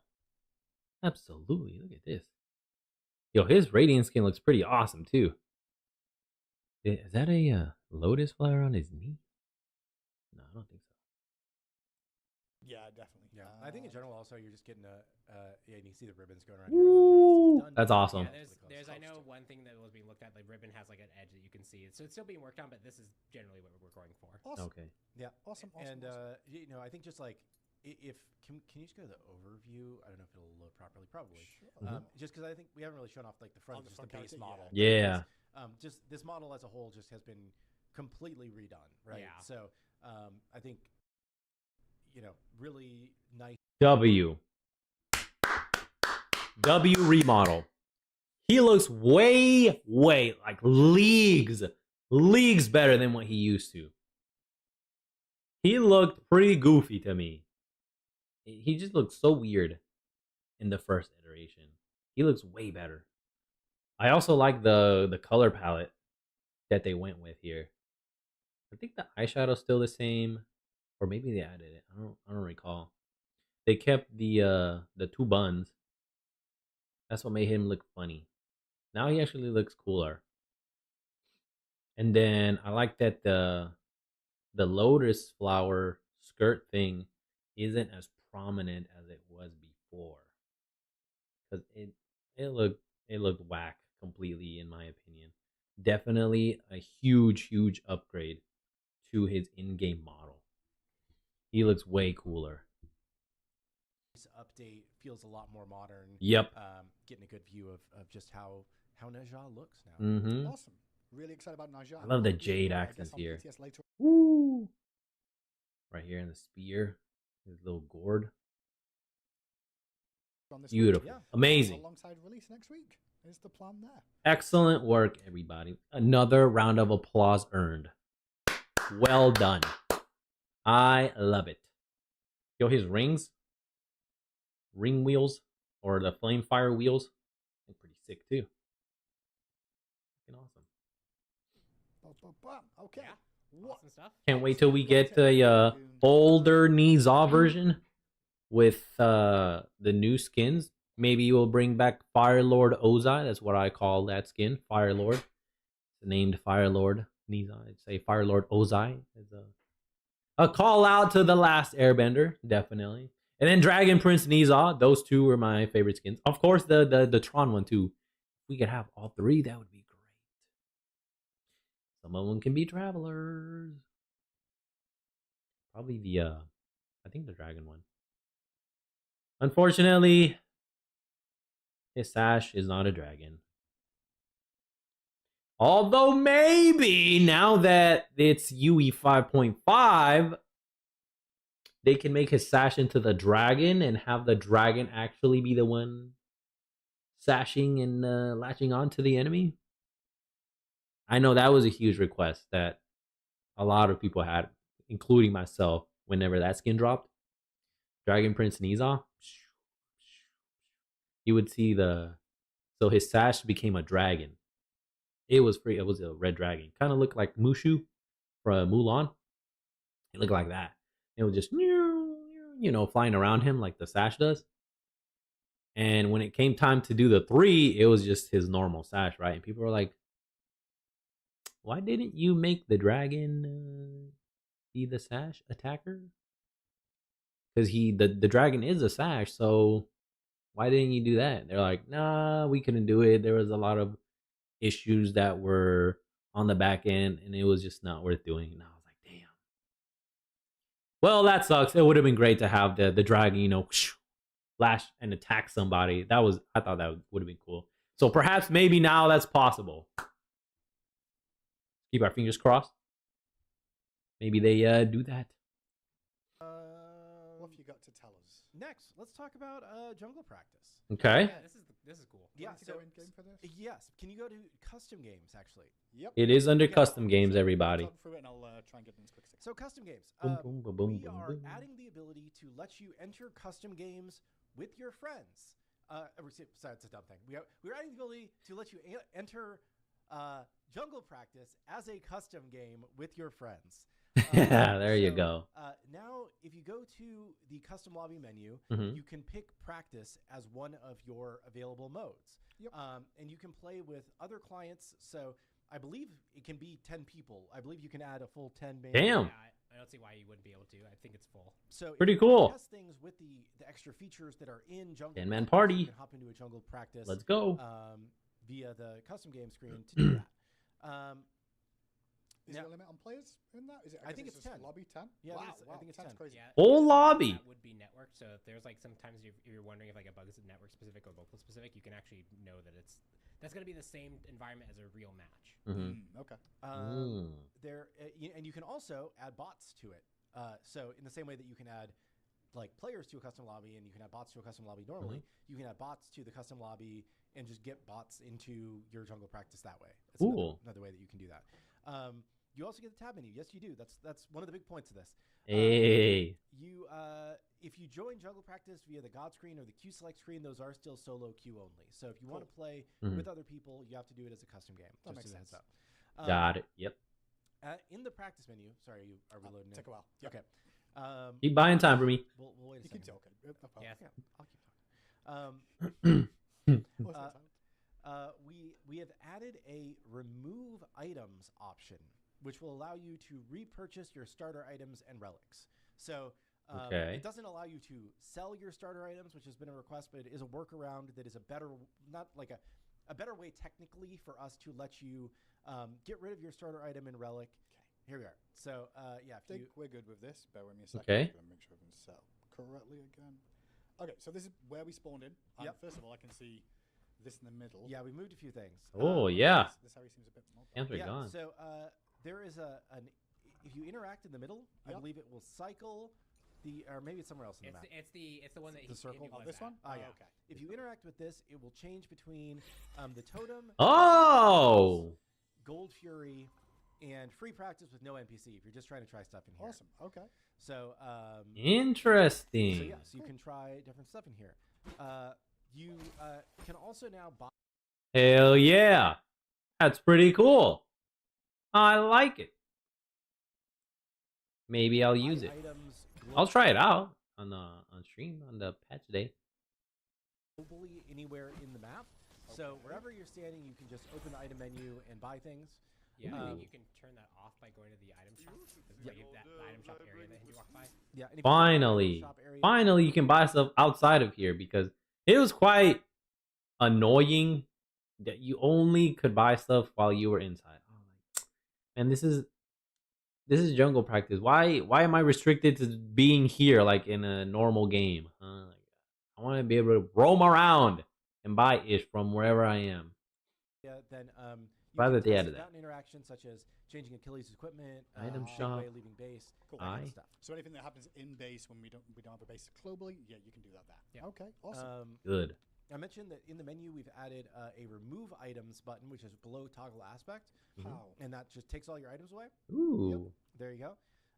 And we have added simple behavior controls for God bots. So Yeah, under I saw this. the behavior there, if you say idle, it'll just spawn. Oh. It'll just spawn a bot that just does nothing. Okay. The way it used to. Okay. If you spawn patrol, they'll walk back and forth in a line. Okay. Patrol you, man. Do it. Let's Yep. Fantastic. go.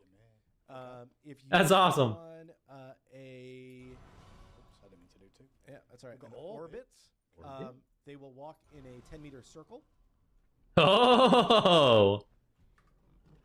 and Oh, that's pretty cool. on a ability, He's going to attack me. he use his first ability. Okay. Oh. Is the way that is set. And you just keep using his Using his first one. ability. Yeah. So they're are further options Interesting. to continue to expand this over time. But the big feature here, I think, is you can go in with your friends now to test things if you want to try different stuff. That's cool. You can add bots from custom games menu to load in with bots if you want to do that, and you can spawn bots with certain behaviors to try different stuff with. That's awesome. So I think it's definitely a cool new take on jungle Everybody who practice. comes in to your lobby with you gets this side menu where they can just add their own bots and Yep. chase something. Yep. That's great. That's Yep. really cool. You can have like It's 50, 11 bots then doing a lot of random stuff. Oh, that's pretty cool. to be a little bit more limited to start with, but yeah, that's great because he can sell wherever and buy wherever in the game and change things as you Nice. mentioned. Awesome. Yep. And then I know that like some people still like, we need Fire Giant. We need other stuff, right? Sure, Like, sure. there's always room for more, right? This was what we were Definitely. able to get in for this update, and hopefully it's a good improvement for everybody. Fantastic. Hell yeah. I can talk about some other mode improvements that will be coming in this update. Cool. Which, we don't have to go into game to look at. So Awesome. I like that. previously, W. we made a number of changes to Arena to speed it up. Okay. It definitely did. Yeah, it went Good. from 19 to 13 minutes. Yes. Woo! Doing this, however, we found it didn't really move the needle too much for the mode. And at worst, it might have turned some people away given the amount of time that they spend in queue versus the time that they spend in match.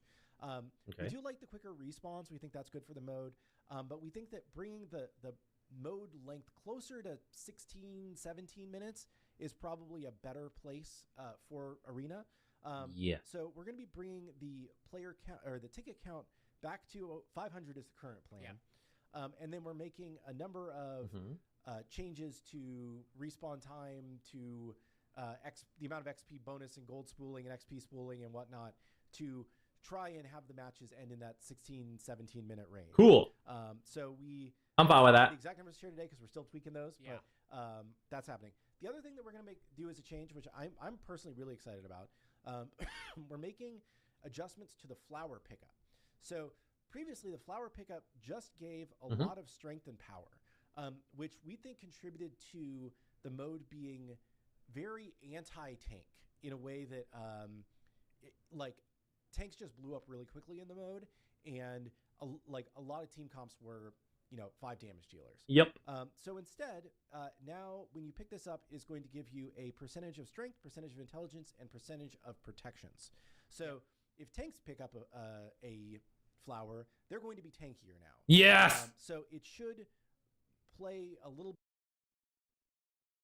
Good. I do not want to feel like a squishy when I'm building protections, building health, and building the way I'm supposed to build, you know? Let's freaking go. Bit better towards the balance between tanks and damage dealers in that mode.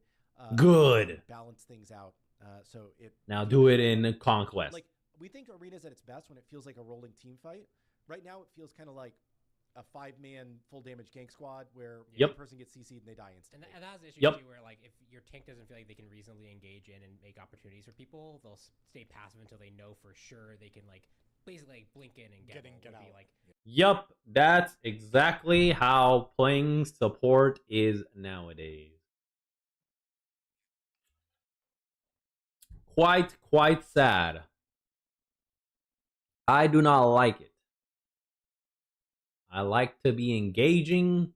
I like to be fighting. I like to be making plays. Be involved. Take some damage, not too much. I'm not dying like 2 hits. Like, wow, great. I want to get in there, be effective, be impactful.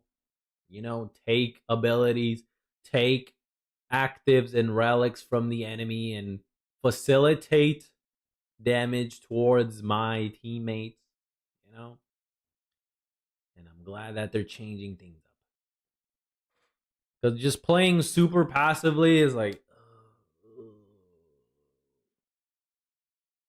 it's quite dull, honestly. I'm not gonna lie.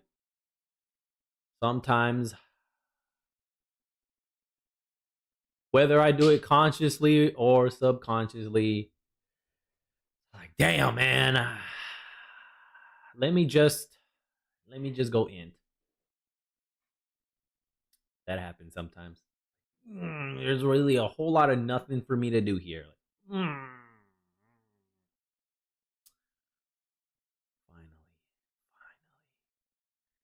Support meta incoming? Perhaps, probably not. I doubt it. We can dream, right? Us frontliners, supports, tanks, or bruiser players. We can only dream, right? Let's continue. like, why engage if I'm not going to all in? Facts. Which also contributes to like stalemating. So, That's so dull, man. The team fights feel a little bit more like I want action to be happening, a good back and forth. Hot potato here. No, you catch the potato. I don't want it. No, you take it. A good back and forth. When things are so one-sided or so boring, that's the worst for me, in my opinion. I don't know if others feel that way or think that way. Let me know if you do. I need there to be some like constant action back and forth going, like, ooh, who's gonna win? Who's gonna win? I don't know. It could be either team. Either way, whoever wins, it was a fun match. It was a fun match. And GG's afterwards, like, hey man, we almost had you. That was so close. That was epic. That was fun. That's what I want to see. That's what I want to be a part of. None of this like, oh, easy. That was boring. Oh, y'all suck. All that ish that I see here and there. It's like, I don't want to be a part of the pub stomping team. It's like, wow, okay, what challenge is that to me? How am I gonna grow from this? I don't want to be the team that gets pub stomped on. Like, okay, great. I had no chance. Oh, fantastic. Woo. Balance. This game is balanced. Yay, you know. I don't want to be part of a boring game either. I play for some action. Some action as a god. I want to have fun and enjoy myself. And then not care about winning or losing, because regardless, whether I won or lost, I still had a blast enjoying the game. That's what I want to be a part of. Let's continue. A normal Smite team fight, and we're gonna keep close eye on this. Let's go back. Contributes to like stalemating. So why engage if I'm not going to all in? Mhm. Which also contributes to like stalemating. So hopefully that makes the team fights feel a little bit more like a normal Smite team fight. Good. And we're going to keep close eye on this. Please let us know how you think everything feels, Mhm. and hopefully this brings the mode into a better place. Okay. Um, That's just for arena though. You can do it in next, Conquest. Joust. Joust is a small map, That'd be great. and giving everyone Bifrost Shard makes it a little bit too easy to have constant vision in every major choke point, and just not have any curiosity ever as to what's going on. There's no fog of war essentially in that map. So instead, we're going to change it so that your default curio is Yaller Flare, and which will let you have targeted vision to see if people are doing a specific camp or a boss, but only for a shorter window of time. You can still change your curio from Yaller Flare into Heimdaller's Sight, but Bifrost Shard will no longer be selectable in Joust. Hey, let's You can buy go. regular wards if you want regular wards. Okay, cool. So, and that will apply to Duel as well. Yeah, that'll apply to Duel as well, and that just makes it more like you can't reasonably right now use the bush that's next to lane to feel like you're ganking because it's always warded. Yep. Because you can basically assume it's always warded, but the Yellow Flare is nice because it's very targeted vision. It lasts a lot lower of time, and it's also people can see when that vision is occurring. So like you can see if like a Yellow Flare was used to check the Lost Knight, and you can see when that drops. That you could then go like, okay, now we can try and sneak it. Now we got some uncertainty back. Like I think it's gonna help people actually make some plays in Joust versus everyone kind of knowing everything. I have one more. I'm just going to read through a few UI optimizations and audio optimizations. Hey, enjoy your lunch, brother. Sounds good. See you when you return. And I have one more round of stuff at the end, but I'm just going to get through this first.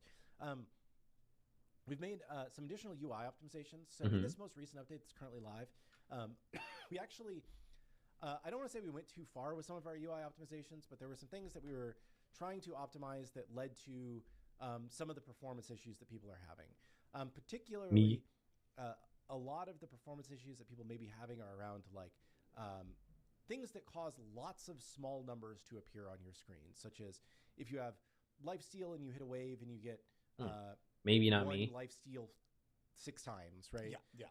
Those kinds of things are causing some of the performance issues. So we've made further optimizations and fixed some of that. One of the other things that will change as part of this is that by default, everybody will have number summing on for healing, whereas previously healing was always just a bunch of separate numbers. Individual ticks. Okay. So I think that will that should improve both performance and make it clearer how much you're actually healing on. Yeah, getting a whole bunch of small ones definitely puts a whole bunch of numbers on your screen and makes things harder to see. Yes. Okay. Yeah, that's good. Clearing things up. We've also made a relatively small one, but this annoyed me, and I asked, and it was a very quick thing to do. On the home screen, there's that image rotator in the bottom right corner that shows different things that are on sale and whatnot. And you could not change between the images while they were in the first quarter of the bar, and it just felt like it was broken. Interesting. So we've made it much more responsive. So for the first like fraction of a second, you can't change off of one, but after it's done playing its little intro animation, then you can just click on an arrow or click on another pip and switch to a different image quickly. So a small thing, but bothered me. We also have, I saw somebody tweeted about this. I want to say it was Zapman yesterday. But the shop thing? Yeah, we were tracking this previously. Yeah. So there is a weird edge casey thing where you can get, so basically like, I don't know how many people know, but you can buy skins from inside the match lobby. If you don't know a skin and you click on it, you're presented with the option to buy that. Yes. There should also be an option to escape to go back out of that modal. But for some reason, for some people, they can get into a state where that just doesn't show sometimes, and it's like I'm stuck looking at this thing, and the only thing I can do is to buy it. That's not our intent. This is on our to fix list, and we were actually trying to fix this patch already. That's funny. So I just wanted to call out specifically that we have a potential fix going into this update for that. Interesting. Because it came up in the community yesterday, and people thought we were either being scummy or just dumb. Not intent by any means. It was on our list of things to fix. We don't publicly proclaim every bug. A bug. Game, and that's one of those things that we were working on. Oh man. Yeah, buy it or dodge. Not our goal. Not our goal. So hopefully. Oh man, that's funny. Oh, that comment, that chatter, you funny man. Buy it or dodge. Because you can't exit, right? It's like, great. I was just curious. I just wanted to see the skin here. And now I can't exit. Hello? Either I buy it, or like, the only way I can think of to get out of here is to dodge the game. Oh man, that's funny. Quick summary statement. Buy it or dodge. Be able to escape and exit out, or click on the button and exit out of that. Couple of sound fixes that will be in this update as well. Oh yeah. So Thor and Thanatos' ultimate warning sounds were previously playing on the god up in the sky. Yeah. And not where they are landing. Okay. So now they will play where they are landing. So you will actually be able to hear when they are crashing into a fight. Yeah, it should make it more obvious to you when it's happening to you. And there's also on Thanatos I made one other fix, which is it should be a little bit faster. It was kind of waiting for like 2 server trips to send the audio down. Now it should be 1, so it also should be a little bit more responsive and latency wise. But that should just make it easier to dodge. It should be a lot closer to parity with what Smite 1 was doing. Okay. Because I would hear it. Every time I would hear the whoosh, I was just expecting like, oh, where's Thor? I found you, ninja. There you are. And where's he gonna land? I see the click, and I hear the little sound effect that he would make. Like, oh, dodge, evade, break some ankles, bam, bam. And 2 Chiron sound fixes. His dash sound was only being heard by Chiron. It wasn't playing for anybody else. So that will be fixed. Interesting. And his ability to fire sound will now only play once, regardless of how many enemies are marked. So it was trying to play like, so it should just be playing donk, and hitting everybody. So that's the audio fixes. Gotcha. Let's look at some skins, and then we'll talk about some other stuff. Let's go, baby. Sounds good. Yeah. Where do we want to start with skins? Skins. Woo woo. Let's start with the first of our new Reign of the Archfiend Travelers. Yes. Discordia. Indagi. Oblivion Queen. Oblivion Queen. I wasn't sure there was a pause for me. Oh, she's back. I really like this Discordia skin. And the whole lineup is actually pretty sick for the Oblivion themed. Oh, shoot. It's a devil girl. Yeah, let's go. The bad beaches. Bad beaches, where you at? Meow. Meow for me, ladies. Look at the wings. Ooh, got some bones. Hell yeah. Smoky effects on the wings. Sick. When are we going to get Persephone? Persephone Oblivion? Or Circuit? Damn, she got nice legs. To find it, but here we go. The Oblivion Queen. Oh, you're gonna see a giant skull coming at you with her ult. Oh, it's gonna be awesome. Discordia one is here. And you can see this is the Nice. classic The base variation one. you'll get for purchasing the Traveler. Or if you've already unlocked the Archfiend event, you'll get access to this immediately. Me? This will come with Oblivion Queen, first of all. Yeah. Amazing. I love the Oh, you look. can see her spine. Then there's the right. Ooh, Rising Ember. W. Yo. Red. What was that? Hellboy? Yeah, I think it was Hellboy. He's the red guy. The red demon guy. Hell Girl. Oblivion. Queen. Discordia. Hello. Amazing Ember version. The bones are black here. They're like charred.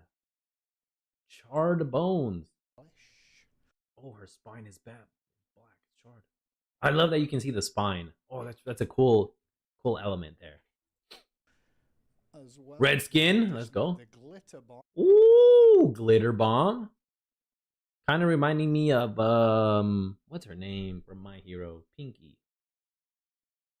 She looks similar to her. The bones here are pink too. I like the Yeah, turquoise. I like this one. Ooh, yo, I think the spine. This is what we're gonna be looking at, anyways. I like that we can see the spine. That's pretty cool. It's pretty sick in my opinion. Yeah. Oh no, she got her feet out. All you feet people are gonna be eating great with this traveler. Same, even like the differences in the eyes, right? Like one had like True. really Yes. beady demon eyes, and that one the eyes got like a lot more like they feel a bit more fey like. Mhm. They're trying to do like it's cool. And last but not least on this list is the Starry Void. Oh, she's just pure galactic energy. She has no eyeballs. It doesn't look like it. Holy moly. I love when skins are like this. They're like galactic. Starry Quite beautiful. Void Oh, she does have eyes. Okay, that's good. That's good. Oh, you can see them right here. Variation too. Yeah, and I like the Yeah. Ooh, that looks awesome. That looks sick. panning texture there, you know, of Mhm. the stars going through everything. Yes. Very cool prisms on this one. This comes with the worm seals as well The as part of worm. the event, which you'll get one of, and additionally the Queen's badge. And I as part of do this I do want to W.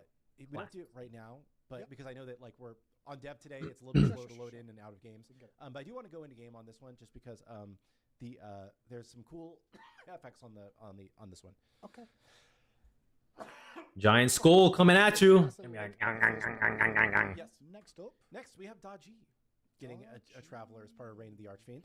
here we go. Dodgy. Dodgy, let's go. When we saw them, Oh, this one, Devil Punk. She got like 2 different versions of this one, or in this universe, this theme. Oh, the background changed too. Did it change for Discordia? Let me see. Oh, it did. Look. Ooh, there's a whole story being told here. I like that. It's pretty cool. Added some environment. on the lobby, the playtest room, we were actually chatting about this for like 4 minutes. Yeah, Devil Punk Daji. This It one looks pretty good. Great. It Mhm. looked great in Smite 1. I think Oh, it look looks at the better in tails. Smite 2. Ooh, the tails look sick. This was one of my favorite Daji skins, Awesome. and I'm glad that we were able to bring it in here. Hell yeah. It also has some She can pull off the short hair look. I approve. really cool I approve, prisms I that like I think it. each kind of have their own like tattoos. Yeah, so like Oh, this Soul Flare one, which I yo. The hair and the tail. Beautiful. Beautiful. I'm a sucker for like white and red kind of Mhm. color pairings. So I think this one looks great. I mean, this one doesn't have like any tattoos, right? It's No, just exactly. None. She's clean. She's clean. Hell yeah. Whoa, look at this one. Think some negative space was being used here. Ooh. Oh, she has different eyes color too. Red, teal, red. Cool. I just see abs on abs. Yes. That's what I see on this one. But there's a soul flare variation. Mhm. Which I like. Yep. Nice. She's Uh, cut. Then There's the Jade Koi, which has this Ooh. really cool. She's a quite Like Yeah. full sleeves. Yeah, I love the Yeah. tattoo work, and also the pant leg has the fish on it too. Oh It yeah. kind of like ties into the whole motif. Yeah. Oh W. W double travelers here. Hell yeah. And then, last but not least on this list is the blood gold. Ooh, blood gold Oni. Oh, she's an Oni girl. Let's go. The tails are absolutely stunning. Yeah, that's Quite sick. beautiful. And we can also like I like if- the if- metallic, like copperish feel that it has. If you want to jump into this one later, we can We too, can because jump this into this this one one. also has a if you never saw this skin in Smite 1, it has a unique powwow that is pretty cool. I don't So, remember it. So yeah, I never think got all this of these skin look awesome, and it comes with something in else too. Smite I don't 1. know what the other thing in this pack is. Well, the worm seal first Worm? of all, which is part of the event, and the portal to hell jump stamp. Oh shoot, let's go. W reminding me of Supernatural almost, you know, just missing some words here and there. Got some candlelits. Awesome. Excellent skins. Oh, you see the I like candles that. come up too. Yeah. That's cool. Flaming candles. That turned out well. Hell yeah. Okay. What else Um, we got? So that's the Rain Travelers. the Archfiend content. So if you already own Okay. Rain the Archfiend stuff, you'll get that. W. We also have. I'm glad. I'm satisfied. A little bit of Valentine's Day content because we couldn't just completely ignore the holiday. Mhm. You know, people love Valentine's Day. Yeah. So if you go to Athena, she will be getting a new skin that will be available in a chest, or I believe it will also be available for direct purchase. Okay. Which Word. is called Heartguard Athena. And this Heartguard? is For her card? it's kind of along the same lines as I forget what I want to say. We call them like heroic skins or something. So it's like a model update. The effects are updated. It uses the same voice pack. It's like a slightly lower tier skin, Mhm. but Tier 2 or tier 3? seasonally appropriate. And I think it turned out looking Oh, Heartguard. awesome, right? We just Whoa, her hair looks amazing. The color scheme, the color palette, fantastic. You know, I was expecting the shield to be like a giant heart. That's not what they went with. Interesting. Just the heart is right here. Cool. color scheme with the addition of these roses and the hearts and whatnot. Fantastic. I think it looks This is what we'll be looking at right here. The back end and the back side of the spear. pretty awesome. Yeah, I W. She looks great. She looks great. I like it. like the style. a lot. Emma made us do this because she loves Athena and wanted us to Nice. to do something for Valentine's Day. I really like the color palette. Wow. The color choices. It's not too bright pink, you know, not too bright red either. It's like just enough pizzazz right there. Just like emphasize some stuff, some subtlety here and there. Excellent. I think this turned out really well. It did. But just It you know, did. you know, keep in mind that She has this- green eyes. I can't tell. I think she has green eyes. I'm gonna say she has green eyes. Beautiful, beautiful, stunning. does not have a unique voice pack. Yeah. It does have Art. updated effects, and it does have the updated models. So I think it's very cool. I think it's very seasonal. So I like it a Mhm. lot. Awesome. We Me also too. have some supporter store bundles. There's going to be 2 different supporter store bundles for Valentine's Day. Mhm. We're trying something new. If you like supporter store bundles, maybe these are cool to you. Very few people buy these, but people have asked us to do supporter store bundles every once in a while. So for major holidays, we do them. Gotcha. We have the first one is 2 new teleporter effects. Ooh, with we're gonna some turn to clips. I don't hearts? know if it's set up yet to where you can actually see it. I can see the. I don't think it's set up yet Okay. for that bit. However, the mi- VFX. Can you go to teleport effects? Maybe you can see Yeah, them? yeah. I Yeah. can see those. Okay, so the first one will have 2 new teleport effects and a couple Maybe clips. show them here. Yeah. Oh, So Tuskies! Hey, yo! These are 2 different variations of Tusky from Artemis's plushie skin. Let's go! That's awesome. I like it. Not her plushie skin. Well, Tusky's a plushie. It's her onesie skin. That's where it's from. Her onesie sleepover skin. That's cool. so These look great. yeah, They that do. It's like flying plushy unicorn or a flying pig. I didn't Piggy. realize you could show the tilt Pigs off by just might turning it. Yeah. I didn't Funny. know either. I test that by just doing it and find out. Nice. Yep. Yeah, and then there are also some clips that come with this. I don't know if they're playing. I don't know if they are. I can check again. real Yeah, quick it might to not do be. Is he going oink? Oink oink. Nah, Not they yet. ain't Okay, playing. well, we'll get those Ah, hooked that up. sucks. And then the other bundle is going to be a bundle of name colors. Those are not set up yet. Okay. We'll show those off on Friday. Probably gonna be pink, so, white. red. If if you Have some wanna help hearts support here and development, there. they're an option out there for you to buy. I'm not going to spend too much time on them. Cool. Also, one last Valentine's thing, Hmm. and then if you want to start hopping in the game, it's one of those skins. Yeah. There's a couple of things to show off. You can go to Junk Boxes, whatever, doesn't matter. We will be doing an event Valentine's weekend, so start your planning now. We're throwing it back to a Smite 1 Classic Valentine's event. Okay. And Which one is we are it? going to run an event where if you play more games in a party, you will get the Always Mine Conversation Heart badge. Oh, that one. More games Okay. solo over the course of the weekend, you will get the forever alone conversation.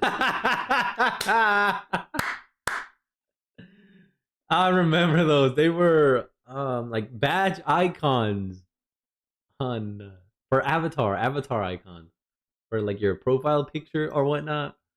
That's what they used to be. And then they made them into the jump stamps too. We could get both. I got both. Oh, that's funny. But now you can get one or the other. Interesting. All right.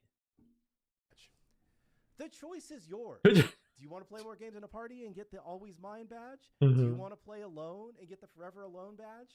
I proudly wore the Forever Alone badge for years in Smite 1. So we're Like, bringing let's it back. go. I just thought it was a fun event back in the day when we did it, and we were trying to think what we could do for Valentine's Day. So it's going to be running over Valentine's weekend. I believe we're also running Double Worshippers. Yeah, we do double worship Yep. on the Friday, Saturday, and Sunday, just for those with relationships, and without, you all get a chance to play.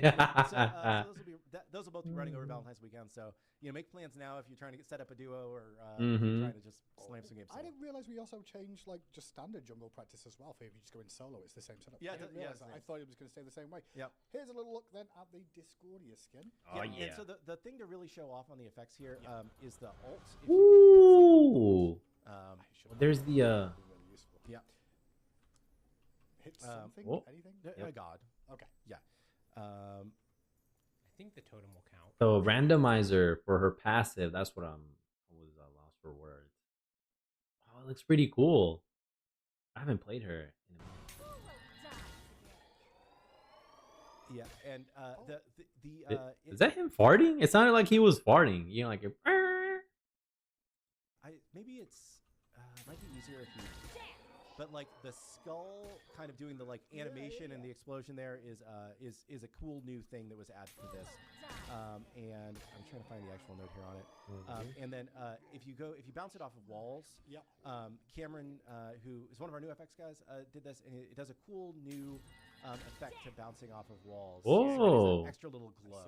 glowy. So just wanted to shout out one of our new FX guys who's doing good work, and I just thought the stuff looked cool, so I'm gonna show it. Yeah. Nice. Bouncing off walls here. W. Way to go, new guy. Excellent job. You also have like the little exploding buttons. That's cool. Yep. Oh, her laugh is more maniacal. That's good. Yep. And then while we're here, actually, do you want to start loading into the other one? Can do. And just real quick so people can see the powwow. Mhm. And while we're doing that, I guess we can take just a couple questions because I don't want to spoil the last thing. There's one question that Vafi's asking about Naja stun. It is a non-DR stun, so if you sash, it's going to be the full second always. Nice. Still parity with Smite 1. And I think it's one of the advanced notes on the ability description. Yep. I saw it. Full 1 second stun. Slaughterhouse Chalk is still not in the classic chest. Yeah, we were talking about that recently. We're working through exactly how we. So the weird thing about Slaughterhouse Chalk, right, is that that Traveler is just always available because of how we did the event. So we're trying to think still about like how do we bring all that stuff back because it is still technically something that you can acquire, but it's not. We're not gonna leave it forever. We're just still figuring out exactly how we bring it all back. So don't worry, it will be addressed. Gotcha. Okay. If you want to get it, no, the window's closing. Here's a little look. At Okay, Naja. and the main thing. Oh, look at the effects. Yeah, on her there's a really abilities. cool, yeah, if you, if you do it not on the grass, you can see better. Ooh. The cool ground targeter on this, it's just really neat. Beautiful. The other effects I think are good, but I think the other thing to really show off is the powwow, which is a unique powwow for this skin, which is. Where are you going? Whoa! Oh, whole ass Odie mask? Yo, I never got to see this in the Smite 1. I never got this skin. Holy moly, that looks amazing. Woo!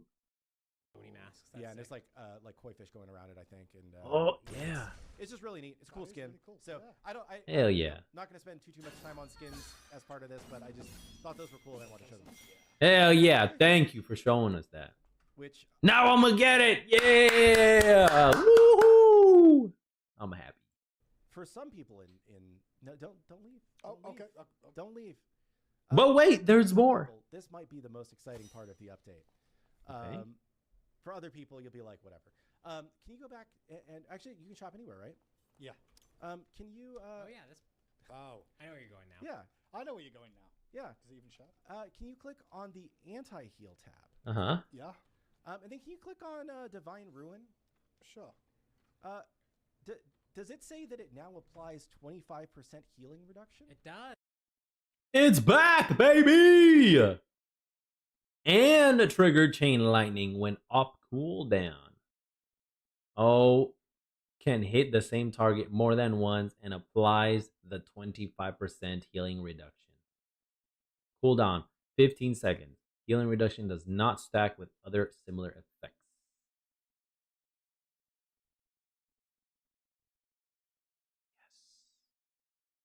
Yes. Let's go, baby. Divine Ruin is back.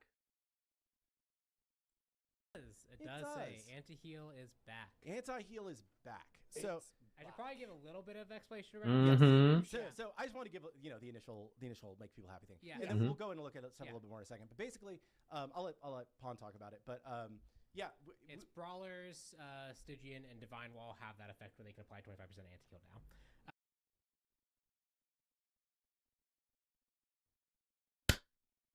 Yes. Yes. I miss these items having anti-heal. They just didn't feel like the same items as before. I've played with those items having lifesteal for 11 years. And them having that removed from those items just felt like the whole identity of the item was gone. So I'm glad that it's back. It's returned. The items are back. So the big thing is the goal with our anti-heal change was to basically make it so that this wasn't a required thing to build every game. You felt basically obligated to build it, even if there wasn't even a healer god. And healer gods in particular felt like they went from being very effective to not effective at all. And since we've seen gods have 25% anti-heal, we think that's actually a pretty healthy spot to be. And in game modes, especially where you're grouped up a lot more regularly, so arena and assault, where you can actually have 5 people all grouped up to get maximum Guan Yu healing, maximum Sylvanas healing. They can just kind of sit back and heal up and group up in a way that they can't really do in Conquest. Those modes in particular definitely felt like they still needed some way to counter comps that were very heavily invested into multiple gods that had it.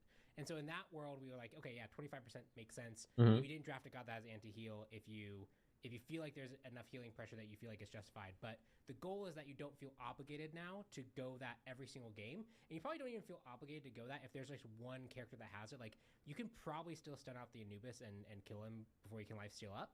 But if there's an Anubis and a Guan Yu and an Aphrodite, and there's another character in the game that built all the healing items, and there's Emoji raw ground, like, okay, yeah, now it's time to get the anti-heal. Yeah, and this does not stack with the god inherent anti-heal. I was going to ask that question. It's So all the Sobek same. 3, for example. Yeah. So if you already have a god that's providing that, if you're playing a god that already provides anti-heal, you probably aren't going to want to build this. But this lets you, if your team comp just doesn't have access to anti-heal and you find out you need it, you can get there, right? Or if you need an extra source because the fights are being split and you aren't anti-healing the right people as a part. So I think that this is a much more healthy, sustainable, long-term vision of anti-heal for the game because it's not like you can be anti-healed up to 100% the way it used to be.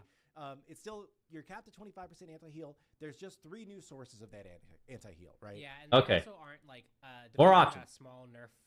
Brawler's got a rework that makes it so that it's not as spiky. It's not as good. Yes, I thought we'd go in and look at that. We can actually look at them all. There you go. So Divine Ruin, I think, lost 10 int. Not much, but like it's not going to be your highest damage item. Yeah. Stygian lost the movement speed reduction, but I did increase the heal steal part of it, so it got kind of a shift. Sorry. Yeah, so Stygian doesn't have the movement speed anymore, but I did increase the healing. Oh, it is. It's Attack gone. speed debuff and a heal now. Sorry, a healing reduction rather than getting that slow. Okay. Yeah. And then for Brawlers, this now instead of doing like the whole like where seeing if you got into combat first and then or if you got hit first and then if someone heals, we're going to give you both. Because that ended up just being a big stat stick if anyone around you healed. Right. It now has a bit more focus around its name of being a brawler item, which is while you're in combat, it's going to give you a stacking percentage increase to these effects. Okay. So you actually have to build this up over the course of a fight. Cool. And then when you leave combat, it very quickly decays off. Gotcha. So while in combat, you're going to see these effects. Yeah, which I would say this is probably weaker in the sense of like if someone healed around you, you just got a whole bunch of stuff immediately. But if you actually stay in the fight long enough to make use of these stats, it can be actually really, really potent still. But the goal is that these items don't feel obligated that you build in every single build. If they end up feeling that way, we might reevaluate. We might make the item version a little bit even weaker in regards, and gods would win. But this feels like a good place to be. It feels like it's a healer. If you're anti-healed, you'll notice it, but it won't shut you down entirely, which is the whole goal of what we wanted to do with the anti-heal warrior in the first place. Awesome. So anti-heal is back. We Nice. could have saved that for Friday's ballot. While in combat, 2% strength, 2% intelligence, and 2% protections every 1.5 seconds. Stacks up to 5 times, so 10% strength, intelligence, and protections. And you get both protections. Ooh. So every 1.5 seconds, that's 1.5, 3, 6, 7.5 seconds.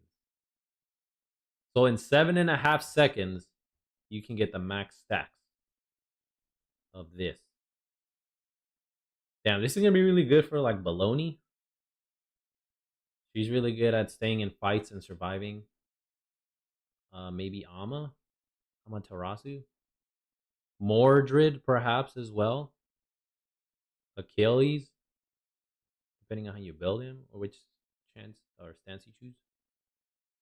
While out of combat, -1 stack every half a second. So 1 second, 2 seconds, 2.5 seconds, you lose all of them. Healing reduction does not stack with other similar effects. Combat lasts for 6 seconds upon dealing or taking damage. Okay. So it's 6 seconds then. It even tells you how long the combat is. Oh my gosh, that's awesome.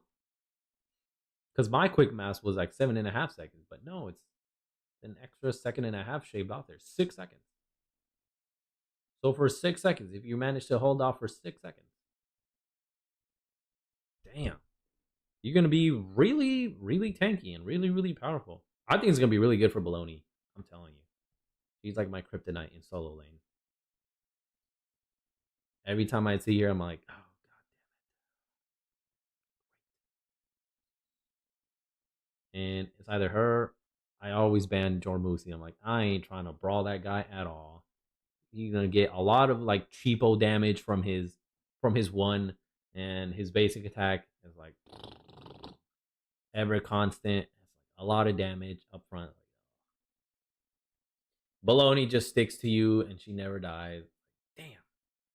He's fast. One or the other. Take it.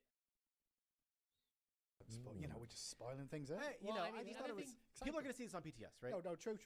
And you will also see that Kins is not here anymore. True, yeah. That we'll just leave. Shin? Was it here? I don't even remember. I would always just see these. I don't remember Chin being here. That for PTS. Yep. Oh, well. Maybe I forgot. And the other two items here do not have the 25%. They just address healing in another way. Yeah, so in some Contagion places is very much anti-life heal, anti-life steal, and Avenging Blade is that kind of like more jungle focused thing. Yeah. Yep. Awesome. And I believe that is Is that everything? That on is your list everything of the day. that we have for this update, which has been less than 2 weeks. it's been less than 2 weeks, and that's 2 weeks. quite 2 weeks, everybody. So Yeah. I didn't even know we were going to do the anti-heal thing until I got into like looking at doing balance with Clumsy, and I was like, you know what? I can Excuse me. get Pull the this in. trigger. Okay. Yeah, because I was decently ahead enough on Naja that like I actually didn't have to do too much in branch, so I was able to like focus a bit more on some of that stuff. Yep. So, quick recap of everything coming in this update. Yeah. We have Neja's aspect with the bonking. Neja's Ascension Pass. Jungle Practice will now be accessible as a custom mode where you can go load in with other friends or with bots. We've added new things to the practice menus. You can remove items. You can buy starter items again. We've added simple behaviors for god bots that you spawn, so you can spawn them to attack or patrol or ability or orbit or whatever. We've added the interactable thing. Quite You can interesting. spawn different NPCs there. We are trying to slow down the pacing of Arena a little bit, taking it back to 500 tickets. And we've made an adjustment to the flowers so that if tanks pick it up, it will make them a little bit tankier. We are getting rid Good. of the Bifrost Shard in Joust and replacing it with Yaller Flare as the default, and you can still switch into Heimdall's Sight. There is the Oblivion Queen Discordia Traveler and the Dodgy Devil Punk Traveler that are part of the Reign of the Archfiend event. Excellent There's the Traveler. Hard Athena skin, which is available in chest or direct purchase for Valentine's Day. There is the Valentine's Day teleporters and quips and name effects and quips.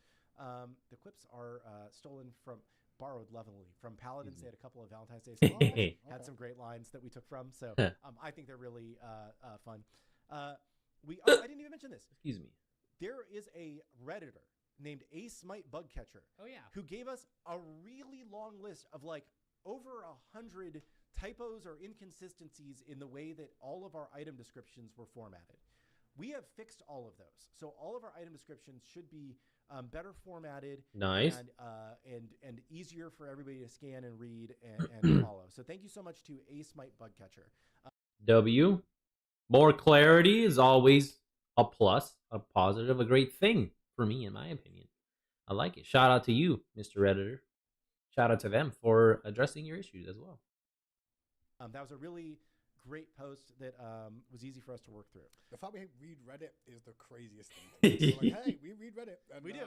Unfortunately, we see the good sides and the bad sides, so thank you for the good sides. We've made additional UI optimizations, and one of the big ones that you'll notice is healing numbers now sum. We have made the image rotator on the home screen more responsive. There's a potential fix to getting stuck in a purchase modal on the match lobby. We fixed the landing sound playing in the right location for Thor and Thanatos ult. Chiron has a couple sounds that are fixed. There's going to be a Valentine's Day weekend event where you can play games in a party if you want the Always Mine badge, or play them alone if you want the Forever Alone badge and be double worshippers.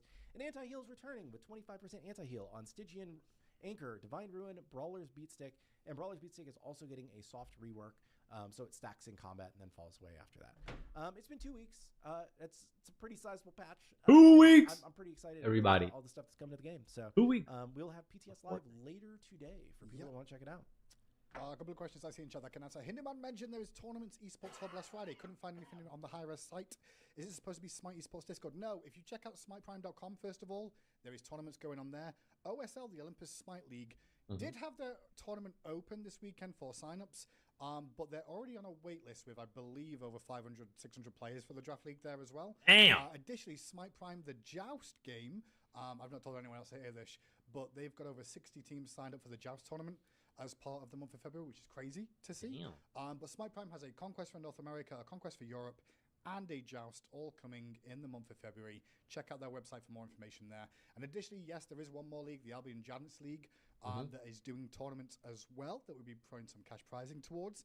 They have not announced just yet, and their signups have not opened. When they do, all right, you guys, you're about to watch 180 seconds of ads. 2-minute warning. Don't forget you can use your Prime sub to skip through them. Thank you, Mr. Brian. Prime up for the Twitch people as well, just like you can find out on that. Additionally, there was one other question that I saw about ambassador applications. The ambassador applications closed on Sunday. They are being processed, and we will get to reaching out to people. I will give an update when we finally go through. Over 600-700 of those. It's a lot. So I work weekends, but wow, I'm here today and I've got 700 to kind of go through over the course of it. And that's the same with the stream team, which got less applications than 700. Thank goodness. So 700. Kill me. Why did I do that? Oh my gosh, I'm with Hindu and Pompon on this one, Killgoon. You got the Undertaker bell, man. Oh my gosh, I can't believe you just did that, brother. Oh man. I've done it too. I feel disgusting. I felt disgusted then. I feel disgusting now, even just recalling back to that moment. Ah! Oh my gosh. Horrible moment. He just did it. It was unintentional. Yeah. Was unintentional. There were a couple questions here that I wanted to talk about, but I lost them because I got caught up in chat's joke. I did get too excited. I'm sorry. There's one asking about why remove the Bifrost shard instead of the Heimdall, and just lower the duration and increase the cooldown. I mean, that's kind of what Heimdall's or Yaller Flare is, right? Like it's a longer cooldown and shorter duration ward on a spot. they just felt like they'd fight for the same space. That's kind of adjustment you'd have to do anyway. So why not just focus on the Gallifrey experience and focus on that instead, and having two remove different one UI flat functionalities out. that work differently in the modes. It just makes more sense to keep it consistent across the game modes when you can. Is Neja Aspect live in PTS? Yes, Neja Aspect will be part of PTS. Yep. And Morgan Le Fay will be on PTS, but with no Aspect. I don't have too many teasers for Morgan Le Fay because largely what you're going to be playing is going to feel like Morgan Le Fay. I think the only thing that's changed a little bit is her passive loop. Basically the feedback we want at this point is, does it feel like Morgan Le Fay? There's not the kind of drastic +1 changes that we need to really warn you about. So please check it out. Let us know how she feels. There's a lot that's still temp. Yeah. So Clubsy just said in chat as well some crazy, awesome temp effects Yeah. in there. So please don't get check out MLF when she's available on the PTS. How close are we to the Patch of Terror? I need to come up with a new name of this because Yeah. the funny thing about this was like I just did that because I was thinking through Christmas break. He was and I memeing. like a giant doc of a whole bunch of things that like half of them were just gonna get thrown out immediately, but it was just like funny memes, and then it got said publicly, and now it's the Patch of Terror. We did do an internal test on like a very rough approximation of what the balance would look like, and there was some really promising stuff that looked pretty cool. So we'll see how that goes. What? chat reminded me of something here. It was the way you pointed at your screen. So So you- confused. Uh-huh. I was TLDR, a we're whole making emoticon progress that towards nobody it, else but got, it's yeah. gonna be one of those things that like what'll probably end up happening is you'll get piecemeals of things from it. Okay. And then there will be one point where like we basically have to do the thing like there's like a bigger balance pass that has to be done with it, and that will be like the bigger piece. But what will probably end up happening first is what we can pull out of it and do ahead of time we'll do, and then we'll commit to the full thing. Chat Gotcha. reminded me. They were like, "When's the next Twitch drop skin?" I was like, "Oh yeah, next Twitch drop skin is in." I was about to mention that too. I was like, why did they make the Athena one the Twitch drop skin for February? That would have made perfect sense. Which one is it now? This patch too. Yeah. I forgot. Is We it? should look at that. I don't So- even know what it is. So It's for Newt. it's Newt. Okay. Oh, Nut! Let me see Nut got one? if she's here with it. Okay, cool. I don't exactly know when that's gonna start. I don't know if Indy's. There's got like anything two set up. Valentine As skins we're always, getting. Whenever we have the Twitch shop go into the game and it's due for a new one, the patch will come out and it'll be the Saturday afterwards. For the next 2 weeks, we'll make it available. Okay. And I can't do it until it goes in the game. So here we go. Here's the new Newt skin that's going to be part of the Twitch shop. Available for you. Okay. Solstice Sky. Oh, look at the card art.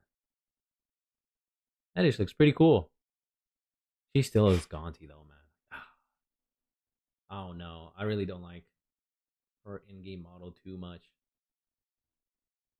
Kind of just like her card art. This is one example of the card art and the model really aren't a good translation, you know? It looks so Gaunty and old. Like she got a bunch of plastic surgery done. It's like, ugh. Not really a fan of it. This is it though. A red newt. A red nut. Pause. Okay. I like the what is it? The style, it goes from like solid red and then it's getting fade. Fade in. Ombre, whatever it's called. It's pretty cool. Solstice Sky will be Yeah. available. Ooh. I mean, we'll be looking at Newt skin the that's gonna be backside part of the Twitch it. shop. Available for you on Anyways. Solstice Sky. Will this part. This is what we'll be looking at. I like the red garments here. And it fades into a lighter shade of red. And some gold here. Pretty cool. I like it. They still kept their hair purple though. I don't know about that, man. Could have made it a different color. Maybe pink and red. Or white, red, and pink. I don't know. But seeing all this red here, some gold, and then bam, purple.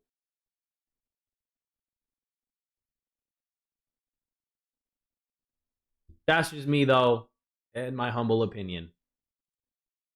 be available as part of Twitch drops. Yeah, it looks very good. Mm-hmm. Awesome. I think it's a sweet color. Oh, maybe because the inside of her cape and linens is still purplish galactic. Perhaps, maybe. And hopefully y'all are excited, and you can get it for free just by watching Twitch. Completely free. 10 hours of Smite 2 watch hours to get that Twitch drop skin. hours of Sweet. watch time under the Smite 2 category. Or stream. Will CC for streamers. buffering be coming back anytime soon? CC Nope. buffering, as we talked about before, no. I did pitch like an idea about what CC buffering could come back as. It wouldn't be the same thing. That one is just we're gonna have to see if we get the time to try and do it, and if we actually end up wanting to do it. But if it does come back, it won't come back in the same form that it was before. It'd be a lot more targeted and trying to address a very specific pain point. Will there be any changes for Assault like you're doing for Arena? Gold spooling is incredibly low. In which thing? Assault. Assault pacing, I haven't really heard too much about. Not heard The either. most thing I've heard about Assault is actually some recent matchmaking stuff, which I actually pushed right before we went on here, a completely different way of matchmaking Assaults. Okay. That I have no idea how it's going. Cool. I made sure that it didn't crash Be the queue. burning right about now. I figured I'd get back to the desk and see if it was on fire, but play some Assault, see if I broke it. Okay. I'll get data tomorrow morning To let you know. Yep. and that'll solidify stuff. I Understood. haven't heard much about Assault pacing otherwise. Can I speak on what happened with queue timers over the past couple days? So we had basically there were some back end server issues where our server cluster, part of our server cluster, was not scaling at the appropriate rate, and that led to longer queue times because there weren't enough available like matches that it could fire, essentially. It's kind of the very short version, which probably is not 100% accurate, but it's close enough that it describes what the issue was. So we've had that happen twice over the past few days. I think we've got it sorted now, hopefully. Sorry for the people that got stuck with longer queue times over that, but it was a known, it was an issue that happened for a reason, and we know what the reason was. So at least we can work on fixing it and not just be like, yeah, sometimes queues are really long for no reason. No, there was a reason behind it. Did we mention at all about you had some people run some tests about like a hitching thing, trying to fix that. Is that worth mentioning? So it seems like it affects enough people. Yeah, we can. Welcome back, brother. Um, We're almost done here. What's up, bro? What's up? We're almost done here. Show's almost over. Can you go on Slack? Yeah. Just because it's gonna be the easiest way to send you this link, I think. If this, I'm thinking about turning this into like a better, more formal blog post from us because it's a. Excuse me. It's a PC master race. It is literally a PC master race where we found it. Oh, man. But no. Sorry, I'm staring at you, being like, what is your real name again? That's right, because I have to send you your real name. Here we go. Okay. So if you open this Reddit link. What? His real name is not Hindu, man. What? Say it ain't so. I had no clue. Yep. Yeah, we probably need to write this up or something. But Yeah, no, we will write it up as a better version for us. Okay, so we saw this. If you're experiencing stutters in games, Windows CFG is likely responsible. I'm guessing configuration? Is that me? Is that me? Hang on. I just learned this today and I can't believe it. I have an RTX 5070 and a Ryzen 7 5800 XT. Usually cruise at about 140 FPS and still was played with stutter in many titles like Borderlands 3, Satisfactory, Jagged Alliance 3, etc. Then, trying to fix my stutter in Borderlands, I stumble on a Reddit post mentioning the solution. Apparently, the culprit was one of Windows' protections against exploits called Control Flow Guard. Okay, it's not configuration. CFG is Control Flow Guard. I've disabled it only for those 3 specific titles, and I couldn't get them to stutter after no matter what. Interesting. Here are these steps. On Windows, maybe I might have to do this. On Windows 11, search and open Exploit Protection. Click on the Program Settings tab. Click on the plus Add Programs to Customize. Click on those exact file path. Point to the executable file, the exe, to the game you would like to try and remove the stutter from. Click Open. Modify the settings for that program. Scroll down to Control Flow Guard. Put a check mark in Override System Setting and switch it off. hit apply, start or restart your game. And then there's a little asterisk there. Disabled it only for individual games that are stuttering, never globally. Key thing here. This needs to be shared because I'm sure vast majority of players have no idea and blame it on the game or on their rig. Going forward, I'm preemptively disabling CFG on every trusted new game because in my case, it fixed 3 out of 3. Several other people I've shared this with mentioned for them it fixed titles like Outer Worlds 2, the 0.1% lows in Warhammer 40k, Dark Tides, and so on. Test it on your side and let me know if it fixes some of your games as well. I'm sure it will. And if it does, make sure to share this knowledge. W Reddit post there. Holy moly. Interesting.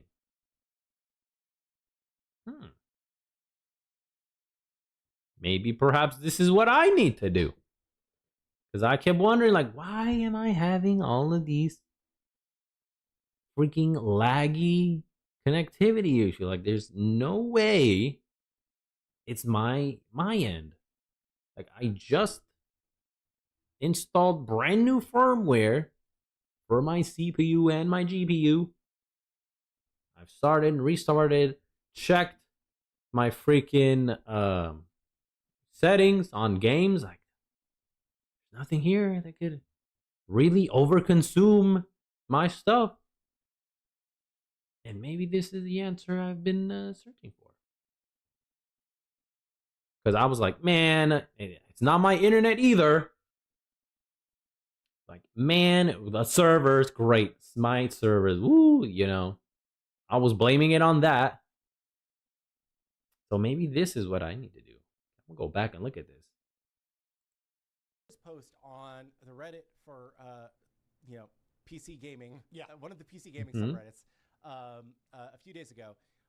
And this person said that basically there is this built-in feature in Windows called Control Flow Guard, CFG, which is responsible for a lot of stutters in some games.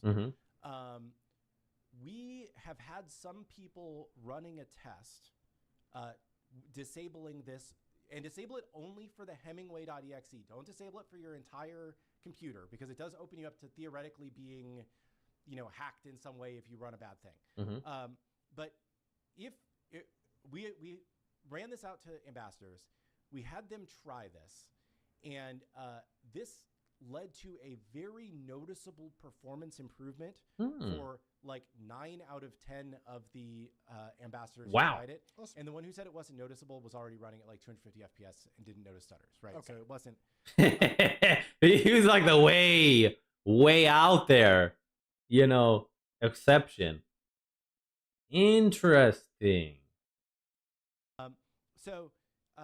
Essentially like 9 out of 9. Because that last guy was never going to have any issues regardless. More than likely.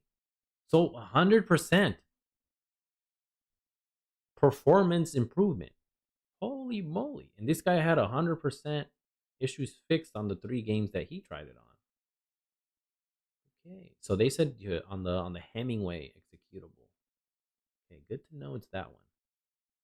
You are experiencing stutters on Windows, it might be worth trying this out and letting us know if this helps you at all, because so far for the people that have tried it, has made a very noticeable improvement. Doesn't mean that every single stutter that you see is gone. Some of them will come from UE5 might need to recompile something, or we have some like client server stutters that will happen, but that's what I thought. People that have tried this have said it can be like night and day different for them. So if you want to try something, that is an interesting new thing. Okay, thank you guys for putting us all in that game. You need to go to the file path where you installed it on Steam, and then look for Hemingway.exe. That is the name of the executable. We'll make an actual blog post that explains be more official. better how to do this. Okay, I'm gonna wait for that then. Give it a try beforehand and I hope they put it on Twitter. I'm curious to see what people think.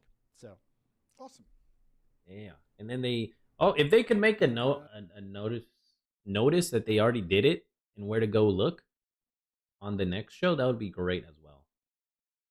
Shout out to them if they ever see this. Let us know that it's done. Thanatos prisms are still expensive. When are we going to do a Traveler? Eventually, it is on our list to do, but we just haven't gotten around to it. Oh yeah, someone's mentioning a Hui thing. That one just needs to be fixed. I can take a look at that. There's a separate actually Hui thing going into this patch. That's probably worth mentioning. Is there's people who basically say like Hui, it feels like he's still on the ground, but he gets his iframes. He's been adjusted to better match like the past week. Like we gave him we already made an adjustment here before, but it's now a lot closer to all the other leaps in the game. So hopefully that should make it feel better in both the Hui players' respect and people who are trying to stun Hui's respect. Awesome. Okay. I've seen this question a couple times. I don't think I've actually answered it, so I'm going to answer this time. I know Siege isn't going to come back, so can we please get a mode of the week where it can be featured every now and then?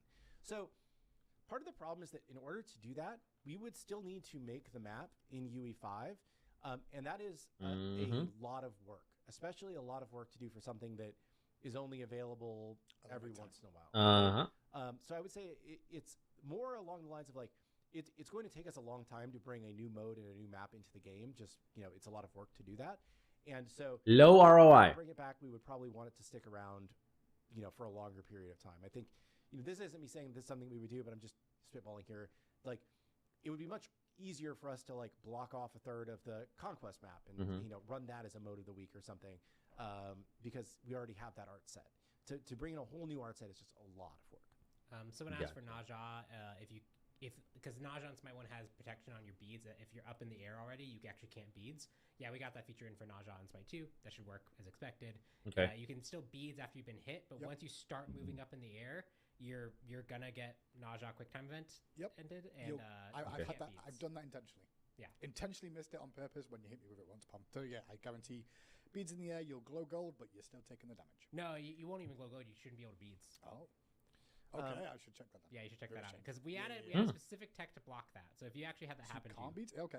Yeah, I'll see if I can. You can beads when you get hit, but once you start moving, beads should be blocked. Cool. Ooh, good thing. You don't want to waste your beads, and have it be burnt for nothing. Okay. I'm gonna see if I can post this link in chat because I am technically a mod in this chat. People want the link to that Reddit post. I can do it. Can you do it? Let's see. But while we're looking for this, tasty water. Hydrate up, everybody. Now for one more question. Lonnie checks? No, Lonnie checks. Yeah, I got it. You got it. Okay. Yep. Okay. I was gonna get it too. Okay. So, grab it, mods, pin it. There you go. Yeah, there you go. Thank you.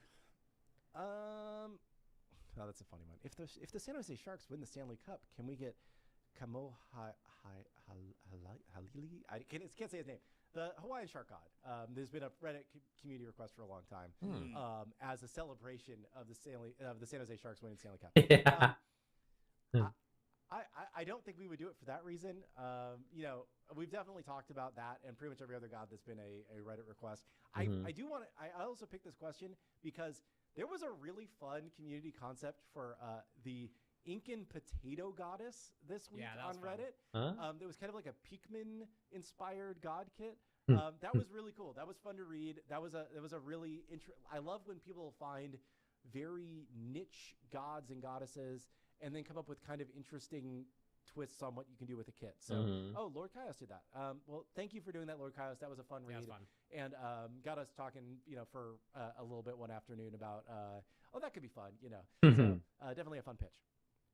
Someone mentioned about Blinking Abyss getting nerfed. We did fix a bug, so that's why I'm answering this question, is we made it so that if you are crippled, you can't use it, because that just felt like it's a movement thing. If you're crippled, you shouldn't be able to use it. Good. That makes sense. You shouldn't. Another one, because this is a fun one. What do you think about switching the Joust map to be like a siege mode where you have to push a payload? One thing that like I would like to do at some point is give Arena like a new thing, and like a thing that feels like it could be fun is actually like a moment where like you as a team and the other team kind of push an objective, like you try and push it actually all the way into the fountain, it could like blow up the portal and do like 50 tickets worth of damage or something. Oh shoot! I feel like there's room in some of the modes to have that. That's cool. There could also be like fun little mini game events that could happen, or Joust could have the landing phase where like you try and like push a catapult. I think there's some room for something like that that could be fun. I don't think it would be actually a good full game mode. Like I don't think it would actually work as like a game mode into its own right, in the way that like Smite combat tends to work. Yeah. Because what ends up happening is one team's just gonna get wiped, and then it's 50 seconds of watching someone push. Yeah. But like I think like Facts, man. That's so lame. Like, oh, great. Now I gotta sit here and be forced to watch this ish. Oh god, dang. That's so lame. That's boring, man. I wouldn't want that. where you do something like that for a push, Yeah, that's reasons that's where right. it happens. But like I think like a moment where you do something like that for a benefit could be a fun alternative to killing a boss in the map. That's a Well, better I guess alternative. that's time I for it, like. unless you guys see anything else. I'm on board with that one. No, I think that's good for today. Yeah. Thank you all for listening to all the fun stuff we got coming. So much. Please check out PTS. It should be live later today. I don't believe exactly someone know said when. in chat it's already live. It's already live. Oh, Okay, awesome. we'll Great, log yes. into PTS Nice. then Check it out. and Cool. check it out. There's a lot of fun stuff. Let us know how it's all feeling, and we're every 2 weeks we got more fun stuff to look forward Putting to. in right? that elbow grease We'll talk work. about some of the stuff in the next update. We playtested some of it this morning, and yeah, I'm just excited we keep going forward and hopefully keep getting better with every update. Hell This time yeah. Now, obviously, with it being Wednesday, Friday, we'll come back on Titan Talk. We'll discuss balance changes. Tomorrow. And an early look at those as well as part of the PTS and take some feedback from what people are saying. But if we don't see you beforehand, have a great day and we'll see you on the Battlegrounds. Peach it. Yo, W Show. Another excellent informational, educational stream. Shout out to you, gentlemen. We will see each other on Money Day for tomorrow's balance show. We'll go over it on Monday. Hell yeah. We got through it. We got through the shows we were missing. Maybe we can watch this one as well. Finish it off on Monday. Will give us a little extra content to review. Shout out to them, man. Hell yeah. Looking forward to this. Get excited. Niza's coming. Then MILF. Then Lord Ainz' cousin. Then Gilgoosey. Holy moly. Let's go. Looking forward to it. Excellent new skins. Excellent new event going on for Valentine's. Excellent new travelers. Excellent new aspect. Support aspect. Or bruiser aspect for our boy Niza. Great new remodel. Great new feedback we have for people that were unaware that you had to click during his ult to do more damage. Now you'll know. If you don't know, now you know, Ninja. Shout out to everybody. We'll be back tomorrow with some Hollow Knight Friday night. Hell yeah. Continuing exploration and perhaps some boss fights. We'll see. Tune in tomorrow for that. That's it for today, everybody. Shout out to the live gang, replay gang, and the lurk squad as well. Thank you to all the new chatters returning and new, the follows, subs, all y'all. I appreciate you all, and I am grateful for each and every one of you. Enjoy the rest of your Thursday. That's right. Happy Friday, Junior, aka Tech Out Thursday, aka Ling Ling Thursday. Make sure to exercise, drink plenty of water, stay hydrated, eat healthy, nutritious meals. Don't forget your cardio, honor your rest day, and get plenty of rest and sleep. Until we meet again, everybody, we out of here. Peace. Take care.